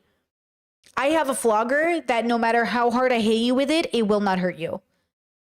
I have a flogger that is so soft and so perfect and so, oh my God, that no matter how hard I try to hit you with it, you will not be hurt by it. Perfect for sensory play, perfect for being sensual, perfect for all of that. I have another flogger that no matter how soft you hit me with it, it's gonna hurt. It's got a sting.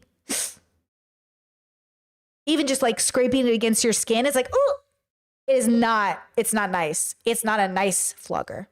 I have my nice floggers and I have my not so nice floggers. And each play a role in how you want to experience a moment. Which is why I really like BDSM, which is why when I do BDSM checklists, it's like hundreds of things to go through because it's a lot. A lot of people are into a lot of different things. Everyone is into so many different, there's so much diversity, but just like with porn, the most famous kinks we talk about are top, bottom, dom, sub, you know, daddy, littles, like all the stuff you hear about. But what about all the stuff you never hear about? All the different kinds of kinks and different things that exist that no one ever talks about because it isn't mainstream. Keep that in mind, you know? Yeah, the gay industry is so much more money for the guy. For the gay. For a woman in the straight, they make so much, but that's as a guy performing. If you could pay our bills by only doing straight, would you still be doing gay or not? Yeah. You enjoy it though? Yes, I do. I like the industry. What scene would you like to do with me? We would start with a sensual, passionate kiss as I'm looking sensual, passionate kiss. Longingly into your eyes, and as my tongue moves down your chin and along your neck, I would unbutton your shirt to get into your nipples as I start sucking. My hands would grope along your... Okay. Are you having fun? Good. Pretty good time. It's a little stressful because I feel so rushed. A little stressful because like you have to like ask them a couple questions, right? Did they come to you and also told you this? Yeah, they're like, hurry on. I'm like, oh my gosh, I'm trying to get in there. Like, you know? I'm like not even like talking to everyone. I know, but it's okay. Also, I really want to pee, but I'm holding it in. What's your name? I'm LeGrand Wolf. Oh my gosh, you're so tall. I need to raise this up. Well, no, you should cut me off. No way. Eliminate the head. No. Show how tall. Wait. When my husband and I first started, right, we were like former Mormons, or we were when we had left the Mormon church, and we didn't really have any relationship to the industry, and what we were creating was, as far as we could tell, not received particularly well. Little did we know, but we, you know, at the time, we just felt like there was a bit of a pushback, so we're just like, that's okay, we're doing our own thing, and it was fun. You do a lot of the Mormon content, right? So I launched the version 1.0 of Masonic Boys. Oh. And that ran, my husband... See how everything is based off of something? You know what I mean? Like Catholic porn or nun porn, or it's always based off of something that we already have in our life. And it's just like a way to build a fantasy over like almost like nostalgia. Isn't that funny? Like, isn't it, humans are so interesting as like the way we are creating machines. We are culture creating machines. Isn't that amazing? We really evolved to create language and fashion. And I was just thinking about what we talked about yesterday, how like words mean something, but they mean something in different bubbles. We are literally so good. You ever create a secret language with your friends? We are culture creating machines and we just forget it, Discord said, I wonder if they talk to trans women. I know trans women category makes so much. Well, that's the thing about, trans women in porn too, is when you're a minority, you can objectify and play on the exploitation of the taboo related to your thing. But I think that can get really emotionally taxing for a lot of people. I would have my feelings hurt. Like if I was in porn and they were like, what's the thing they would use for me? What would be the like thing that people could play off of? Like, I don't know. If it's something to do with my body, I think it would hurt my feelings over and over again. Unless I liked it. But I'm not turned on by anything and related to my body. I can't think of something because I guess I don't stand out that way. I don't know. Big booty lesbo. Ass Syrian. Takes it up the ass Syrian. Yeah, great. Great. What are they going to do? You know what I mean? Like, I serve people hummus and dolma. And then, you know what I mean? Like, it's just like, I don't know. That stuff would not feel good to me. But that's why it was funny with Mia Khalifa, who was raised Catholic. I don't know where her family's from, but I think she's Middle Eastern. And so when she'd wear the hijab, that's what took off. And the controversy helps. The controversies help. But yeah, I couldn't do stuff like that. It makes me feel really weird. She's from Lebanon. That makes sense. Yeah, it makes me feel really uncomfortable. I don't like it. Yeah. She was raised Catholic. Yeah, I read about it this morning because I was like, what the fuck? And Chaz has no sex content, just serving hummus based. She's Lebanese and from a Catholic background. Makes sense. A lot of the Lebanese people I know were Catholic. A lot of the Lebanese people I know grew up Orthodox. That makes a lot of sense. Yeah, that's the thing is like, you know what? Do you know what I wanted to do? If I had done sex work full time, I would have gotten a boob job and I would have gotten really big tits. And then I would have been a top. And then I would have made content that was like about a little dom with big tits, like in charge of you. And then I probably would have played up the fact that my nose is big and done some sort of like Zelda related Gerudo Valley vibes. But I wanted to be like a top with big tits. Like really big boobs, like not like super uber big, but like I was looking into boob jobs and I was like, could I get a boob job? Because I wanted it. And I was like, maybe I could play into that like dommy mommy fantasy. And I think I would have had so much fun because you know what? I'm really good at dirty talk. I'm so good at sexting. I would have been the sexting queen. Guys, I'm not even gonna play with you. Half the time my partner's like, who you texting? I'm like, I'm texting Discord. They're talking to me about something. Okay, what? Yeah, totally. Yep, dishes. I'm multitasking all day. I'm like in the middle of brushing my teeth and I'm like, I could have been so good at it. I could have been so good. The way I could have fucking all day. Oh yeah, you horny for me? Yep. Yep, and it's like per minute getting fucking, oh my God. I would have been so good at it. Oh, I would have been so good at it. Oh. I feel like I could have killed. Oh, the Discord said, why are we in the same category? Except I sort of playing into the tomboy dommy mommy. Well, who knows what it would have turned into. But muscle mommy, I would have muscle mommy, big boobs. I would have definitely probably become a muscle mommy too. But yeah, but I would have been so good at it. I feel like I could have really done it, But yeah. Maiden says literally my life. Literally kind of jealous though. Chat says people will pay sex workers just to text. Oh, yeah. They're texting the fantasy. So you do have to have a brand. You do have to have exposure. You do have to have a realness to you so they can really know. How do you think Andrew Tate made his money pretending to be his girls when his girls were sleeping? When his girls were sleeping, Andrew Tate was texting the guys. That man is a sex worker. That's what I'm saying. Yes. The fact that I don't do DMs, just know if I ever opened up DMs, I would make money. The fact that I do not do DMs, you know how many people request like, hey, Britt, do you like chat with your fans? I'll pay for it. And you think to yourself, oh my God, they just want to chat with you for money. Yeah, but there's like a catch. You're playing a fantasy. Do you know what I'm saying? You're playing a fantasy, and I just couldn't keep up the fantasy as me. You know, I think in another life, though, I could have. In another life, it would have been great. You know? Wait, chat says, did you hear about Lauren Southern coming forward on Andrew Tate? No. What is that about?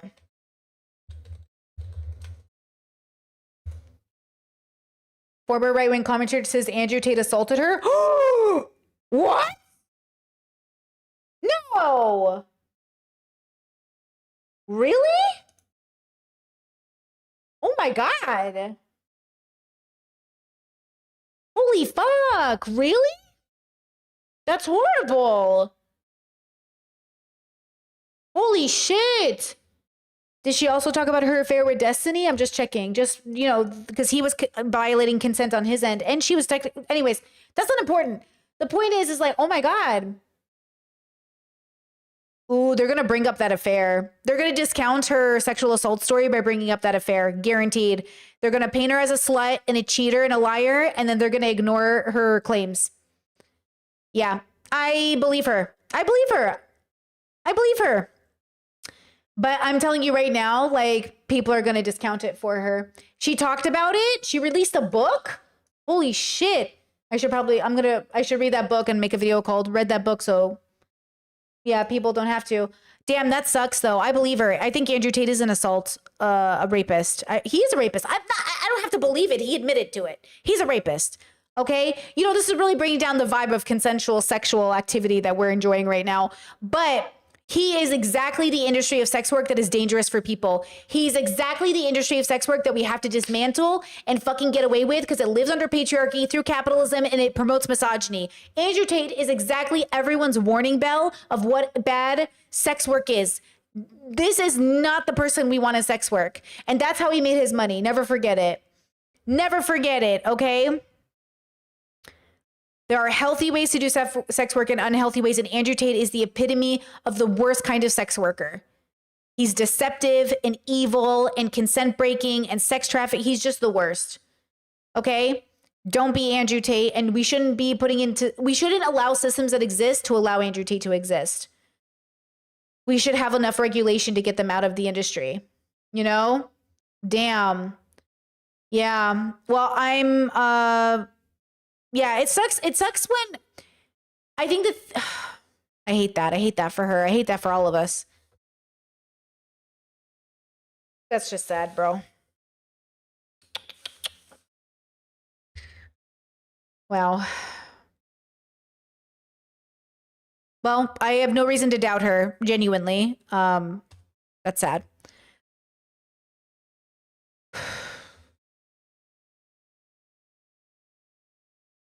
Chess says that she's still a right-winger. I mean, she still probably has her same politics, but no one deserves to be assaulted, right? So, like, I know that might feel like a conflict, but at the end of the day, like, victims come in all shapes and sizes. And even if the worst people you know are assaulted, it doesn't, you know, and it doesn't change the fact that that's horrible and that should never have happened, you know? That's just horrible. All right, let's take a second to breathe and get this bad energy off of us.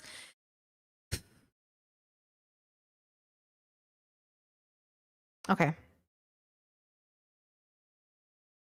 Transition into positivity. And I still have more content to watch with you guys. So let's transition into that. By going to the comment section and then we'll go back to this video. Do you have any videos specifically about how to explore, deconstruct unhealthy relationships to sex? Like, where do you even start? Read The Ethical Slut. Okay?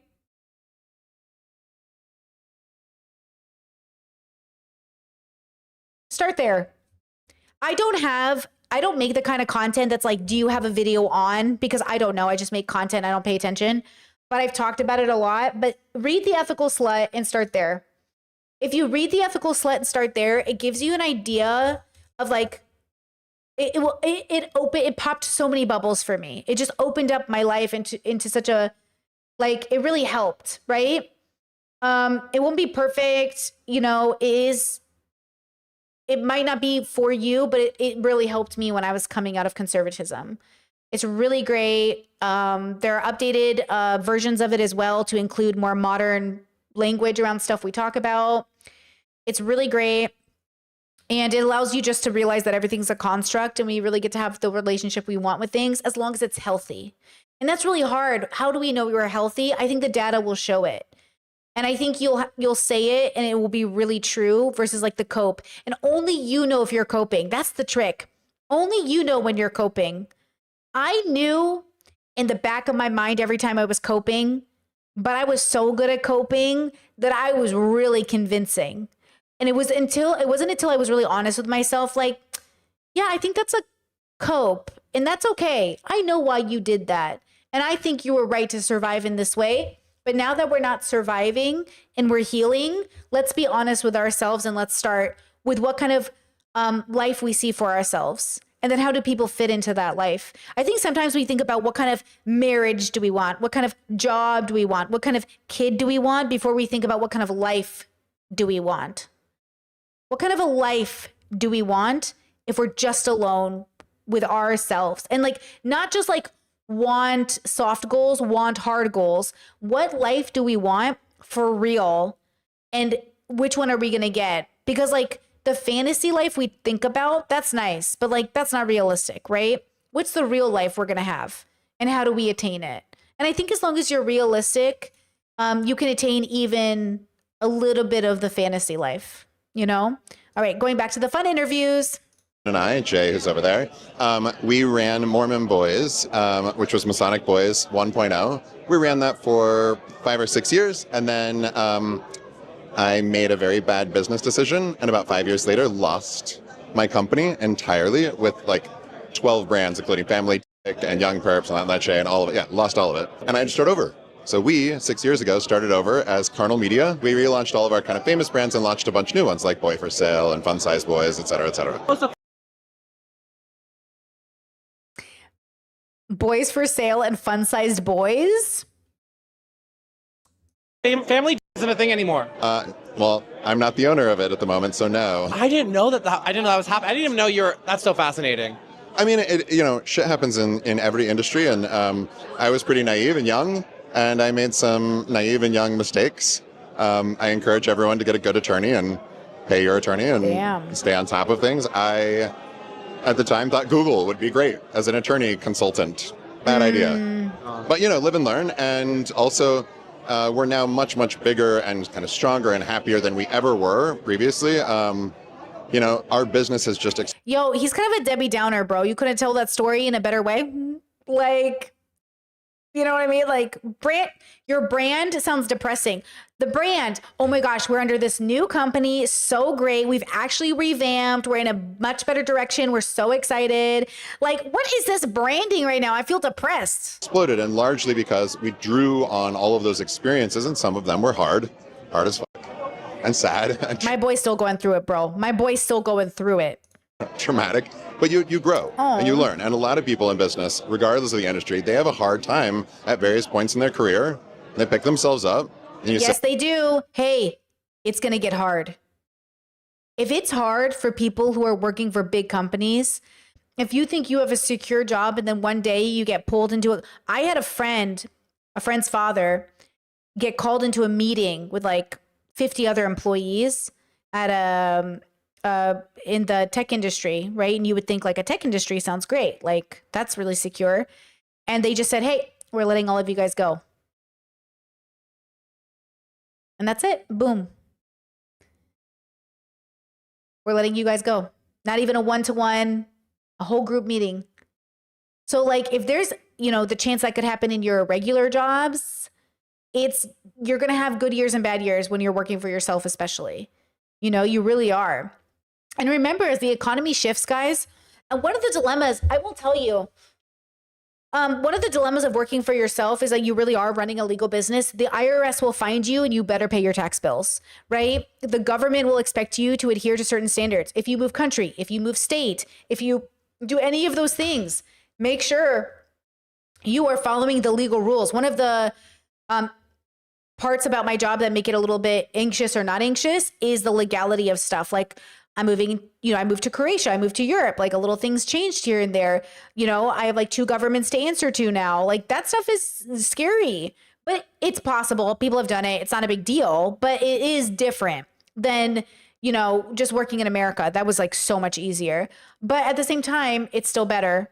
And we won't really know in the long term what's always going to be the best for us. Maybe we have to move, maybe we have to go to a different place, but like make sure, okay, that you really do you understand that you're entering into a legal relationship with the government versus if you work for somebody else, they take out your taxes, they contribute to Social Security, they do all of that stuff. If you're an independent contractor, guys, you're not paying into your tax. You're not doing your Social Security.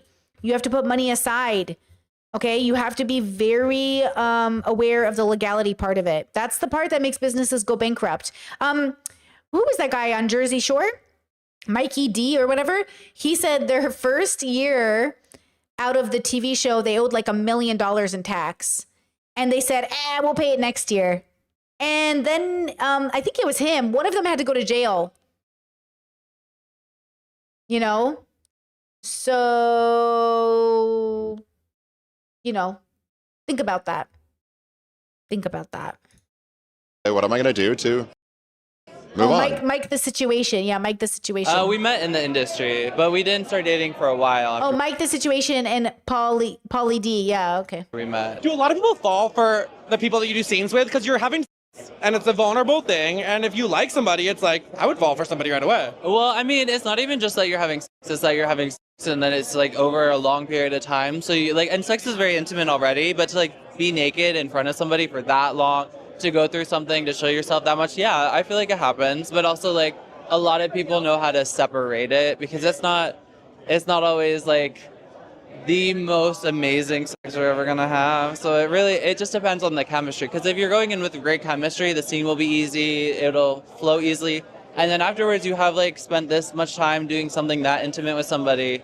And I feel like it kind of speeds things. I think what people forget is like, it's not the sex that makes it intimate a lot of the time. It's the conversations that happen between the sex. Same thing about your relationship. A healthy relationship doesn't require the sex. A healthy relationship is enhanced by the sex, in my opinion. So like same thing with like building bonds with people. Like people think like, oh, it's the sex. It's not the sex. It's like really the enjoyment of the person you're with, like really liking and spending time with that person.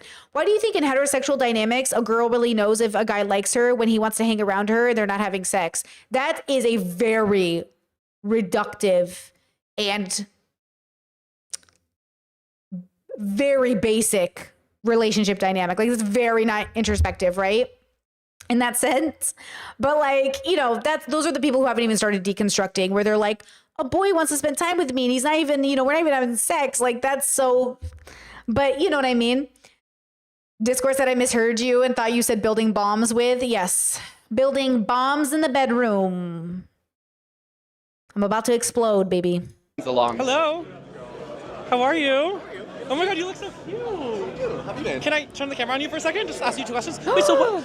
Fabulous. Look who's here. No, you look good. Wait, so what are you doing here? I came here to present Best Oral Scene. Yes. I love the boobs today. Oh my God, thank you. They're new. Are they? Oh my God, there's hair on it. Don't look. Oh, never mind. Oh, you want me to help you? Huh? There's a couple of, oh my God. Yes. I'm touching her tits. Yes. Oh, it's actually hard. They're like stuck. Okay. Oh, there you go. Fantastic. How are you, my love? How is this like being a star? It's crazy. Can I say that? Oh, yes. And you were literally my favorite from the moment you walked on the screen. I was like, yes. I want to walk like Tyra. I want to look like Linda Evangelista. I want to be Madonna. Thank you so much. So that's a general reaction? Yes. What are you doing here? I am Boomer Banks' date. Boomer Banks, I was gonna come over to him next. Oh my gosh, handsome as ever. You and your camera. Always. You know how I work. You love a camera. Yes. And I'm kind of familiar with cameras. Okay. Wait, so how do you two know each other? We just started hanging out. Yeah. She was in New York. I was like, come to this party, and she's like, okay. And so you're his date tonight? Yes. Yes, for now and forever. Back up, bitch. You guys together? You guys, I was like, wait. No. Tell me how it is. Like, you get on Drag Race, and all of a sudden you're like catapulted into stardom. What does it feel like? It feels like a rocket ship got launched into my and exploded, and it was full of like confetti and candy and wonderfulness. So it is just the ride of my life. Right after I moved to San Francisco, after Roma. college, I joined the Sisters. What Love year the was that? sisters. 1987 is when I joined the Sisters. What an interesting year in San Francisco to join the sisterhood. When I told people I was going to move to San Francisco, they're like, well, you're going to get AIDS.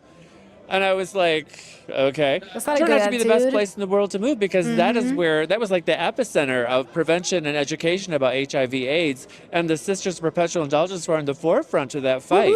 Actually, the Sisters were the first group ever to produce a safer sex pamphlet called Playfair that educated the community about how to protect themselves from STDs. In 1982, at the height of the AIDS epidemic, when the government refused to act, a group of drag nuns in San Francisco stepped up. The Sisters of Perpetual Indulgence My launched favorite. Playfair, the first ever safer sex guide written by and for queer people. It was bold, humorous, and unafraid to talk about real sex. While mainstream narratives pushed abstinence and fear, Playfair gave practical, non-judgmental advice on reducing risk, covering everything from condoms and lubes to open conversations and self-care. At a time when the misinformation and stigma were deadly, the sisters turned education into empowerment, proving that Pause. This is why queer BDSM underground communities have always been the safest, the most educational, because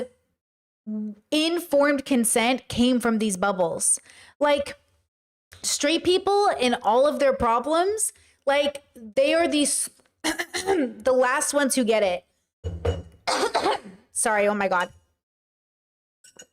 Like our communities, we're giving out pamphlets. We're talking about these things. Why do you think in my bubble growing up, as a closeted queer kid, people were coming to me for sex advice? Married people with kids were asking me like about their own bodies.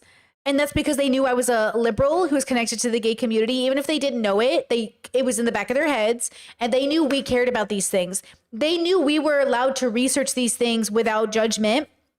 And that's why people have come to me my whole life, I think.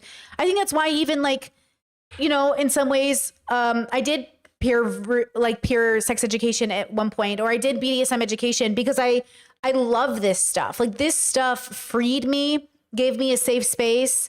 It gave me words for things. And it also taught me that I wasn't alone and people had been doing it for so long.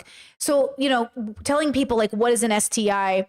Or like, what is an STD? Or like, what are these things? Like, what a beautiful community in a world where like straight people aren't even having this conversation in the same ways. Like, that's why so much sex education on YouTube isn't coming from straight people. You ever notice that?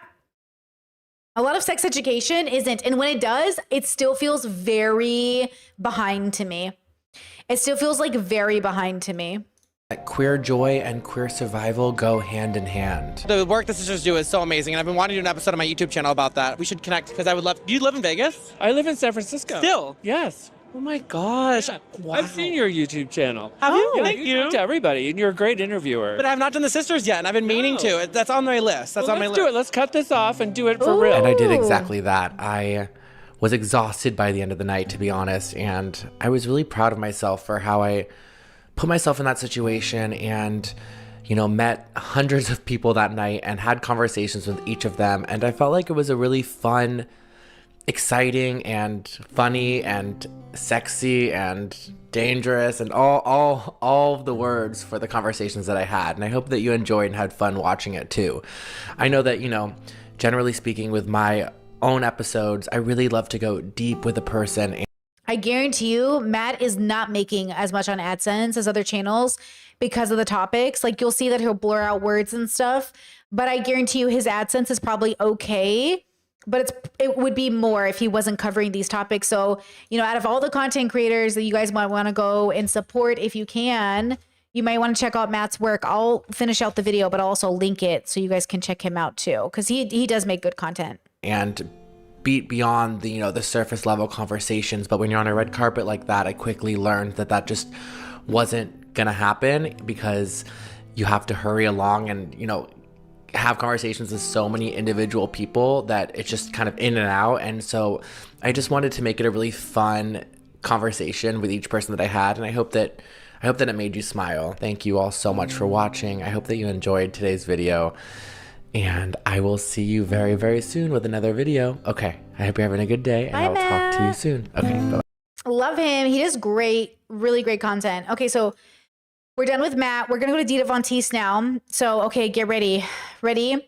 So this is a recent interview. This is where we're going to end on, and then I'll, you know, if you guys have questions, please ask. But this is about this is the last part of content that I want to go over today. And of course, we'll always cover topics like this in the future, but for the, you know, for this stream, I tried to play you this TikTok the other day, but I couldn't get it. But I found the real interview, and I went to the section that is about objectification. So Dita Von Teese there's a conversation about burlesque dancers. I don't consider all burlesque sex work adjacent or sex work itself, though I think we're kind of cousins.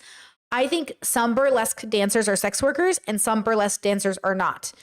And I think it depends on how you identify, and I think it depends on the work that you do, and I think it depends on the audience, because tons of burlesque dancers are very family friendly. Just like, you know, how conservatives think all drag is sex, and that's why they don't want drag queens reading to their kids. Same with burlesque. Thinking burlesque is only for adult audiences is like thinking drag is just for adult audiences. You know, like it's so specific to the bubble, right? So the thing about Dita Von Teese is that she has remained successful. I believe she's 50 now. Dita Von. She's 52 now. She's been successful this whole time, right? And she's been mainstream. She's had a show. She's been successful. I think she really is exactly the kind of, I don't know anything about her personally. I know she dated Marilyn Manson and said she didn't have a bad time with it. I still think he's an abuser, but I don't know anything about her. But I would say as a creative, as an entrepreneur, she's exactly what I think a lot of creatives can be, except not as mainstream. Because she's mainstream the way Marilyn is kind of mainstream, but less so. Like, my parents know who Marilyn Manson is because he was so controversial, but they don't know who Dita Von Teese is. Do you know what I'm saying? Like, she's mainstream in a sense, but not really. Like, I don't think most people would know who she is in the same way, but I think a lot of people know who she is. So she's kind of big, but I don't know.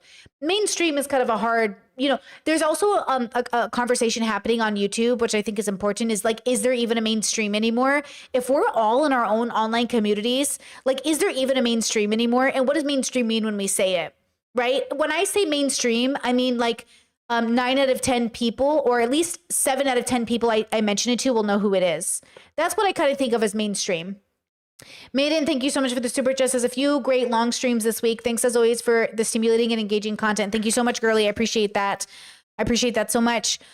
Discord says in terms of like the burlesque shows I go for, only 18 plus audiences. I've been to both. I've been to family burlesque shows, all ages, and I've been to 18 plus events, and both are great. Like, both are fabulous, you know? Chat says you can be a mainstream without being a household name. I don't know about that. I don't know what that means then. If it's not a household name, how is it mainstream? Right? Like, I feel like mainstream means most people. It's in the mainstream, which means like The Rock is mainstream, right? It feels like, what's the point of being called mainstream if most people don't know who it is? Or if you mention it to most people, they should know who it is.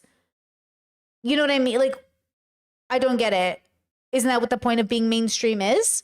Is like somebody should know, not necessarily every family, but like 7 out of 10 should know who that is. Like, mainstream knowledge. It's like what you assume, like you would assume most Americans would know who the president is. I assume that's mainstream knowledge, but I'm not sure that every person I interview would know who that is. Right? Chet says mainstream, like the hip people, like the household names means people who are like a great grandpa, someone who like your great gramp. Like RuPaul took Drag Race mainstream. Yes, he took drag mainstream. Like it was not mainstream and he took it mainstream. Like that's mainstream, right? Household name feels above mainstream. Like all household names are mainstream, but not everyone who's mainstream is a household name. Yes. Right? Yeah, like 7 out of 10, meaning not everyone, but most people to some extent. Like you would know who it is. But people also age out of the mainstream, right? Like at one point, George Clooney was a household name and mainstream, but now I'm sure plenty of people don't know who that is.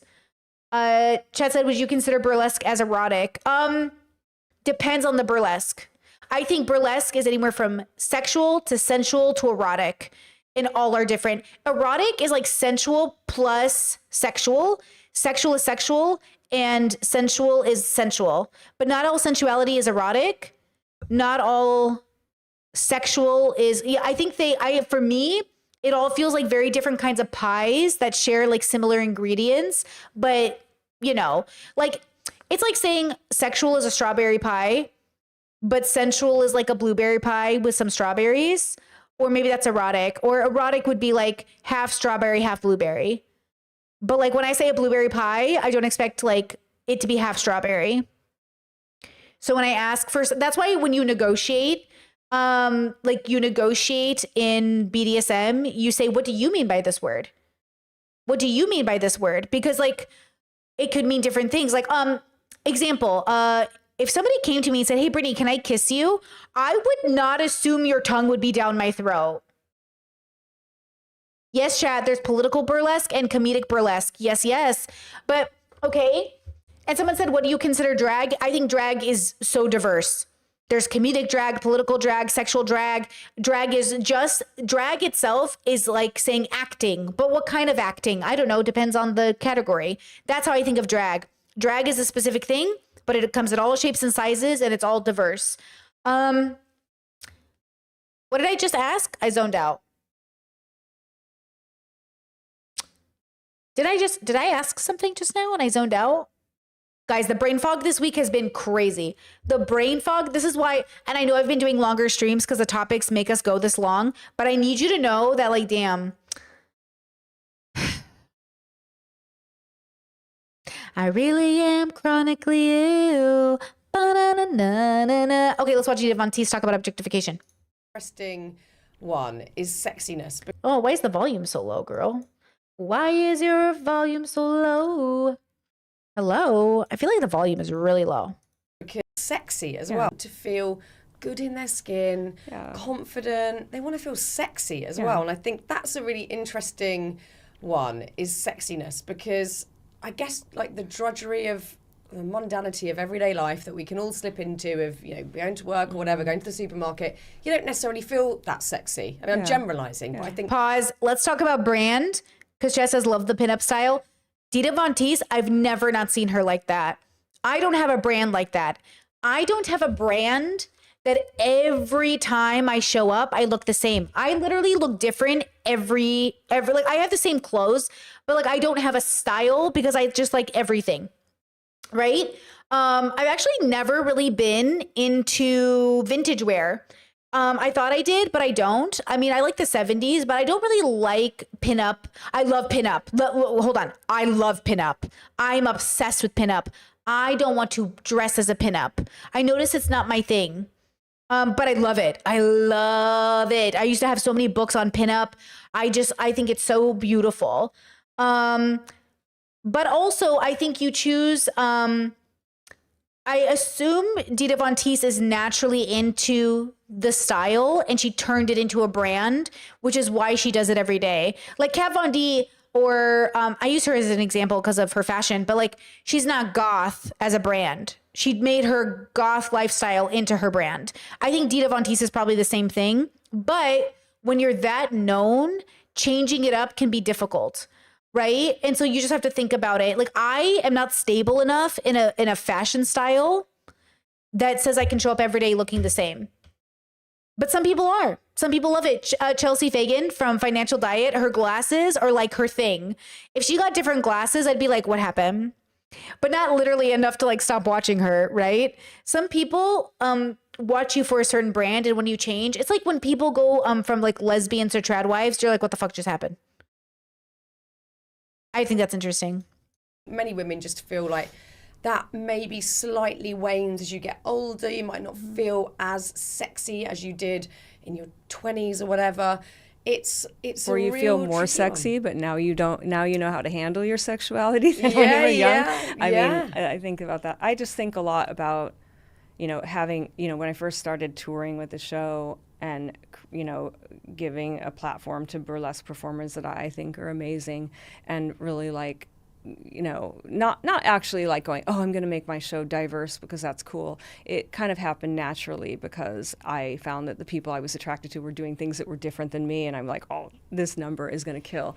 But I think like as I have been advancing in life and still doing this, like I never would have believed I'd still be doing this, but it's important for me. Like I see role models of like beauty and sensuality of women that are older than me, and it means something to me. So it was like a point where I was kind of like, I gotta walk the walk. Like if I'm going to believe that we should all be, if I want to see other women be sexy and embrace their sensuality so they can inspire me, I have to do the same. I have to be willing to do the same thing. And it's not always like that easy, but I just, I think that it's important. It's important for me, and I think, it's one of the reasons people keep coming to the show. Yeah, completely. I mean, what do you do if you're not feeling sexy? What makes you feel confident? What makes you feel good? What gets you on that stage? Well, a lot of it is like controlling the circumstances, right? Like, I am creating a show where it's like I'm wearing what I feel good in.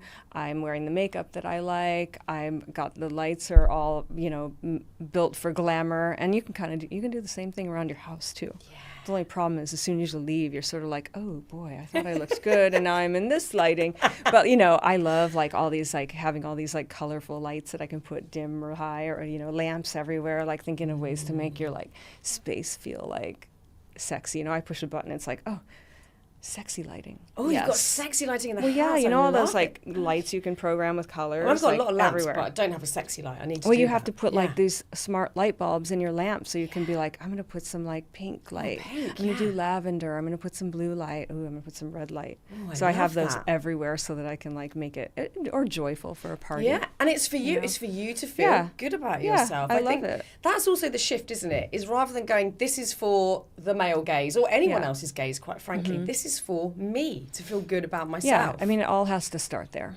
Like it did for me. It's like certainly did for me, because when I was like, in my 20s trying to figure it out, I certainly could have like pandered, and there was definitely points where I was trying to, audition for be in Playboy magazine. And they're like, you do not look like a Playboy girl, and I was like, so that's why you should have me there, And it was very like, I'm just going to stick with what I am. I always thought there was a value in being a little bit different. So, and I think it's easy to forget that. I mean, and by different in this context, we're talking about the alt brand versus the typical brand. So even though Playboy itself was sort of like, it was quite rebellious for its age, and it was quite rebellious in its content, obviously. And the girls who do Playboy don't look like typical girls, but yet there's something very mainstream about the concept of around Playboy, even if it wasn't exactly mainstream. Like my dad never had Playboy magazines because we're Catholic, and there ain't no way he about to have porno magazines in the house, even if it's not like traditional porno, like video. No way he about to have titties in the house, okay? But I was at my friend's house, and I said, "Excuse me, sir," to her dad. I said, "What is this?" I said, somebody got a Playboy in the house. And he said, and I was like, very vintage, and I was a grown up, of course. And I was like, oh, very vintage, very vintage. And I'm always like, I want people, you got to have if you're going to have a Playboy in the house, you better not act like you're ashamed. Okay, sir. But it's one of those things where, like my dad's not going to have a Playboy in the house. You know what I mean? So it's not like, it wasn't something I ever saw frequently in people's homes, but pinups and putting things in the garage were things I saw in men's garages, not my dad's, of course, because again, my dad had saints and Mother Mary on the wall. Okay, he didn't have no bikini girls on the wall, okay? But other guys' dads did, other girls' dads did, okay? But she is different than the norm. So she's unique as an alt girly, but yet she's doing pinup and burlesque, which is abnormal, not mainstream. And yet it is now more acceptable in the mainstream in a sense. So it's kind of cool to think about it, right? Right? It's kind of cool to think about the different ways that people express or have a relationship. Actually, Betty Page keeps being brought up. Betty Page, different than Dita Von Teese. Dita Von Teese, in my mind, much soft, much more feminine, much more acceptable to the male gaze. Even though I think generally girls really love Dita Von Teese, Betty Page is for the girls. Betty Page for the girls. Very different, queer icon, very specific, right? So, I don't know. Dita Von Teese is not a queer icon, right? I've never considered Dita a queer icon. Dita Von Teese, queer icon? I've never heard of her referred to as a queer icon. I never thought about it, actually. What do you guys think?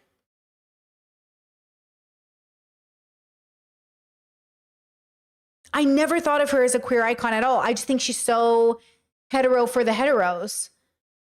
But Betty Page is a queer icon. I never thought about it. What do you guys think? You know? I never thought about it. I think she is. She's a huge inspo for queer performing artists, but I don't know. Yeah, it must be. I'm not really in the bubble too deeply, so I wouldn't know. Somebody would have to tell me. I'm not in the burlesque bubble deeply. I don't know much about it. Like, I've been there, but I'm not like a burlesque girly, so I don't know how the gays overlap with her. Yeah, that's interesting. Okay. Say it's got to start with you, but there is obviously an element, especially with the performative element of it, where it is for other people. Do you feel objectified ever? Do you mind? Interestingly, like the times I feel objectified are never to do with being on stage or doing what I do. It's always like other weird things like in life that you're just like, oh God, that's so weird to like have somebody asking me that question, or like, you know, like things that you're like, I don't even, I'm trying to think of an example right now, but, or like, sometimes like people will, maybe somebody will recognize me, for instance, and they're like, ask for a picture and I'll pose for their picture. And then somebody else will be like, they don't know who I am. They just are like, why do those people want a picture? And they'll be like very like aggressive and like, I want one too. And you're just like, oh, that's where you feel objectified, where people like put their hands on you. I've had that happen. It's really weird because they don't want to miss out. So they don't even care about you. They care about the idea of being seen with somebody who is somebody. I've had it happen. It is the weirdest experience of your whole life. You can feel objectified. See, the problem with the word objectification is we only associate it with sexuality, when the reality is that anyone can be objectified.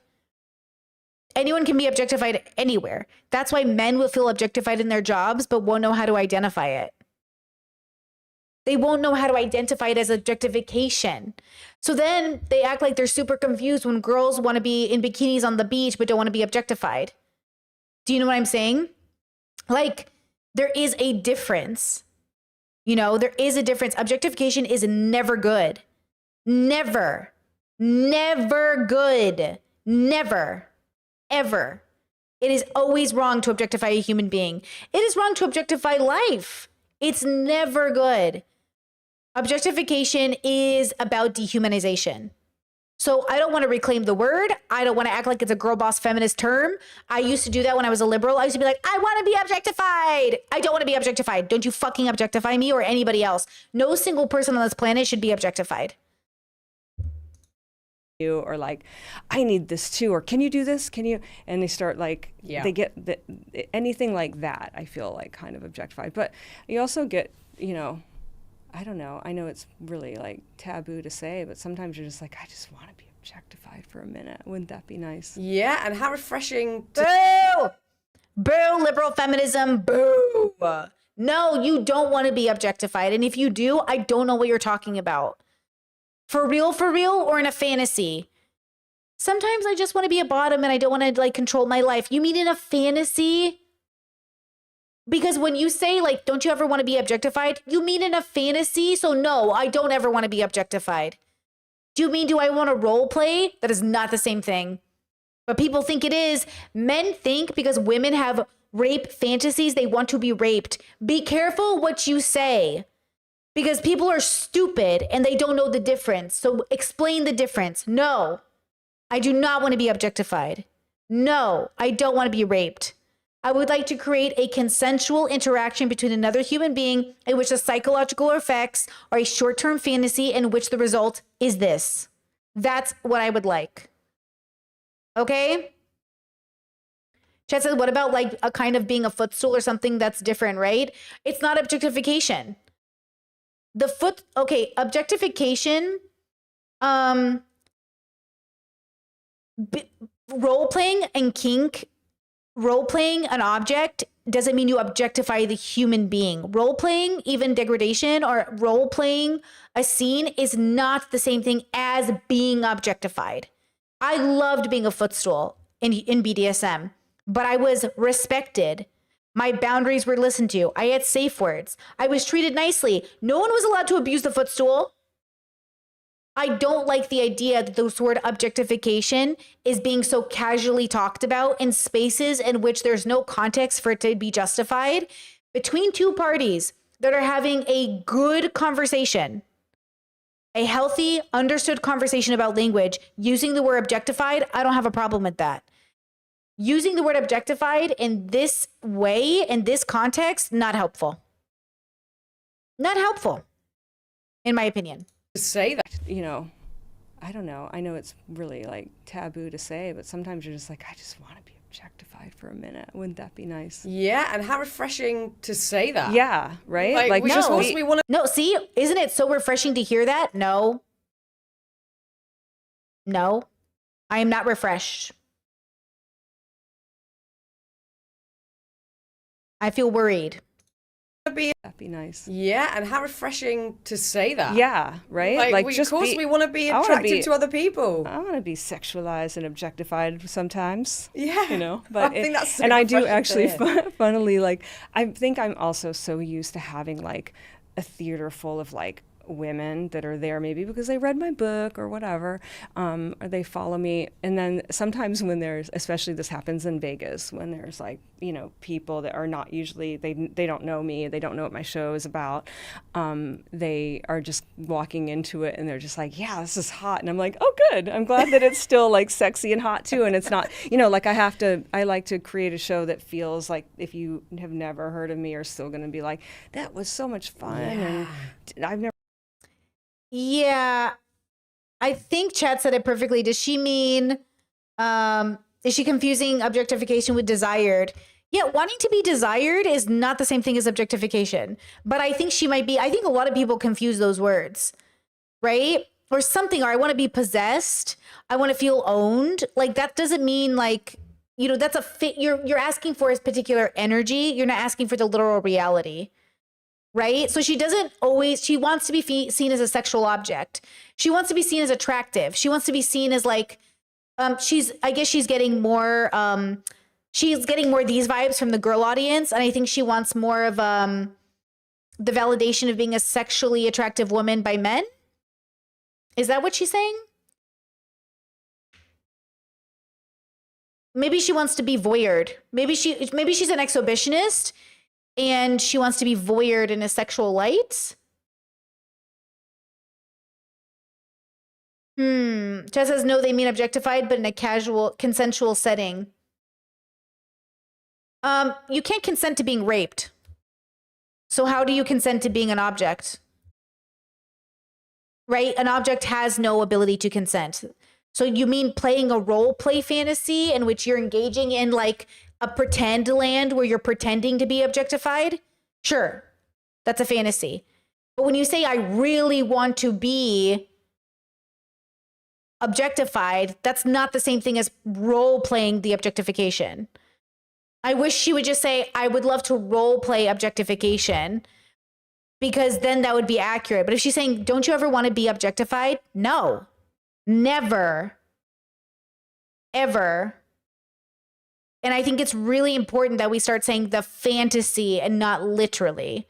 And if she means literally, then like she might, right? And that's a whole conversation to have, right? Chad says it sounds to me like she means admired sexually, like those cartoons where the men cartoons, eyes are coming out, their tongues sweat. Fantasy, she wants the fantasy. Maybe she means sexualized but not objectified. Yeah, maybe she means sexualized but not objectified. You know?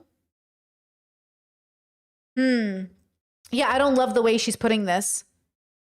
But then you would think she would. You would think that she would, but I don't think she's deconstructed. I never thought of Dita Von Teese as very progressive. Do you know what I'm saying?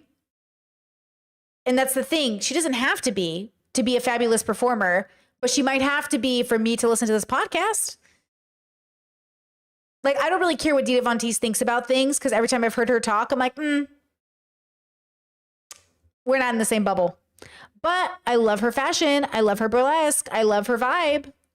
You know? Right? Never seen anything like that in my life. So, you know, but it is funny to like step away from my own stage and my own fans and to suddenly be like in a room where you're like, oh, this is like a bunch of guys. You know, like it's a weird feeling. It's like a shift, and it reminds me of like the 90s when I was working in strip clubs. I'm trying to think of an example, but I think there was like a show I was doing in like Stad, and it was like a private members club, and I was like, oh my God, it's all like guys. So weird. I don't know how I got to shift into like, you know, and different. I guess even if it is a room full of men who are sort of ogling you, do you feel that element of perhaps safety, or like you're not being objectified because you're in control? This is you controlling the atmosphere and what happens. Yeah. I mean, I always have this feeling like that stage that I've created is like, it's my space, and it's really fun, and it's like, to me, funny and amusing, and I don't need anything from them. You know, I don't need anything from the audience. It's nice when you have like this great energy. There's nothing like the, you know, sold out Palladium to give you this like energy. But you learn quickly to just like keep your, you know, hold your own space on stage and not rely on any of the energy, because you don't know when it's coming back at you in the opposite way that you want it. Yes, yeah. And I guess you can't pin your happiness to that outcome. It's just got to be the experience that you're having. You have to do your show, you know. I mean, yeah, of course. I mean, one of the things that I guess. Hold on, pause there. Maiden says the concept of objective is itself not objective. There are multiple understandings of that word, and I bet the problem bleeds over into the concept of being objectified. Well, so obviously the bubble shifts the word. Within the context of the conversation, I do have a problem with the way she worded that personally. And I do think it's dangerous for women to send the message in this space, in this way, that don't you ever just want to be objectified? You better clarify what you're saying. You better add caveats. You better do all the safety necessary. You're in a podcast, you have time to add all the caveats, because like that could have been a really interesting conversation, but we're not going to have it. That's the end of the conversation. So I didn't get it. I didn't get any of the clarification. I didn't get any of the messaging. I don't know what you're talking about. Now I just have to run with it. You know, so like it would be, but I also don't, I think that's such a, you know, I think people get tired of wanting to caveat, but the reason we have to is just because we are engaging with the world. If we have a microphone, we're engaging with the world. And I get tired of it too, by the way. I also don't want to have to do it.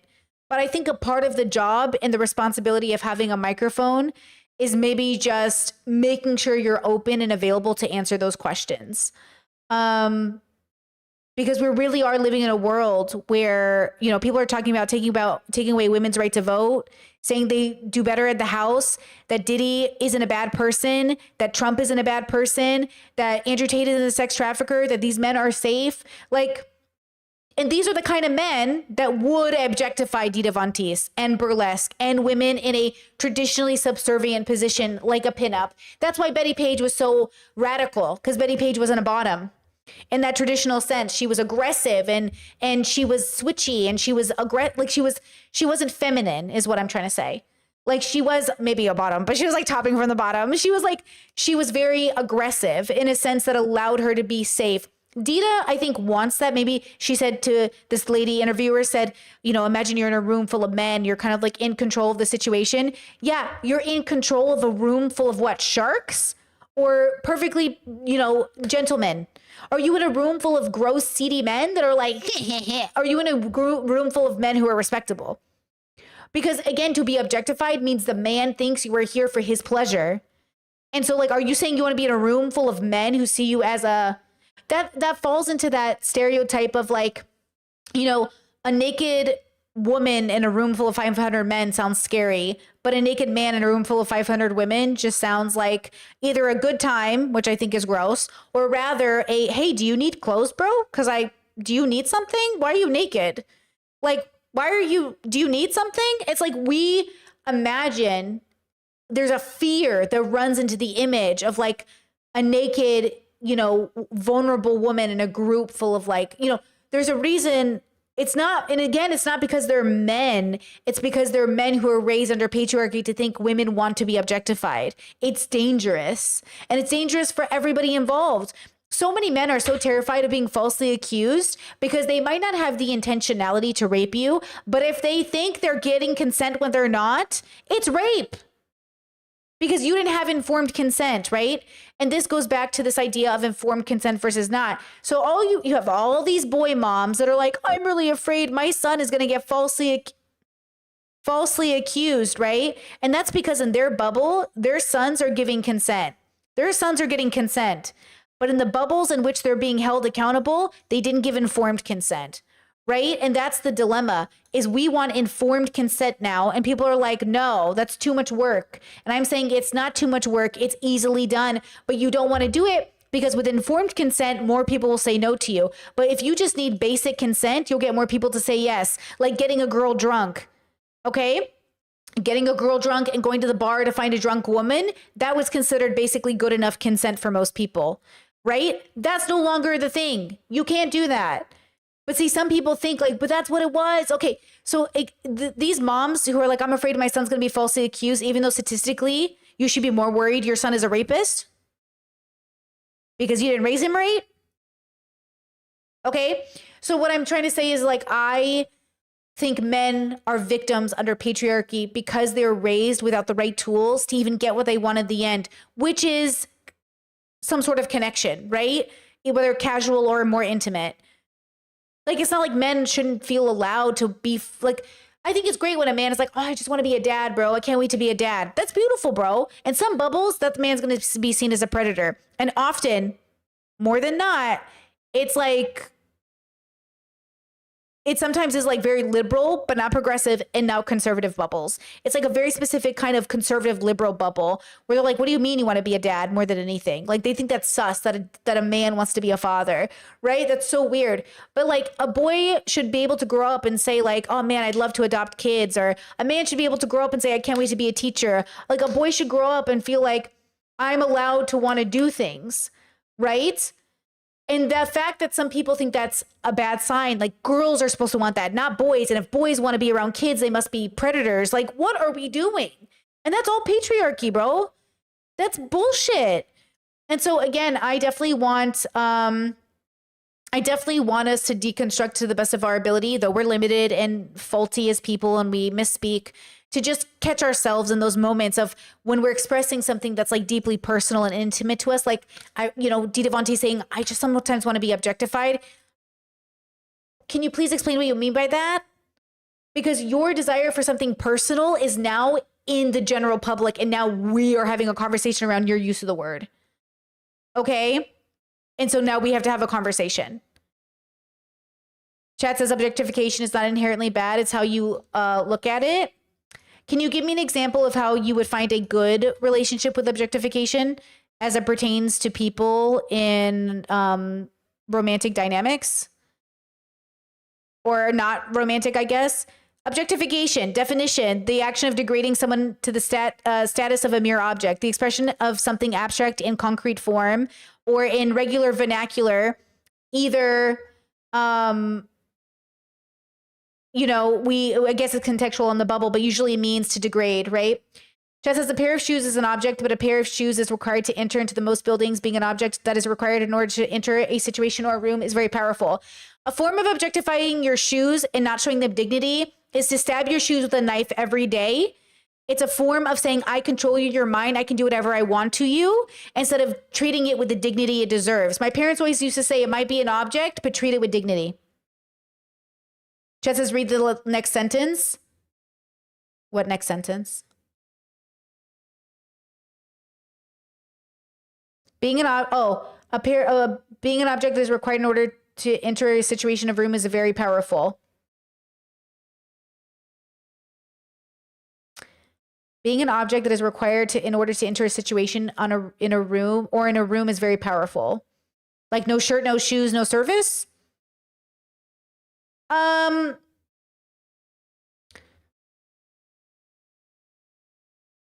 I think I see where you're going with it, but I don't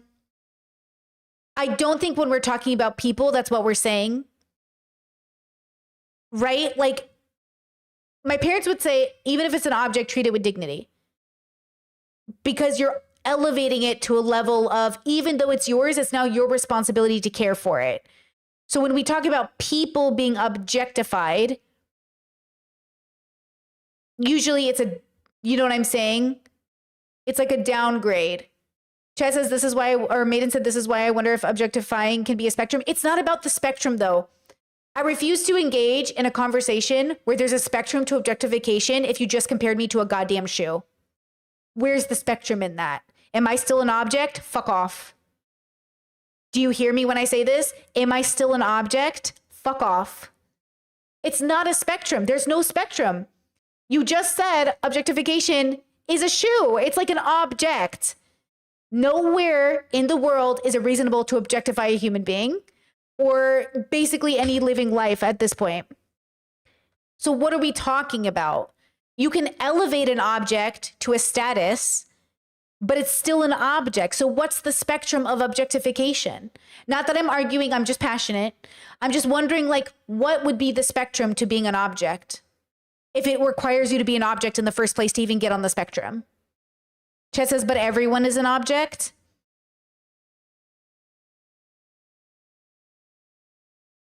Do you mean that in like some nerdy scientific way, like everyone is an animal? Just because everyone's an animal doesn't mean we're entitled to it. Like, do you mean like everyone's an object, like everyone's atoms? Are you being like autistic in an autistic way? Chat says, or Maiden says, I wonder if you're taking the word object very literally. Well, certainly when we're talking about objectification, because that's how it's used when people justify the objectification of people. You belong to me. I own you. You're mine. I can do whatever I want with you. I want to be seen as not my own agent person. I want to be seen as something you can control and take over. Yes, within the context of this conversation, it is a conversation about how that word is used in action. So you are owned by something. You are possessed and objectified, meaning your agency doesn't come into play. So in a fantasy land, very hot, very into it. In real life, not into it. You know, not into it. Chet said, I don't think it's always used that way, though. Which way is it not used that way? Give me an example. Chet says, as a Black person, I understand that everyone is an object, whether we want to be or not in the world that we live in. Everything is an object. A mom knows this better than anyone else in the world. Habibi, with peace and love, what are you talking about? That's not good. That's not healthy. That doesn't sound good. I prefer to take a more, i.e. Buddhist approach, meaning I own nothing. Nothing is mine. Chet said, you are not a mother.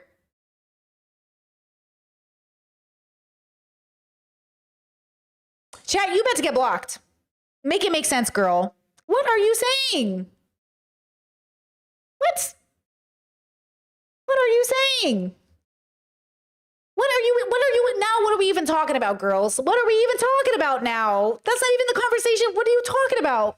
Chet said, because if you were a mother, you would understand that you are always an object to your children from birth. No, girl, go to therapy. No. Are you a woman? Wait, you said you're a black person, but did you say you're a black man or a black woman or a black they, them? Go to therapy. Go to therapy. If you think that's true, go to therapy, girl. You should not. I disagree with this particular way of thinking. No, I don't know your gender is, but absolutely. Are you a mother?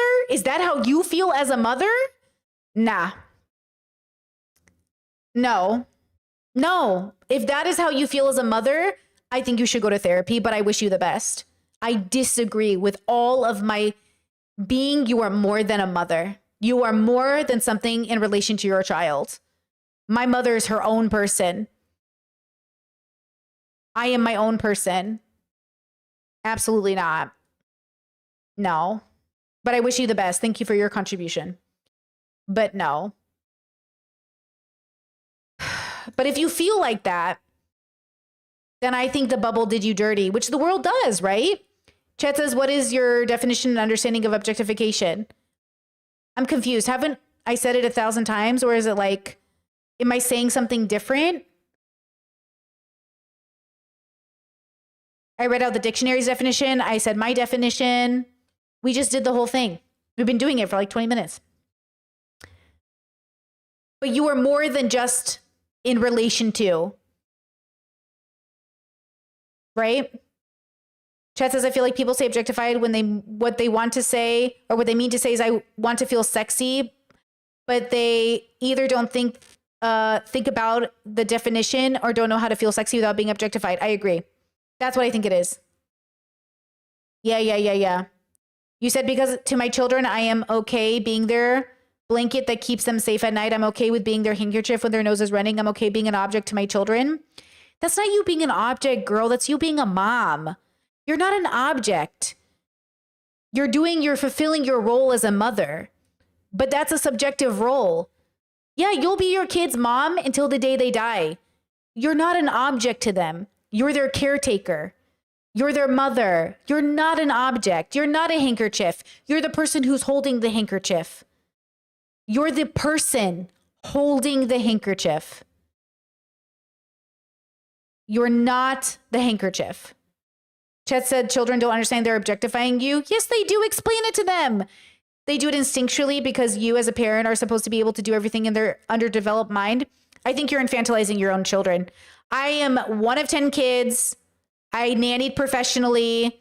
You can teach kids. That's the point. You teach kids not to objectify. They learn it pretty early. I was always able to teach my nanny kids that like, I am a person. I teach my nieces and nephews that. Person first. I am not just here to be your slave. I am a person. You said I am not a mom. I am insert my personal name, but I give up my personal name to be a mom, and a mom is an object. I'm done with this conversation. I'm opting out. Red, I'm safe wording out of this conversation. Please be serious. Please be serious. I'm out of this conversation. No.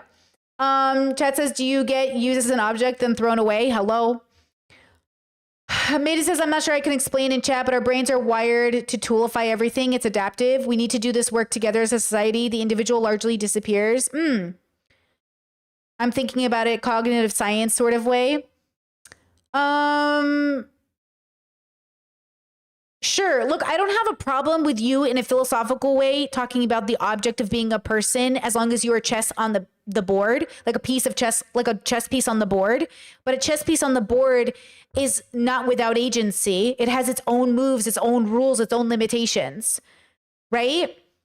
Dita Von Teese is not thinking about that. She, in the context of this conversation, is talking about objectification in a sexual context. Why are we talking about anything else? With peace and love. Why are we even talking about anything else? We're talking about objectification in terms of fucking rape culture. So yeah, just FYI, like all the forms of ways we could have this conversation could be different, but the context of this conversation is very clear. Did we just autistic on autistic crime over here, bros? We did. We autist on autist crime, okay? I don't like in the sexual context being an object outside of the fantasy. I think it's wrong.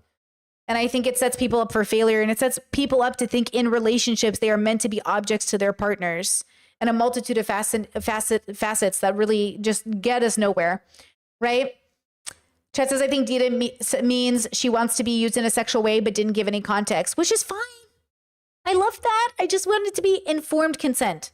Informed consent. Okay? We autism too close to the sun. Yes, we did, girl. And praise be, because I got us here. Hey, good combo, though. Honestly, kind of a good combo. Okay? Okay.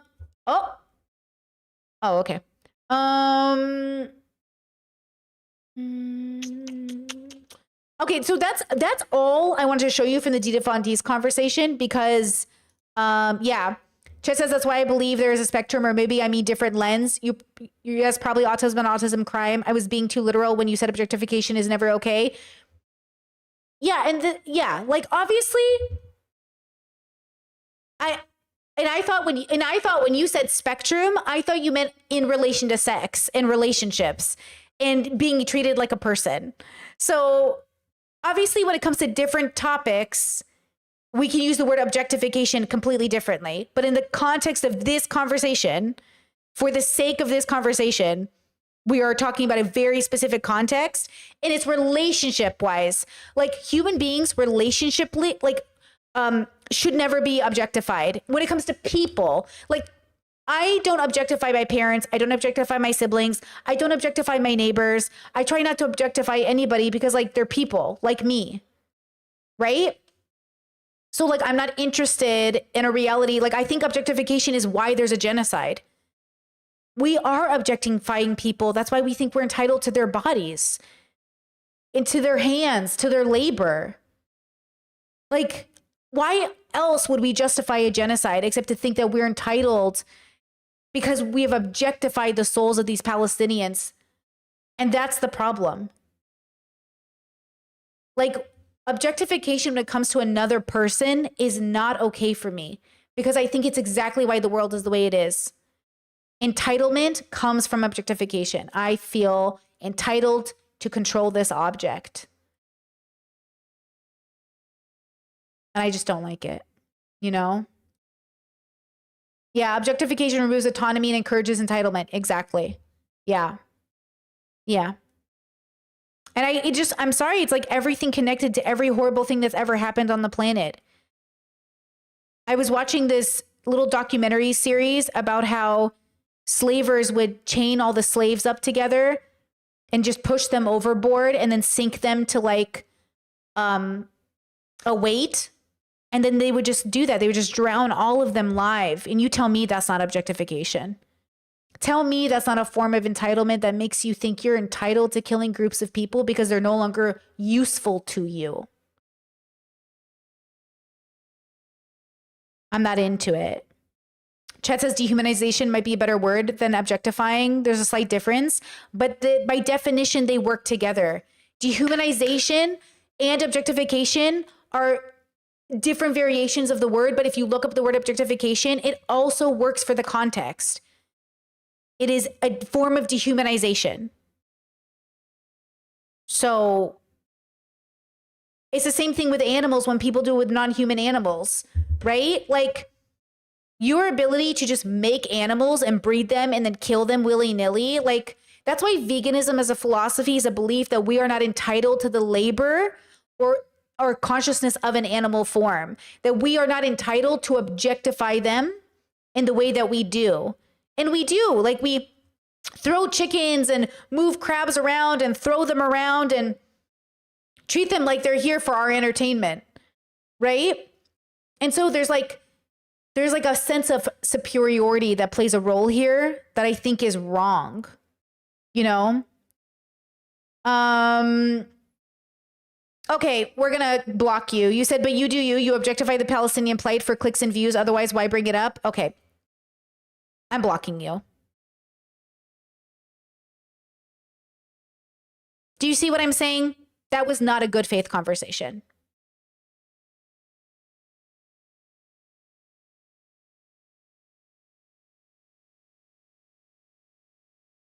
Blocked. Blocked. Okay.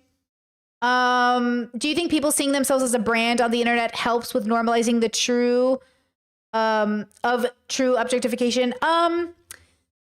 Yeah, I mean, objectification is a mechanism of capitalism and of colonization. You know what I'm saying? Like, Chad says, damn, that person was suffering. Oh, for sure. That was like a suffering human being, and I feel drained, you know? Yeah, I mean, I think the problem is that a brand is a capitalistic word used to give an audience or a customer base a reassurance on expectation. It's like when your favorite snack changes the recipe and you're like, the brand changed, I don't like it. You know, you're giving an expectation of the result to the person to guarantee their business. So you objectify yourself, even if you've changed, you appear not to have changed. And so there is a form of objectification that comes out, even if your brand is really wholesome, right? It's why child stars really struggle to go from wholesome to grown up. So they go hypersexual as a way to say, I'm not the same kid I was. I'm a grown up now. I've changed. Look at me.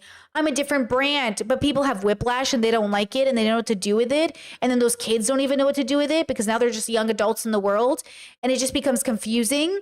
So I think objectification as a brand is the problem. I think what I try to do with celebrities is to realize like the brand is one thing and they are separate. So when Dita Von T said she was like taking pictures with a fan and then somebody saw that and pushed their way into her sphere to take a photo with her, they objectified her in that moment and didn't want to take a picture because they liked her. They wanted to take a picture with the branding of what it would look like to take a picture with a famous person.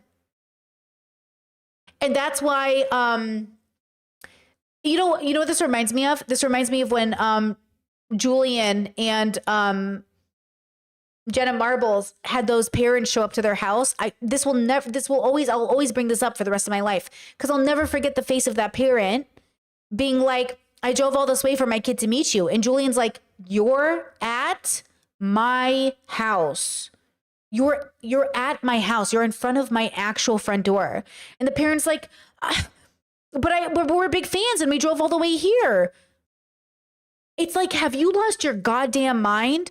You have objectified these content creators to such a point that you are not only just showing your kid, exactly, chat, you're a bad parent. You're not actually teaching your kids to objectify them, but you as the adult are doing it too. You have objectified these creators to such a point that you never considered how scary that might be for them. You never considered how horrible of a decision that was to show your kid and to do yourself as a person. You not only did it, you showed your kid that they should do it. And then these parents raise their kids and go, I don't know how my kid ended up in this situation. I raised them better. Did you? Did you raise them better?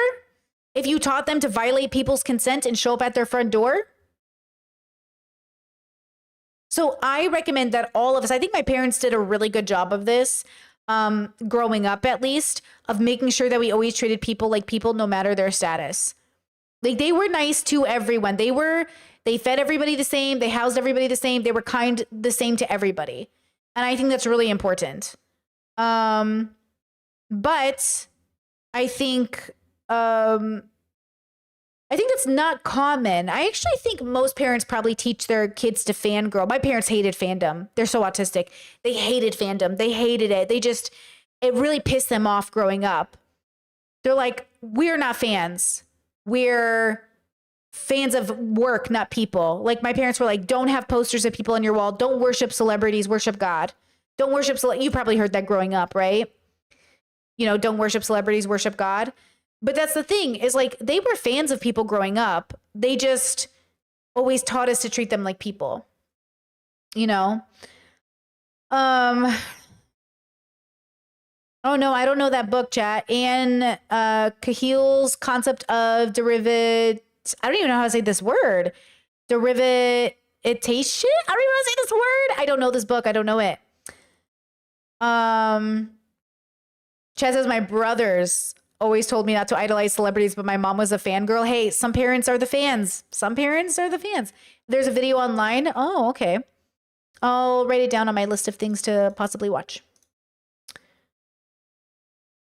Okay, with that said, I think that's all I wanted to talk about today, and I really appreciate you guys having the convo and getting through that last 20 minutes, because holy fuck.